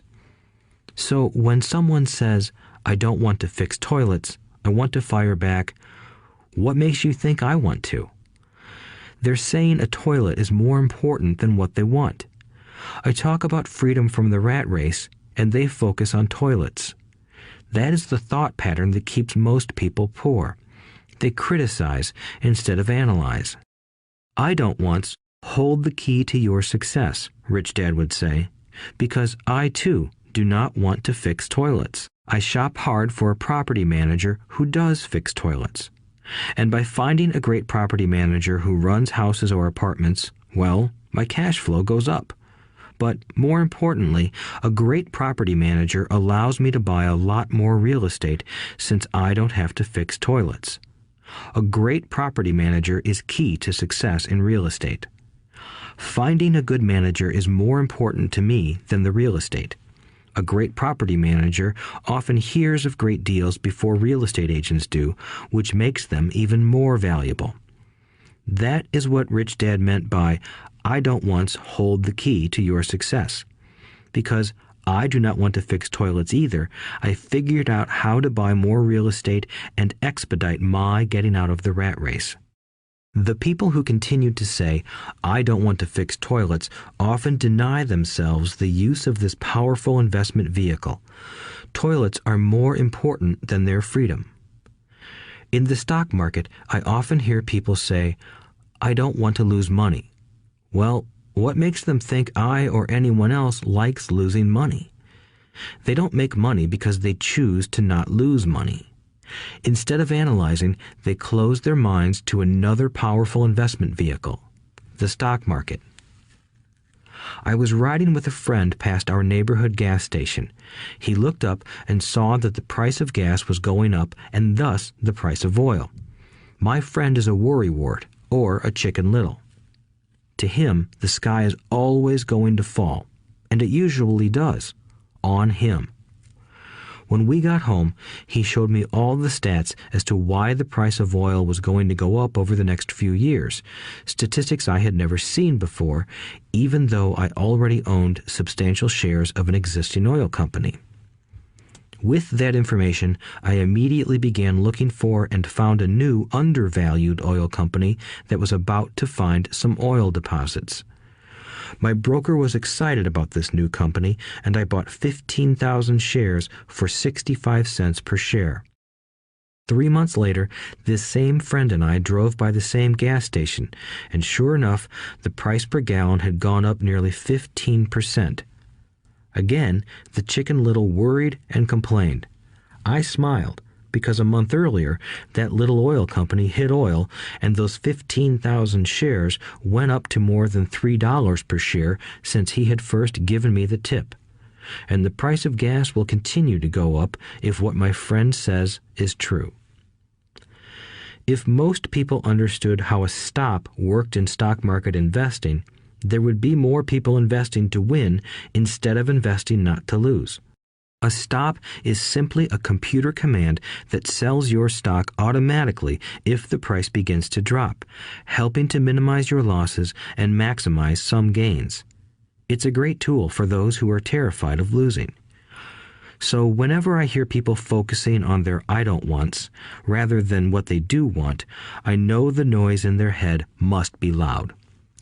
Chicken Little has taken over their brain and is yelling, the sky is falling and toilets are breaking. So they avoid their don't wants, but they pay a huge price. They may never get what they want in life. Instead of analyzing, their inner Chicken Little closes their mind. Rich Dad gave me a way of looking at Chicken Little. Just do what Colonel Sanders did. At the age of 66, he lost his business and began to live on his Social Security check. It wasn't enough. He went around the country selling his recipe for fried chicken. He was turned down 1,009 times before someone said yes, and he went on to become a multimillionaire at an age when most people are quitting. He was a brave and tenacious man, Rich Dad said of Harlan Sanders. So when you're in doubt and feeling a little afraid, just do what Colonel Sanders did to his little chicken. He fried it. Overcoming laziness. Busy people are often the most lazy. We have all heard stories of a businessman who works hard to earn money. He works hard to be a good provider for his wife and children. He spends long hours at the office and brings work home on weekends. One day he comes home to an empty house. His wife has left with the kids. He knew he and his wife had problems, but rather than work to make the relationship strong, he stayed busy at work. Dismayed, his performance at work slips and he loses his job. Today, I often meet people who are too busy to take care of their wealth, and there are people too busy to take care of their health. The cause is the same. They're busy, and they stay busy as a way of avoiding something they do not want to face. Nobody has to tell them. Deep down, they know. In fact, if you remind them, they often respond with anger or irritation. If they aren't busy at work or with the kids, they're often busy watching TV, fishing, playing golf, or shopping. Yet deep down, they know they are avoiding something important. That's the most common form of laziness. Laziness by staying busy. So, what is the cure for laziness? The answer is a little greed. For many of us, we were raised thinking of greed or desire as bad. Greedy people are bad people, my mom used to say, yet we all have inside of us this yearning to have nice, new, or exciting things. So to keep that emotion of desire under control, often parents find ways of suppressing that desire with guilt. You only think about yourself. Don't you know you have brothers and sisters? Was one of my mom's favorites. You want me to buy you what? Was a favorite of my dad. Do you think we're made of money? Do you think money grows on trees? We're not rich people, you know. It wasn't so much the words, but the angry guilt trip that went with the words that got to me. Or the reverse guilt trip was the, I'm sacrificing my life to buy this for you. I'm buying this for you because I never had this advantage when I was a kid. I have a neighbor who is stone broke but can't park his car in his garage. The garage is filled with toys for his kids. Those spoiled brats get everything they ask for. I don't want them to know the feeling of want, are his everyday words. He has nothing set aside for their college or his retirement, but his kids have every toy ever made. He recently got a new credit card in the mail and took his kids to visit Las Vegas. I'm doing it for the kids, he said with great sacrifice. Rich Dad forbade the words, I can't afford it. In my real home, that's all I heard. Instead, Rich Dad required his children to say, how can I afford it? He believed that the words, I can't afford it, shut down your brain. It didn't have to think anymore. How can I afford it opened up the brain and forced it to think and search for answers. But most importantly, he felt the words, I can't afford it, were a lie, and the human spirit knows it. The human spirit is very, very powerful, he would say. It knows it can do anything. By having a lazy mind that says, I can't afford it, a war breaks out inside you. Your spirit is angry, and your lazy mind must defend its lie. The spirit is screaming, come on, let's go to the gym and work out. And the lazy mind says, but I'm tired. I worked really hard today. Or the human spirit says, I'm sick and tired of being poor. Let's get out there and get rich. To which the lazy mind says, rich people are greedy. Besides, it's too much bother. It's not safe. I might lose money. I'm working hard enough as it is. I've got too much to do at work anyway. Look at what I have to do tonight. My boss wants it finished by morning. I can't afford it also causes sadness, a helplessness that leads to despondency and often depression. How can I afford it opens up possibilities, excitement, and dreams. So Rich Dad was not so concerned about what we wanted to buy as long as we understood that how can I afford it creates a stronger mind and a dynamic spirit. Thus, he rarely gave Mike or me anything. He would instead ask, how can you afford it? And that included college, which we paid for ourselves. It was not the goal, but the process of attaining the goal that he wanted us to learn. The problem I see today is that there are millions of people who feel guilty about their desire or their greed. It's old conditioning from their childhood. While they desire to have the finer things that life offers, most have been conditioned subconsciously to say, I can't have that, or I'll never be able to afford that. When I decided to exit the rat race, it was simply a question of how can I afford to never work again? And my mind began to kick out answers and solutions. The hardest part was fighting my real parents' dogma. We can't afford that. Stop thinking only about yourself. Why don't you think about others? And other similar sentiments designed to instill guilt to suppress my greed. So, how do you beat laziness? Once again, the answer is a little greed. It's that radio station WIIFM, which stands for What's in it for me? A person needs to sit down and ask, what would my life be like if I never had to work again? What would I do if I had all the money I needed? Without that little greed, the desire to have something better, progress is not made. Our world progresses because we all desire a better life.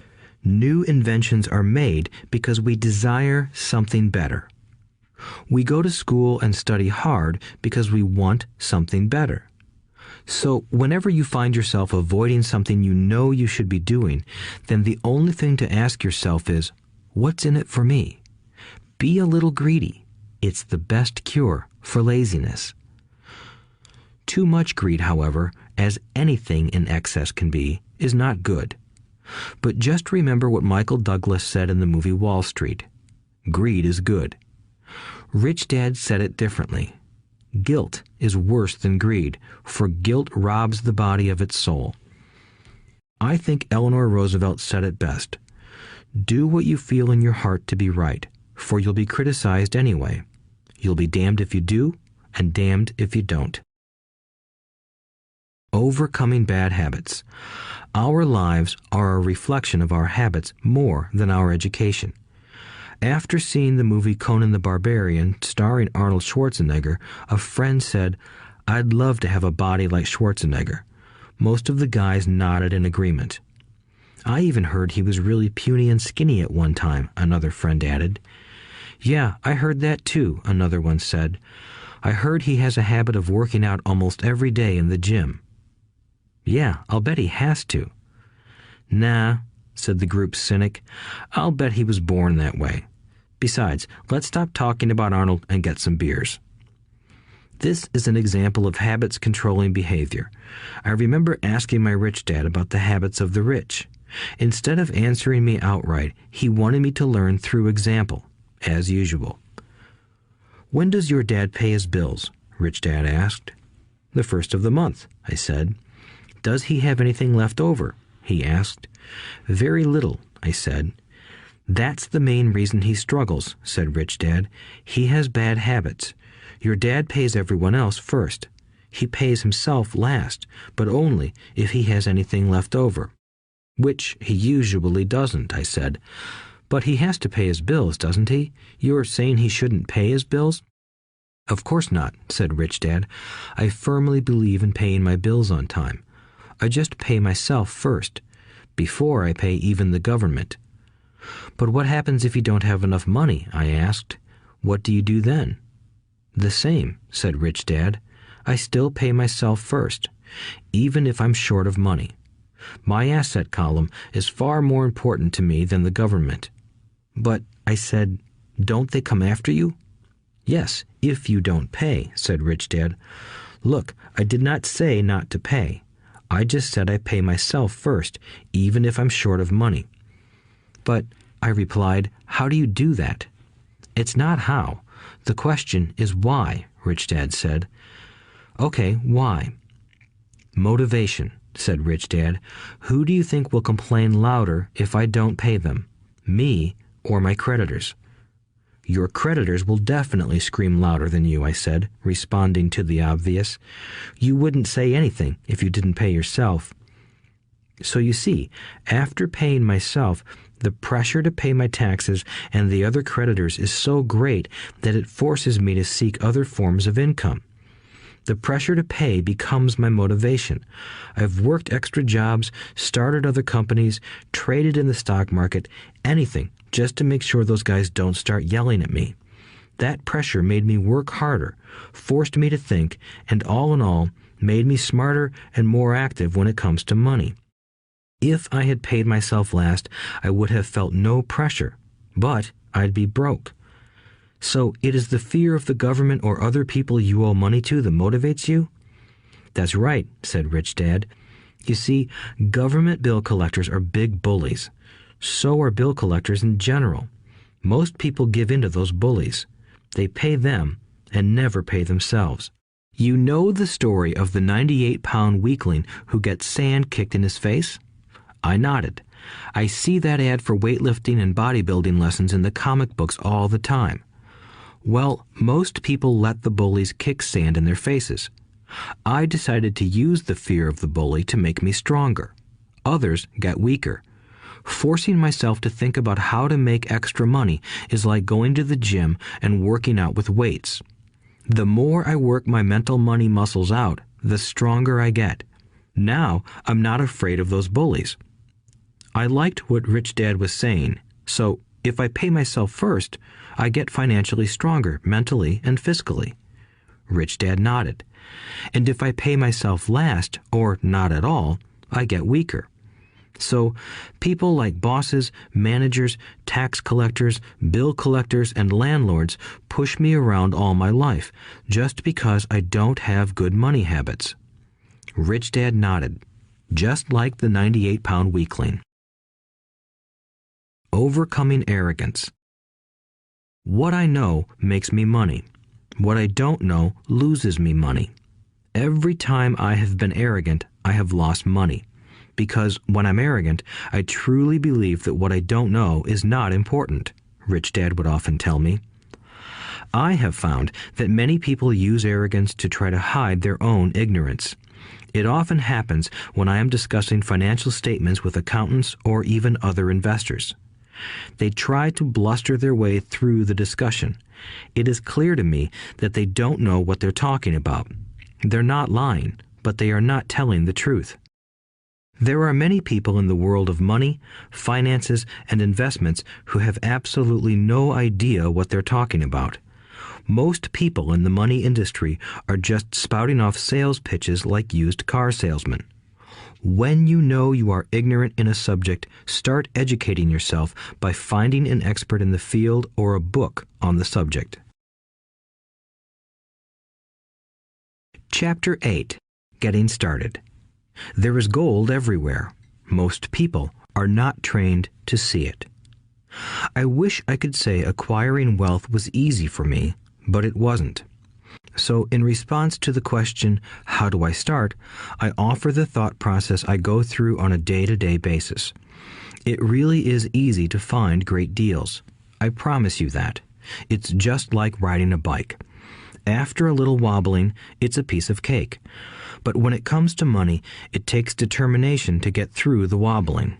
That's a personal thing. To find million-dollar deals of a lifetime requires us to call on our financial genius. I believe that each of us has a financial genius within us. The problem is that our financial genius lies asleep, waiting to be called upon. It lies asleep because our culture has educated us into believing that the love of money is the root of all evil. It has encouraged us to learn a profession so we can work for money, but failed to teach us how to have money work for us. It taught us not to worry about our financial future because our company or the government would take care of us when our working days are over. However, it is our children, educated in the same school system, who will end up paying for this absence of financial education. The message is still to work hard, earn money, and spend it. And when we run short, we can always borrow more. Unfortunately, 90% of the Western world subscribes to the above dogma, simply because it's easier to find a job and work for money. If you are not one of the masses, I offer you the following 10 steps to awaken your financial genius. I simply offer you the steps I have personally followed. If you want to follow some of them, great. If you don't, make up your own. Your financial genius is smart enough to develop its own list. While in Peru, I asked a gold miner of 45 years how he was so confident about finding a gold mine. He replied, "There is gold everywhere. Most people are not trained to see it." And I would say that is true. In real estate, I can go out and in a day come up with 4 or 5 great potential deals, while the average person will go out and find nothing, even looking in the same neighborhood. The reason is that they have not taken the time to develop their financial genius. I offer you the following 10 steps as a process to develop your God-given powers, powers over which only you have control. 1. Find a reason greater than reality, the power of spirit. If you ask most people if they would like to be rich or financially free, they would say yes. But then reality sets in. The road seems too long with too many hills to climb. It's easier to just work for money and hand the excess over to your broker. I once met a young woman who had dreams of swimming for the U.S. Olympic team. The reality was that she had to get up every morning at 4 o'clock to swim for 3 hours before going to school. She did not party with her friends on Saturday night. She had to study and keep her grades up, just like everyone else. When I asked her what fueled her superhuman ambition and sacrifice, she simply said, "I do it for myself and the people I love. It's love that gets me over the hurdles and sacrifices." A reason or a purpose is a combination of wants and don't wants. When people ask me what my reason for wanting to be rich is, I tell them that it is a combination of deep emotional wants and don't wants. I will list a few. First, the don't wants, for they create the wants. I don't want to work all my life. I don't want what my parents aspired for, which was job security and a house in the suburbs. I don't like being an employee. I hated that my dad always missed my football games because he was so busy working on his career. I hated it when my dad worked hard all his life and the government took most of what he worked for at his death. He could not even pass on what he worked so hard for when he died. The rich don't do that. They work hard and pass it on to their children. Now, the wants. I want to be free to travel the world and live in the lifestyle I love. I want to be young when I do this. I want to simply be free. I want control over my time and my life. I want money to work for me. Those are my deep-seated emotional reasons. What are yours? If they are not strong enough, then the reality of the road ahead may be greater than your reasons. I have lost money and been set back many times, but it was the deep emotional reasons that kept me standing up and going forward. I wanted to be free by age 40, but it took me until I was 47, with many learning experiences along the way. As I said, I wish I could say it was easy. It wasn't, but it wasn't that hard either. I've learned that without a strong reason or purpose, anything in life is hard. If you do not have a strong reason, there is no sense listening further. It will sound like too much work. 2. Make daily choices. The power of choice. Choice is the main reason people want to live in a free country. We want the power to choose. Financially, with every dollar we get in our hands, we hold the power to choose our future, to be rich, poor, or middle class. Our spending habits reflect who we are. Poor people simply have poor spending habits. The benefit I had as a boy was that I loved playing Monopoly constantly. Nobody told me Monopoly was only for kids, so I just kept playing the game as an adult. I also had a rich dad who pointed out to me the difference between an asset and a liability. So a long time ago, as a little boy, I chose to be rich, and I knew that all I had to do was learn to acquire assets. Real assets. My best friend, Mike, had an asset column handed to him, but he still had to choose to learn to keep it. Many rich families lose their assets in the next generation simply because there was no one trained to be a good steward over their assets. Most people choose not to be rich. For 90% of the population, being rich is too much of a hassle. So they invent sayings that go, "I'm not interested in money. I'll never be rich. I don't have to worry. I'm still young. When I make some money, then I'll think about my future." My husband or wife handles the finances. The problem with those statements is that they rob the person who chooses to think such thoughts of two things. One is time, which is your most precious asset. The second is learning. Having no money should not be an excuse to not learn, but that is a choice we all make daily. The choice of what we do with our time, our money, and what we put in our heads. That is the power of choice. All of us have choice. I just choose to be rich, and I make that choice every day. Invest first in education. In reality, the only real asset you have is your mind, the most powerful tool we have dominion over. Each of us has the choice of what we put in our brain once we're old enough. You can watch TV, read golf magazines, or go to ceramics class or a class on financial planning. You choose. Most people simply buy investments rather than first investing in learning about investing. A friend of mine recently had her apartment burglarized. The thieves took her electronics and left all the books. And we all have that same choice. 90% of the population buys TV sets, and only about 10% buy business books. So what do? I go to seminars. I like it when they are at least 2 days long because I like to immerse myself in a subject. In 1973, I was watching this guy on TV who was advertising a 3-day seminar on how to buy real estate for nothing down. I spent $385, and that course has made me at least $2 million, if not more. But more importantly, it bought me life.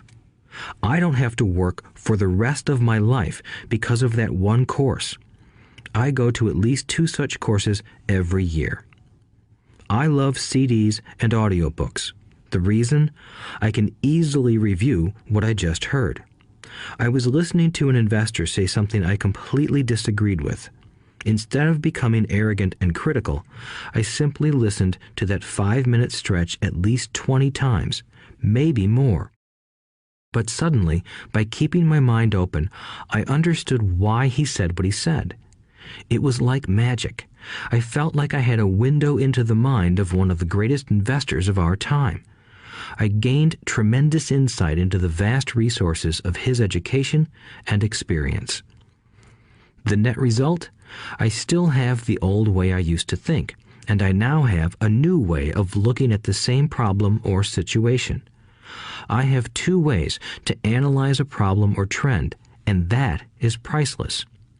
Today, I often say, how would Donald Trump do this, or Warren Buffett, or George Soros? The only way I can access their vast mental power is to be humble enough to read or listen to what they have to say. Arrogant or critical people are often people with low self-esteem who are afraid of taking risks. That's because if you learn something new, you are then required to make mistakes in order to fully understand what you have learned. If you have listened this far, arrogance is not one of your problems. Arrogant people rarely read or listen to experts. Why should they? They are the center of the universe. There are so many intelligent people who argue or defend when a new idea clashes with the way they think. In this case, their so-called intelligence combined with arrogance equals ignorance. Each of us knows people who are highly educated or believe they are smart, but their balance sheet paints a different picture. A truly intelligent person welcomes new ideas, for new ideas can add to the synergy of other accumulated ideas. Listening is more important than talking. If that were not true, God would not have given us 2 ears and only 1 mouth. Too many people think with their mouth instead of listening in order to absorb new ideas and possibilities. They argue instead of asking questions. I take a long view on my wealth. I do not subscribe to the get-rich-quick mentality most lottery players or casino gamblers have. I may go in and out of stocks, but I am long on education. If you want to fly an airplane, I advise taking lessons first. I am always shocked at people who buy stocks or real estate but never invest in their greatest asset, their mind. Just because you bought a house or two does not make you an expert at real estate. 3. Choose friends carefully. The power of association. First of all, I do not choose my friends by their financial statements. I have friends who have actually taken a vow of poverty, as well as friends who earn millions every year. The point is that I learn from all of them. Now, I will admit that there are people I have actually sought out because they had money. But I was not after their money. I was seeking their knowledge. In some cases, these people who had money have become dear friends. I've noticed that my friends with money talk about money. They don't do it to brag. They're interested in the subject. So I learn from them, and they learn from me. My friends who are in dire financial straits do not like talking about money, business, or investing. They often think it rude or unintellectual. So I also learn from my friends who struggle financially. I find out what not to do. I have several friends who have generated over $1 billion in their short lifetimes. The 3 of them report the same phenomenon. Their friends who have no money have never come to them to ask them how they did it, but they do come asking for one of 2 things, or both, a loan or a job. Warning: don't listen to poor or frightened people. I have such friends, and while I love them dearly, they are the Chicken Littles of life. To them, when it comes to money, especially investments, it's always the sky is falling, the sky is falling. They can always tell you why something won't work. The problem is that people listen to them.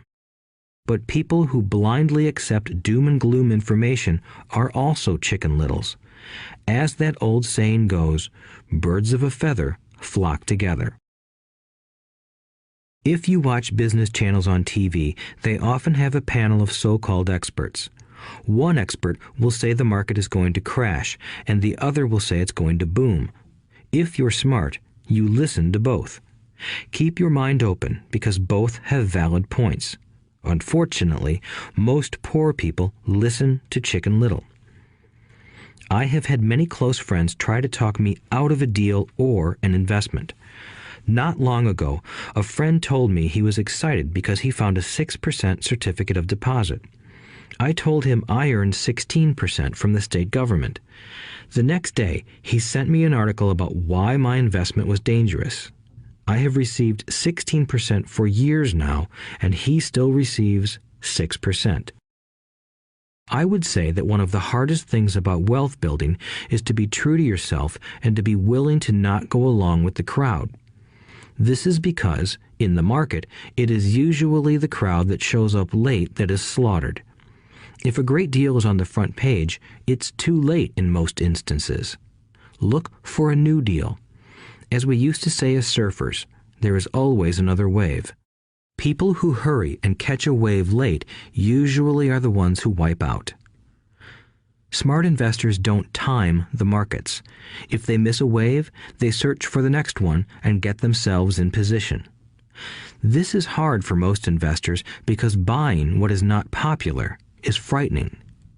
Timid investors are like sheep going along with the crowd. Or their greed gets them in when wise investors have already taken their profits and moved on. Wise investors buy an investment when it's not popular. They know their profits are made when they buy, not when they sell. They wait patiently. As I said, they do not time the market. Just like a surfer, they get in position for the next big swell. It's all insider trading. There are forms of insider trading that are illegal, and there are forms of insider trading that are legal. But either way, it's insider trading. The only distinction is, how far away from the inside are you? The reason you want to have rich friends is because that is where the money is made. It's made on information. You want to hear about the next boom, get in and get out before the next bust. I'm not saying do it illegally, but the sooner you know, the better your chances are for profits with minimal risk. That is what friends are for, and that is financial intelligence. 4. Master a formula and then learn a new one. The power of learning quickly. In order to make bread, every baker follows a recipe, even if it's only held in their head. The same is true for making money.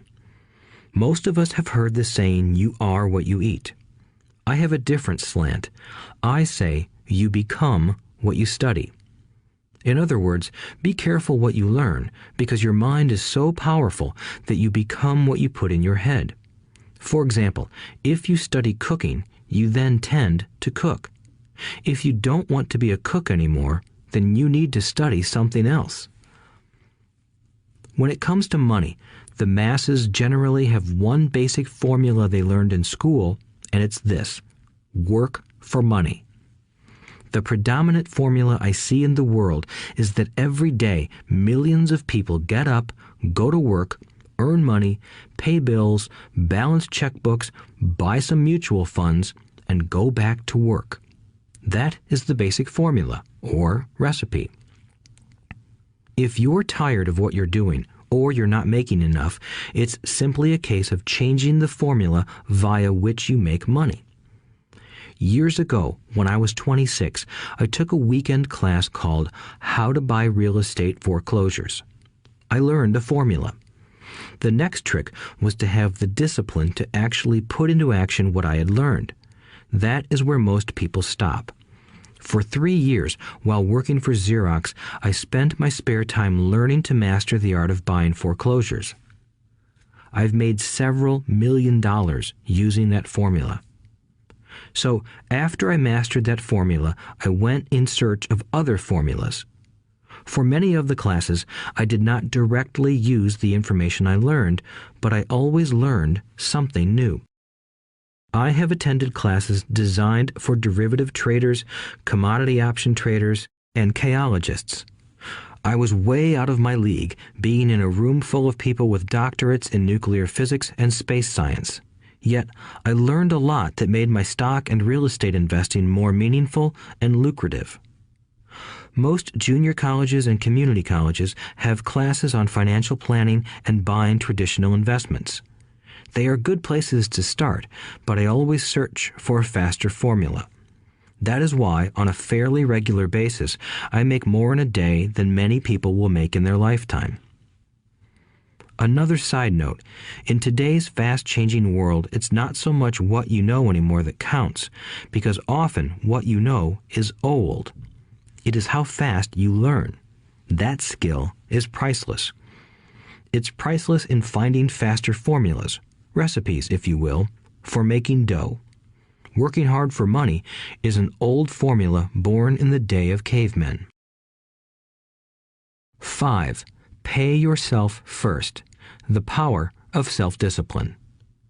If you cannot get control of yourself, do not try to get rich. It makes no sense to invest, make money, and blow it. It is the lack of self-discipline that causes most lottery winners to go broke soon after winning millions.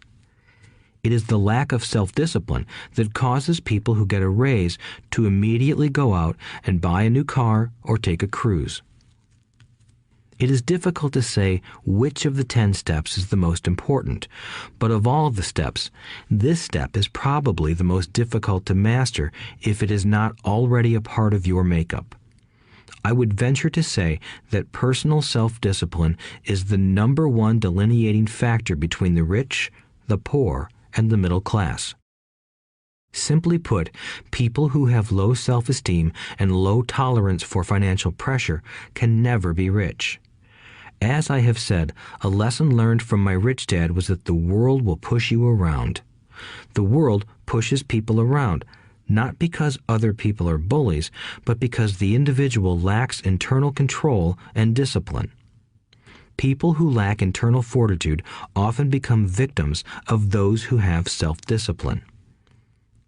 In the entrepreneur classes I teach, I constantly remind people to not focus on their product, service, or widget, but to focus on developing management skills. The 3 most important management skills necessary to start your own business are management of 1. Cash flow, 2. People, 3. Personal time. I would say the skills to manage these three apply to anything, not just entrepreneurs. The three matter in the way you live your life as an individual or as part of a family, a business, a charitable organization, a city, or a nation. Each of these skills is enhanced by the mastery of self-discipline. I do not take the saying, "pay yourself first," lightly. The statement, "pay yourself first," comes from George Clayson's book, The Richest Man in Babylon. Millions of copies have been sold. But while millions of people freely repeat that powerful statement, few follow the advice. As I said, financial literacy allows one to read numbers, and numbers tell the story. By looking at a person's income statement and balance sheet, I can readily see if people who spout the words, "pay yourself first," actually practice what they preach. In reality, each month, many allocate money to their asset column before they pay their monthly expenses. Although millions of people have read Clayson's book and understand the words, "pay yourself first," in reality, they pay themselves last.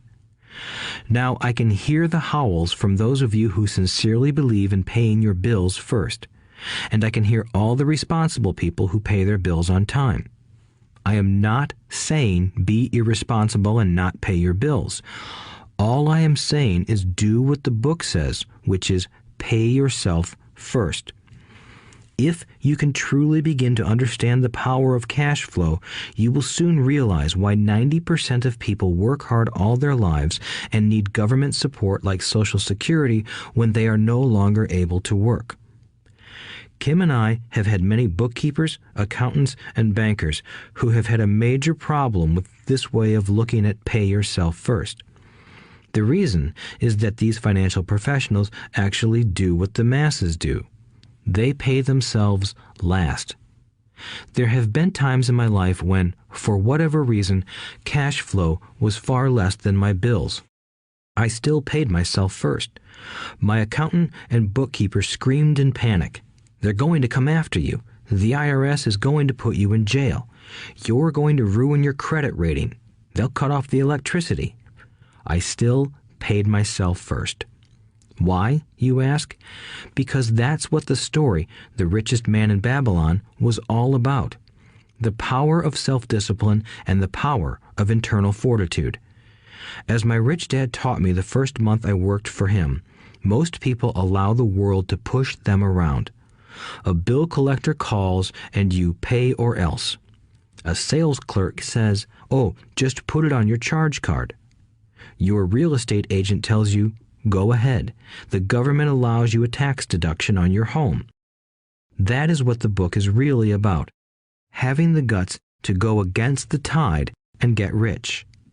You may not be weak, but when it comes to money, many people get wimpy. I am not saying be irresponsible. The reason I don't have high credit card debt and doodad debt is because I pay myself first. The reason I minimize my income is because I don't want to pay it to the government. That is why my income comes from my asset column through a Nevada corporation. If I work for money, the government takes it. Although I pay my bills last, I am financially astute enough to not get into a tough financial situation. I don't like consumer debt. I actually have liabilities that are higher than 99% of the population, but I don't pay for them. Other people pay for my liabilities. They're called tenants. So rule number 1 in paying yourself first is don't get into debt in the first place. Although I pay my bills last, I set it up to have only small, unimportant bills that are due. When I occasionally come up short, I still pay myself first. I let the creditors and even the government scream. I like it when they get tough. Why? Because those guys do me a favor. They inspire me to go out and create more money. So I pay myself first, invest the money, and let the creditors yell. I generally pay them right away anyway. Kim and I have excellent credit. We just don't cave into pressure and spend our savings or liquidate stocks to pay for consumer debt. That is not too financially intelligent. To successfully pay yourself first, keep the following in mind. 1. Don't get into large debt positions that you have to pay for. Keep your expenses low. Build up assets first. Then buy the big house or nice car. Being stuck in the rat race is not intelligent. 2. When you come up short, let the pressure build and don't dip into your savings or investments. Use the pressure to inspire your financial genius to come up with new ways of making more money and then pay your bills. You will have increased your ability to make more money as well as your financial intelligence. So many times I have gotten into financial hot water and used my brain to create more income while staunchly defending the assets in my asset column. My bookkeeper has screamed and dived for cover, but I was like a good soldier defending the fort. Fort assets. Poor people have poor habits. A common bad habit is innocently called dipping into savings. The rich know that savings are only used to create more money, not to pay bills. I know that sounds tough, but as I said, if you're not tough inside, the world will always push you around anyway. If you do not like financial pressure, then find a formula that works for you. A good one is to cut expenses, put your money in the bank, pay more than your fair share of income tax, buy safe mutual funds, and take the vow of the average. But this violates the pay yourself first rule. This rule does not encourage self-sacrifice or financial abstinence. It doesn't mean pay yourself first and starve. Life was meant to be enjoyed. If you call on your financial genius, you can have all the goodies of life, get rich, and pay bills. And that is financial intelligence. 6. Pay your brokers well. The power of good advice. Sometimes I see people posting a sign in front of their house that says, "For sale by owner." Or I see people on TV claiming to be discount brokers. My rich dad taught me to take the opposite approach. He believed in paying professionals well, and I have adopted that policy also. Today, I have expensive attorneys, accountants, real estate brokers, and stockbrokers. Why? Because if, and I do mean if, the people are professionals, their services should make you money.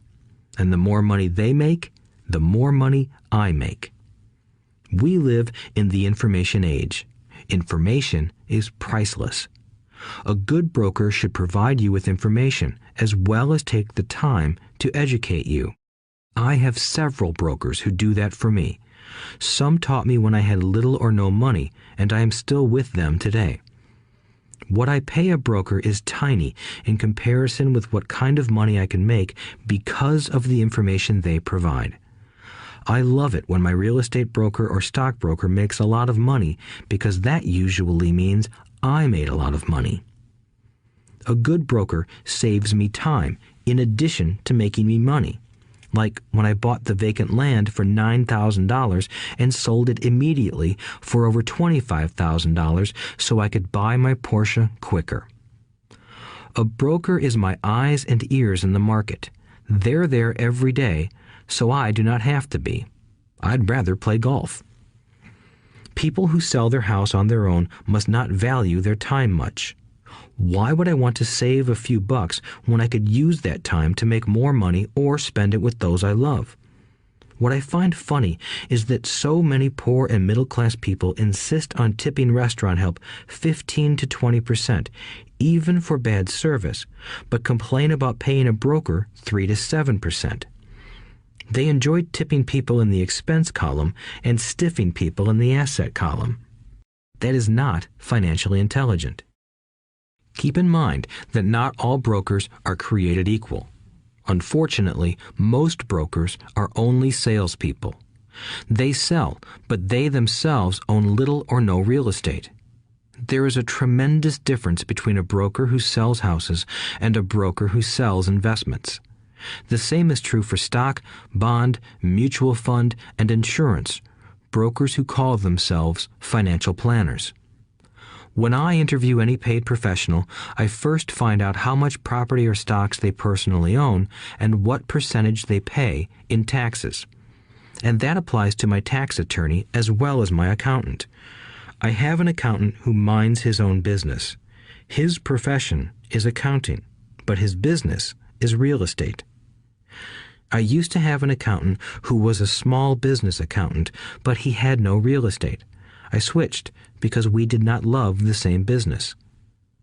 Find a broker who has your best interests at heart. Many brokers will spend the time educating you, and they could be the best asset you find.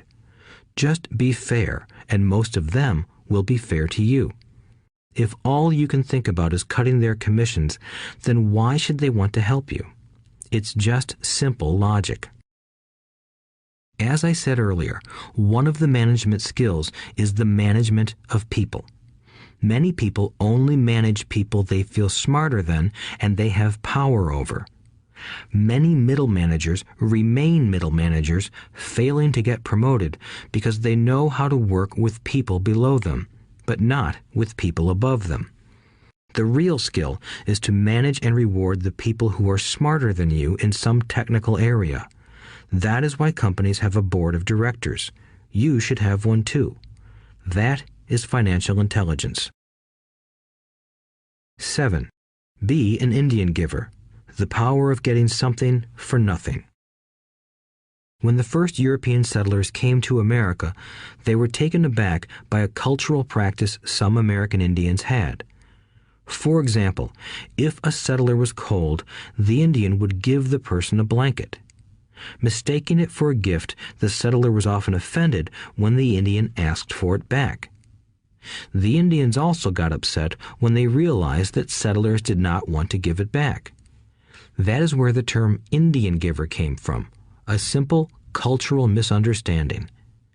In the world of the asset column, being an Indian giver is vital to wealth. The sophisticated investor's first question is, how fast do I get my money back? They also want to know what they get for free, also called a piece of the action. That is why the ROI, or return on investment, is so important. For example, I found a small condominium that was in foreclosure a few blocks from where I lived. The bank wanted $60,000 and I submitted a bid for $50,000, which they took simply because, along with my bid, was a cashier's check for $50,000. They realized I was serious. Most investors would say, "Aren't you tying up a lot of cash? Would it not be better to get a loan on it?" The answer is, not in this case. My investment company uses this condominium as a vacation rental in the winter months when the snowbirds come to Arizona. It rents for $2,500 a month for 4 months out of the year. For rental during the off-season, it rents for only $1,000 a month. I had my money back in about 3 years. Now I own this asset, which pumps money out for me, month in and month out. The same is done with stocks. Frequently, my broker calls and recommends I move a sizable amount of money into the stock of a company that he feels is just about to make a move that will add value to the stock, like announcing a new product. I will move my money in for a week to a month while the stock moves up. Then I pull my initial dollar amount out and stop worrying about the fluctuations of the market because my initial money is back and ready to work on another asset. So my money goes in, and then it comes out, and I own an asset that was technically free. True, I have lost money on many occasions, but I only play with money I can afford to lose. I would say, on an average 10 investments, I hit home runs on 2 or 3, while 5 or 6 do nothing, and I lose on 2 or 3. But I limit my losses to only the money I have in at that time. People who hate risk put their money in the bank. In the long run, safe savings are better than no savings. But it takes a long time to get your money back, and, in most instances, you don't get anything for free with it. On every one of my investments, there must be an upside, something for free, like a condominium, a mini storage, a piece of free land, a house, stock shares, or an office building. and there must be limited risk or a low-risk idea. There are books devoted entirely to this subject, so I will not talk about it here. Ray Kroc of McDonald's fame sold hamburger franchises, not because he loved hamburgers, but because he wanted the real estate under the franchise for free. So wise investors must look at more than ROI. They look at the assets they get for free once they get their money back. That is financial intelligence. 8. Use assets to buy luxuries. The power of focus. A friend's child has been developing a nasty habit of burning a hole in his pocket. Just 16, he wanted his own car. The excuse? All his friends' parents gave their kids cars. The child wanted to go into his savings and use it for a down payment. That was when his father called me and then came to see me. Do you think I should let him do it, or should I just buy him a car? I answered, it might relieve the pressure in the short term, but what have you taught him in the long term? Can you use this desire to own a car and inspire your son to learn something? Suddenly, the lights went on and he hurried home. 2 months later, I ran into my friend again. Does your son have his new car? I asked. No, he doesn't, but I gave him $3,000 for the car. I told him to use my money instead of his college money. Well, that's generous of you, I said. Not really. The money came with a hitch. So what was the hitch? I asked. Well, first we played your cash flow game. We then had a long discussion about the wise use of money. After that, I gave him a subscription to the Wall Street Journal and a few books on the stock market. Then what? I asked. What was the catch? I told him that $3,000 was his, but he could not directly buy a car with it. He could use it to find a stockbroker and buy and sell stocks. Once he had made $6,000 with the $3,000, the money would be his for the car, and the $3,000 would go into his college fund. And what are the results? I asked. Well, he got lucky early in his trading, but lost everything a few days later. Then he really got interested. Today, I would say he is down $2,000, but his interest is up. He has read all the books I bought him, and he's gone to the library to get more. He reads the Wall Street Journal voraciously, watching for indicators. He's only got $1,000 left, but his interest and learning are sky high. He knows that if he loses that money, he walks for 2 more years. But he does not seem to care. He even seems uninterested in getting a car because he's found a game that is more fun. What happens if he loses all the money? I asked. We'll cross that bridge when we get to it. I'd rather have him lose everything now than wait till he's our age to risk losing everything. And besides, that is the best $3,000 I've ever spent on his education. What he is learning will serve him for life, and he seems to have gained a new respect for the power of money. As I said earlier, if a person cannot master the power of self-discipline, it is best not to try to get rich. I say this because although the process of developing cash flow from an asset column is easy in theory, what's hard is the mental fortitude to direct money to the correct use. Due to external temptations, it is much easier in today's consumer world to simply blow money out the expense column. With weak mental fortitude, that money flows into the paths of least resistance. That is the cause of poverty and financial struggle. The following example illustrates the financial intelligence needed to direct money to make more money. If we give 100 people $10,000 at the start of the year, I believe that at the end of the year, 80 would have nothing left. In fact, many would have created greater debt by making a down payment on a new car, refrigerator, electronics, or a holiday. 16 would have increased that $10,000 by 5 to 10%. 4 would have increased it to $20,000 or into the millions. We go to school to learn a profession so we can work for money. It is my opinion that it's just as important to learn how to have money work for you. I love my luxuries as much as anyone else. The difference is I don't buy them on credit. It's the keep up with the Joneses trap. When I wanted to buy a Porsche, the easy road would have been to call my banker and get a loan. Instead of choosing to focus in the liability column, I chose to focus in the asset column. As a habit, I use my desire to consume to inspire and motivate my financial genius to invest.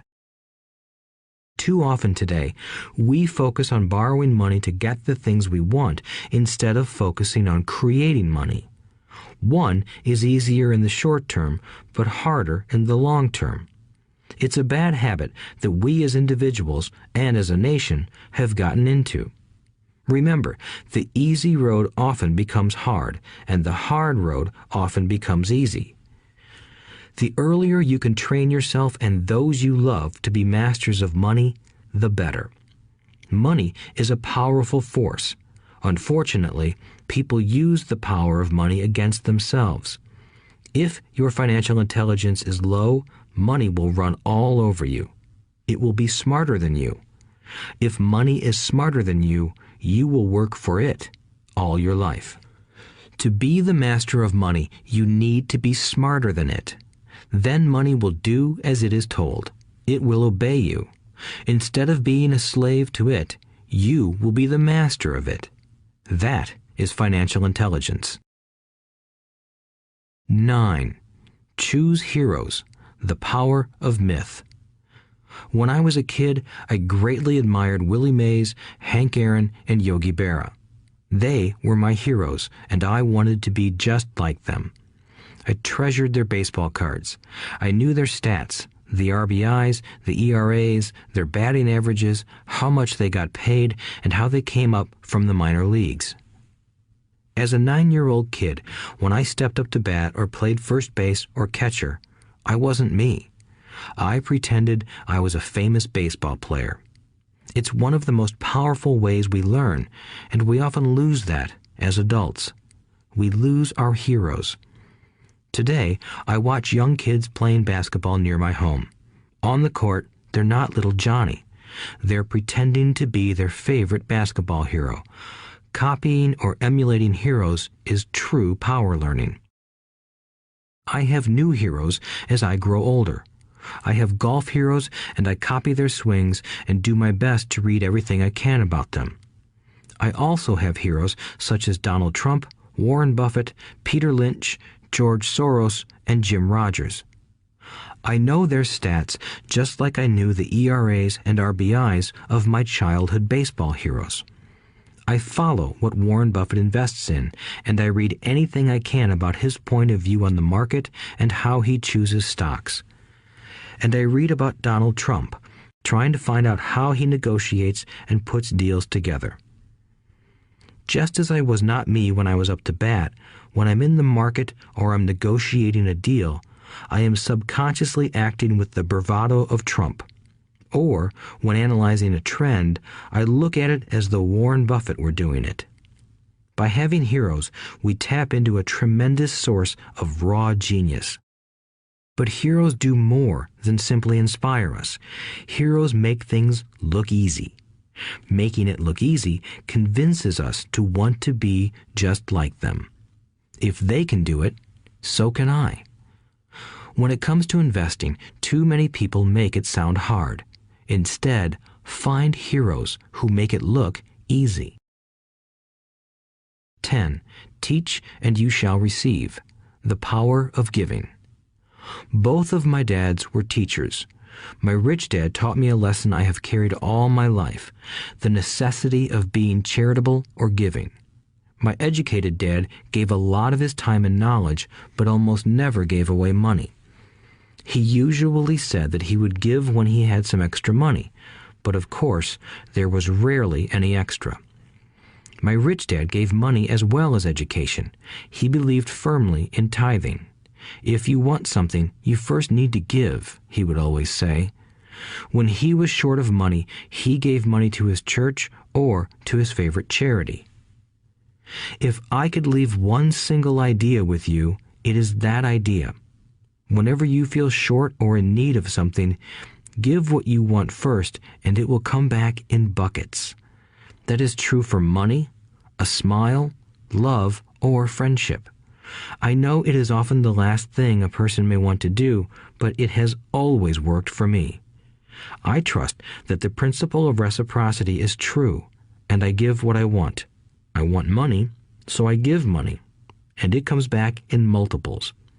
I want sales, so I help someone else sell something, and sales come to me. I want contacts, and I help someone else get contacts. Like magic, contacts come to me. I heard a saying years ago that went, God does not need to receive, but humans need to give. My rich dad would often say, poor people are more greedy than rich people. He would explain that if a person was rich, that person was providing something that other people wanted. In my life, whenever I have felt needy or short of money or short of help, I simply went out or found in my heart what I wanted and decided to give it first. And when I gave, it always came back. It reminds me of the story of the guy sitting with firewood in his arms on a cold, freezing night. He is yelling at the pot-bellied stove, "When you give me some heat, then I'll put some wood in you." And when it comes to money, love, happiness, sales, and contacts, all one needs to remember is to give first. Often, just the process of thinking of what I want and how I could give that to someone else breaks free a torrent of bounty. Whenever I feel that people aren't smiling at me, I simply begin smiling and saying hello.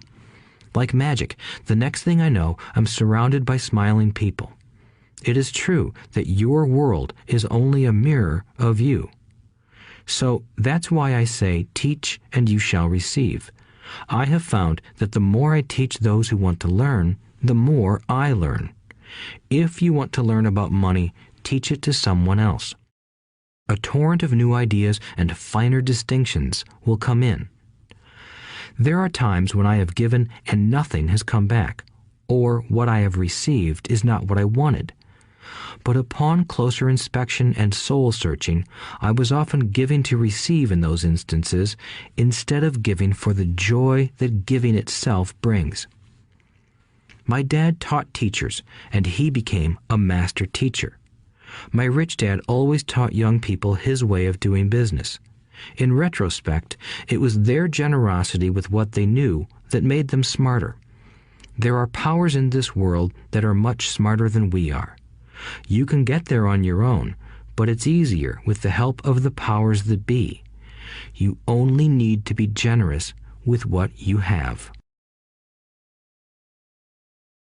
Chapter 9. Still want more? Here are some to-dos. Many people may not be satisfied with my 10 steps. They see them more as philosophies than actions. I think understanding the philosophy is just as important as the action. There are many people who want to do instead of think, and then there are people who think but do not do. I would say that I am both. I love new ideas, and I love action. So for those who want a to-do list on how to get started, I will share with you some of the things I do in abbreviated form. Stop doing what you're doing. In other words, take a break and assess what is working and what is not working. The definition of insanity is doing the same thing over and over and expecting a different result. Stop doing what is not working and look for something new. Look for new ideas. For new investing ideas, I go to bookstores and search for books on different and unique subjects. I call them formulas. I buy how-to books on formulas I know nothing about. For example, in the bookstore I found the book The 16% Solution by Joel Moskowitz. I bought the book and read it, and the next Thursday I did exactly as the book said. Most people do not take action, or they let someone talk them out of whatever new formula they are studying. My neighbor told me why 16% would not work. I did not listen to him because he's never done it. Find someone who has done what you want to do. take them to lunch, and ask them for tips and tricks of the trade. As for 16% tax lien certificates, I went to the county tax office and found the government employee who worked in that office. I found out that she, too, invested in the tax liens. Immediately, I invited her to lunch. She was thrilled to tell me everything she knew and how to do it. After lunch, she spent all afternoon showing me everything. By the next day, I found 2 great properties with her help that have been accruing interest at 16% ever since. It took a day to read the book, a day to take action, an hour for lunch, and a day to acquire 2 great deals. Take classes, read, and attend seminars. I search newspapers and the internet for new and interesting classes, many of which are free or inexpensive. I also attend and pay for expensive seminars on what I want to learn. I am wealthy and free from needing a job simply because of the courses I took. I have friends who did not take those classes who told me I was wasting my money, and yet they're still at the same job. Make lots of offers. When I want a piece of real estate, I look at many properties and generally write an offer. If you don't know what the right offer is, neither do I. That is the job of the real estate agent. They make the offers. I do as little work as possible. A friend wanted me to show her how to buy apartment houses. So one Saturday, she, her agent, and I went and looked at 6 apartment houses. 4 were dogs, but 2 were good. I said to write offers on all 6, offering half of what the owners asked for. She and the agent nearly had heart attacks. They thought it was rude and would offend the sellers, but I really don't think the agent wanted to work that hard. So they did nothing and went on looking for a better deal. No offers were ever made, and that person is still looking for the right deal at the right price. Well, you don't know what the right price is until you have a second party who wants to deal. Most sellers ask too much. It is rare that a seller asks a price that is less than something is worth. Moral of the story: make offers.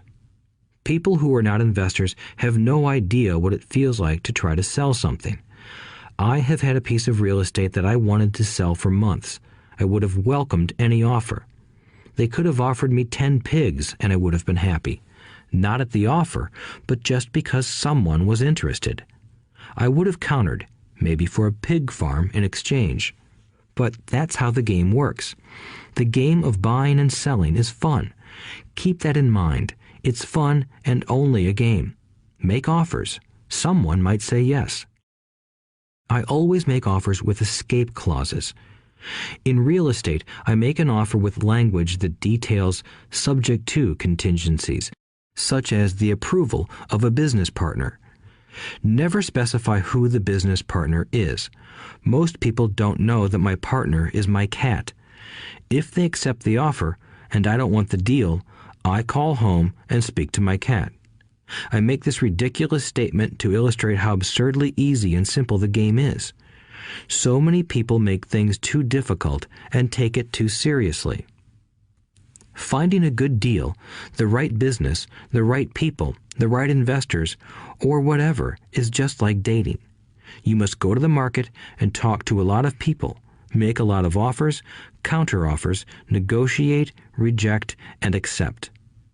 I know single people who sit at home and wait for the phone to ring, but it's better to go to the market, even if it's only the supermarket.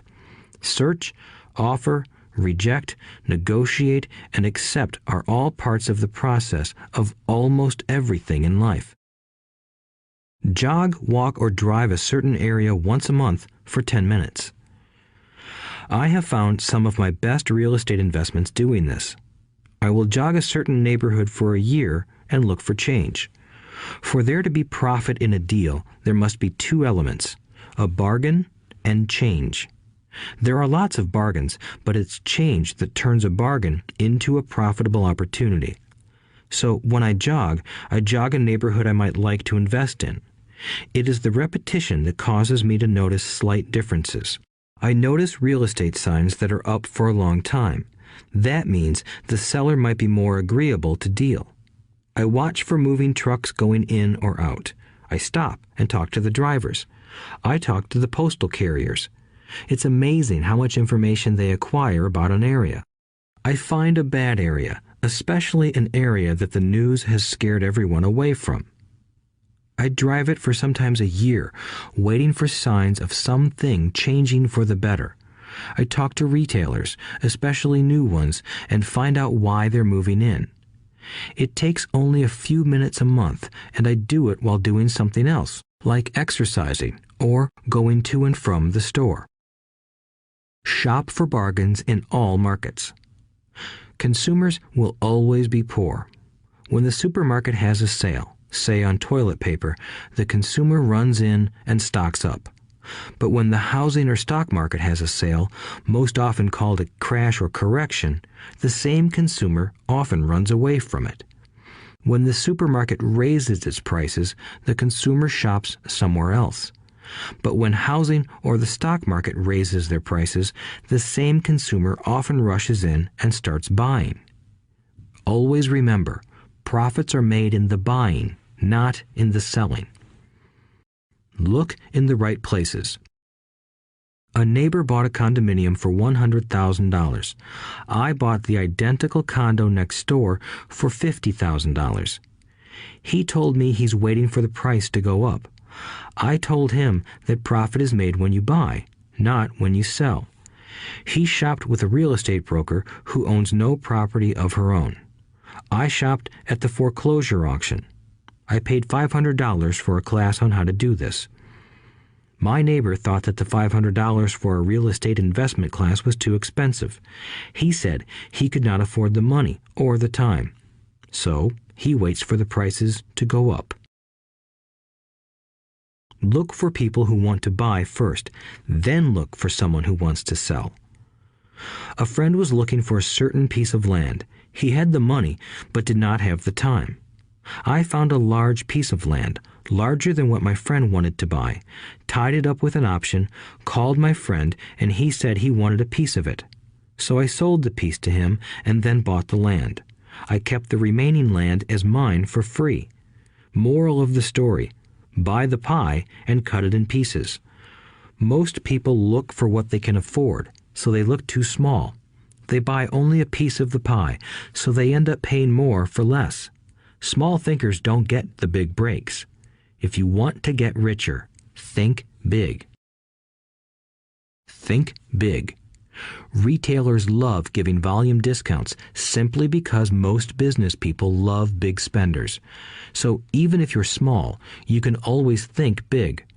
When my company was in the market for computers, I called several friends and asked them if they were ready to buy also. We then went to different dealers and negotiated a great deal because we wanted to buy so many. I have done the same with stocks. Small people remain small because they think small, act alone, or don't act at all. Learn from history. All the big companies on the stock exchange started out as small companies. Colonel Sanders did not get rich until after he lost everything in his 60s. Bill Gates was one of the richest men in the world before he was 30. Action always beats inaction. These are just a few of the things I have done and continue to do to recognize opportunities. The important words are have done and do. As repeated many times throughout this audiobook, you must take action before you can receive the financial rewards. Act now. Final thoughts. I would like to share some final thoughts with you. The main reason I wrote this book, and the reason it has remained a bestseller since 2000, was to share insights into how increased financial intelligence can be used to solve many of life's common problems. Without financial training, we all too often use the standard formulas to get through life. Work hard, save, borrow, and pay excessive taxes. Today, more than ever, we need better information. I use the following story as an example of a financial problem that confronts many young families today. How do you afford a good education for your children and provide for your own retirement? It requires using financial intelligence instead of hard work. A friend of mine was griping one day about how hard it was to save money for his 4 children's college educations. He was putting $300 away in a college fund each month and had so far accumulated only about $12,000. He had about 12 more years to save for college since his oldest child was then 6 years old. At the time, the real estate market in Phoenix was terrible. People were giving houses away. I suggested to my friend that he buy a house with some of the money in his college fund. The idea intrigued him, and we began to discuss the possibility. His primary concern was that he did not have credit with the bank to buy another house since he was so overextended. I assured him that there were other ways to finance a property rather than through the bank. We looked for a house for 2 weeks, a house that would fit all our criteria. There were plenty to choose from, so shopping was fun. Finally, we found a 3-bedroom, 2-bath home in a prime neighborhood. The owner had been downsized and needed to sell that day because he and his family were moving to California where another job waited. The owner wanted $102,000, but we offered only $79,000. He took it immediately and agreed to carry back the loan with a 10% down payment. All my friend had to come up with was $7,900. As soon as the owner moved, my friend put the house up for rent. After all expenses were paid, including the mortgage, he put $125 in his pocket each month. His plan was to keep the house for 12 years and let the mortgage get paid down faster by applying the extra $125 to the principal each month. We figured that in 12 years, a large portion of the mortgage would be paid off and he could possibly be clearing $800 a month by the time his first child went to college. He could also sell the house if it had appreciated in value. 3 years later, the real estate market greatly improved in Phoenix, and he was offered $156,000 for the same house by the tenant who lived in it. Again, he asked me what I thought. I advised that he sell it, using a 1031 tax-deferred exchange. Suddenly, he had nearly $80,000 to operate with. I called another friend in Austin, Texas, who then moved this tax-deferred capital gain into a mini storage facility. Within 3 months, he began receiving checks for a little less than $1,000 a month, which he then poured back into the college fund. A couple of years later, the mini warehouse sold, and he received a check for nearly $330,000 as proceeds from the sale. He rolled those funds into a new project that would now generate over $3,000 a month in income, again going into the college fund. He is now very confident that his goal will be met easily. It only took $7,900 to start and a little financial intelligence. His children will be able to afford the education they want, and he will then use the underlying asset, wrapped in his legal entity, to pay for his retirement. As a result of this successful investment strategy, he will be able to retire early. Thank you for listening to this audiobook. I hope it has provided some insights into utilizing the power of money to work for you. Today, we need greater financial intelligence to simply survive. The idea that it takes money to make money is the thinking of financially unsophisticated people. It does not mean that they're not intelligent. They have simply not learned the science of making money. Money is only an idea. If you want more money, simply change your thinking. Every self-made person started small with an idea and then turned it into something big. The same applies to investing. It takes only a few dollars to start and grow it into something big. I meet so many people who spend their lives chasing the big deal or trying to amass a lot of money to get into a big deal. But to me, that is foolish. Too often, I have seen unsophisticated investors put their large nest egg into one deal and lose most of it rapidly. They may have been good workers, but they were not good investors. Education and wisdom about money are important. Start early. Buy a book. Go to a seminar. Practice. Start small. I turned $5,000 cash into a $1 million asset, producing $5,000 a month cash flow in less than 6 years. But I started learning as a kid. I encourage you to learn because it's not that hard. In fact, it's pretty easy once you get the hang of it. I think I have made my message clear. It's what is in your head that determines what is in your hands. Money is only an idea. There is a great book called Think and Grow Rich. The title is not Work Hard and Grow Rich. Learn to have money work hard for you, and your life will be easier and happier. Today, don't play it safe. Play it smart. The 3 incomes. In the world of accounting, there are 3 different types of income. 1, ordinary earned. 2, portfolio. 3, passive. When my poor dad said to me, "Go to school, get good grades, and find a safe, secure job," he was recommending I work for earned income. When my rich dad said, "The rich don't work for money, they have their money work for them," he was talking about passive income and portfolio income. Passive income, in most cases, is income derived from real estate investments. Portfolio income is income derived from paper assets such as stocks and bonds. Portfolio income is the income that makes Bill Gates the richest man in the world, not earned income. Rich Dad used to say, the key to becoming wealthy is the ability to convert earned income into passive income or portfolio income as quickly as possible. He would say, taxes are highest on earned income. The least taxed income is passive income. That is another reason why you want your money working hard for you. The government taxes the income you work hard for more than the income your money works hard for.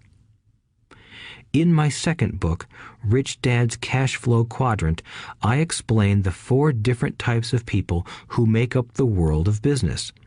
They are E, employee, S, self-employed, B, business owner, and I, investor.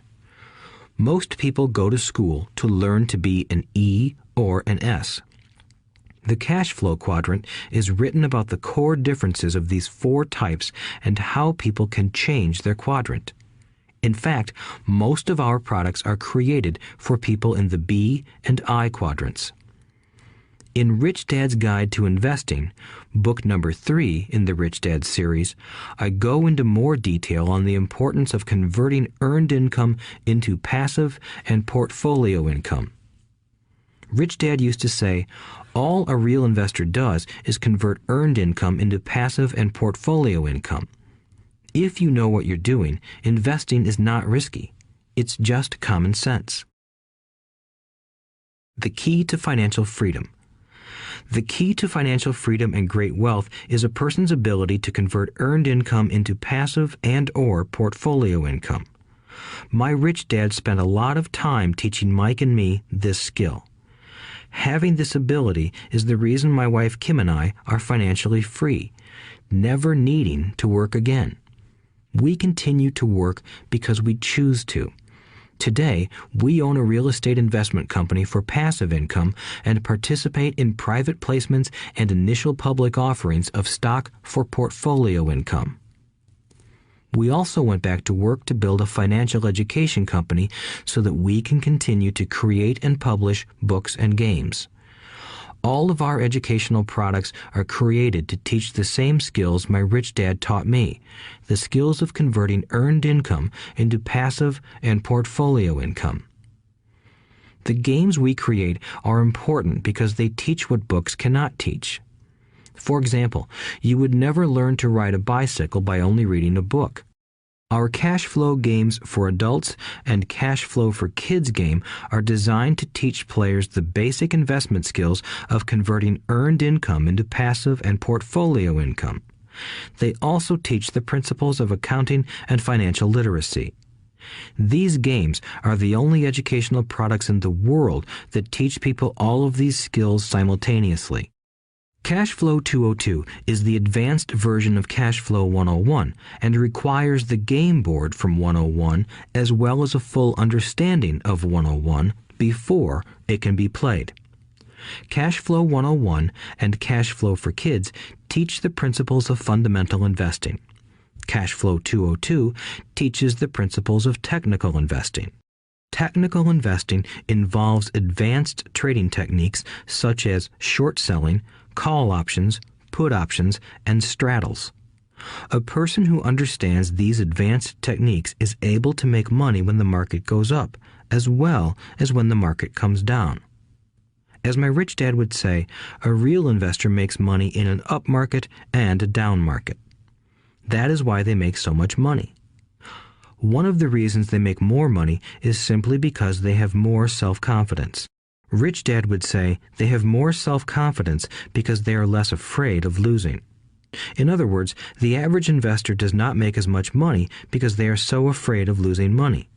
The average investor does not know how to protect themselves from losses, and that is what Cash Flow 202 teaches.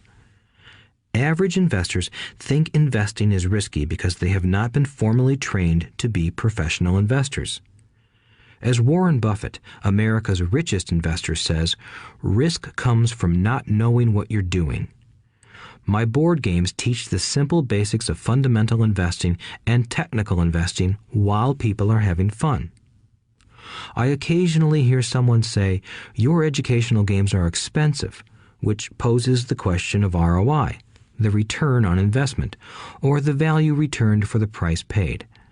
I nod my head and reply, yes, they may be expensive, especially when compared to entertainment board games. But my games are not as expensive as a college education, working hard all your life for earned income, paying excessive taxes, and then living in terror of losing all of your money in the investment markets. When someone walks away mumbling about the price, I can hear my rich dad saying, if you want to be rich, you must know what kind of income to work hard for, how to keep it, and how to protect it from loss. That is the key to great wealth. Rich Dad would also say, if you do not understand the differences in those three incomes and do not learn the skills on how to acquire and protect those incomes, you will probably spend your life earning less than you could and working harder than you should.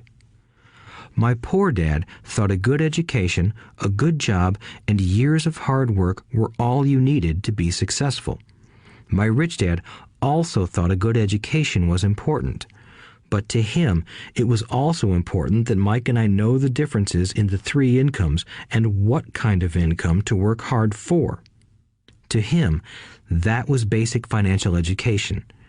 Knowing the differences in the three incomes and learning the investment skills of how to acquire the different incomes is basic education for anyone who strives to acquire great wealth and achieve financial freedom, a special kind of freedom that only a few will ever know.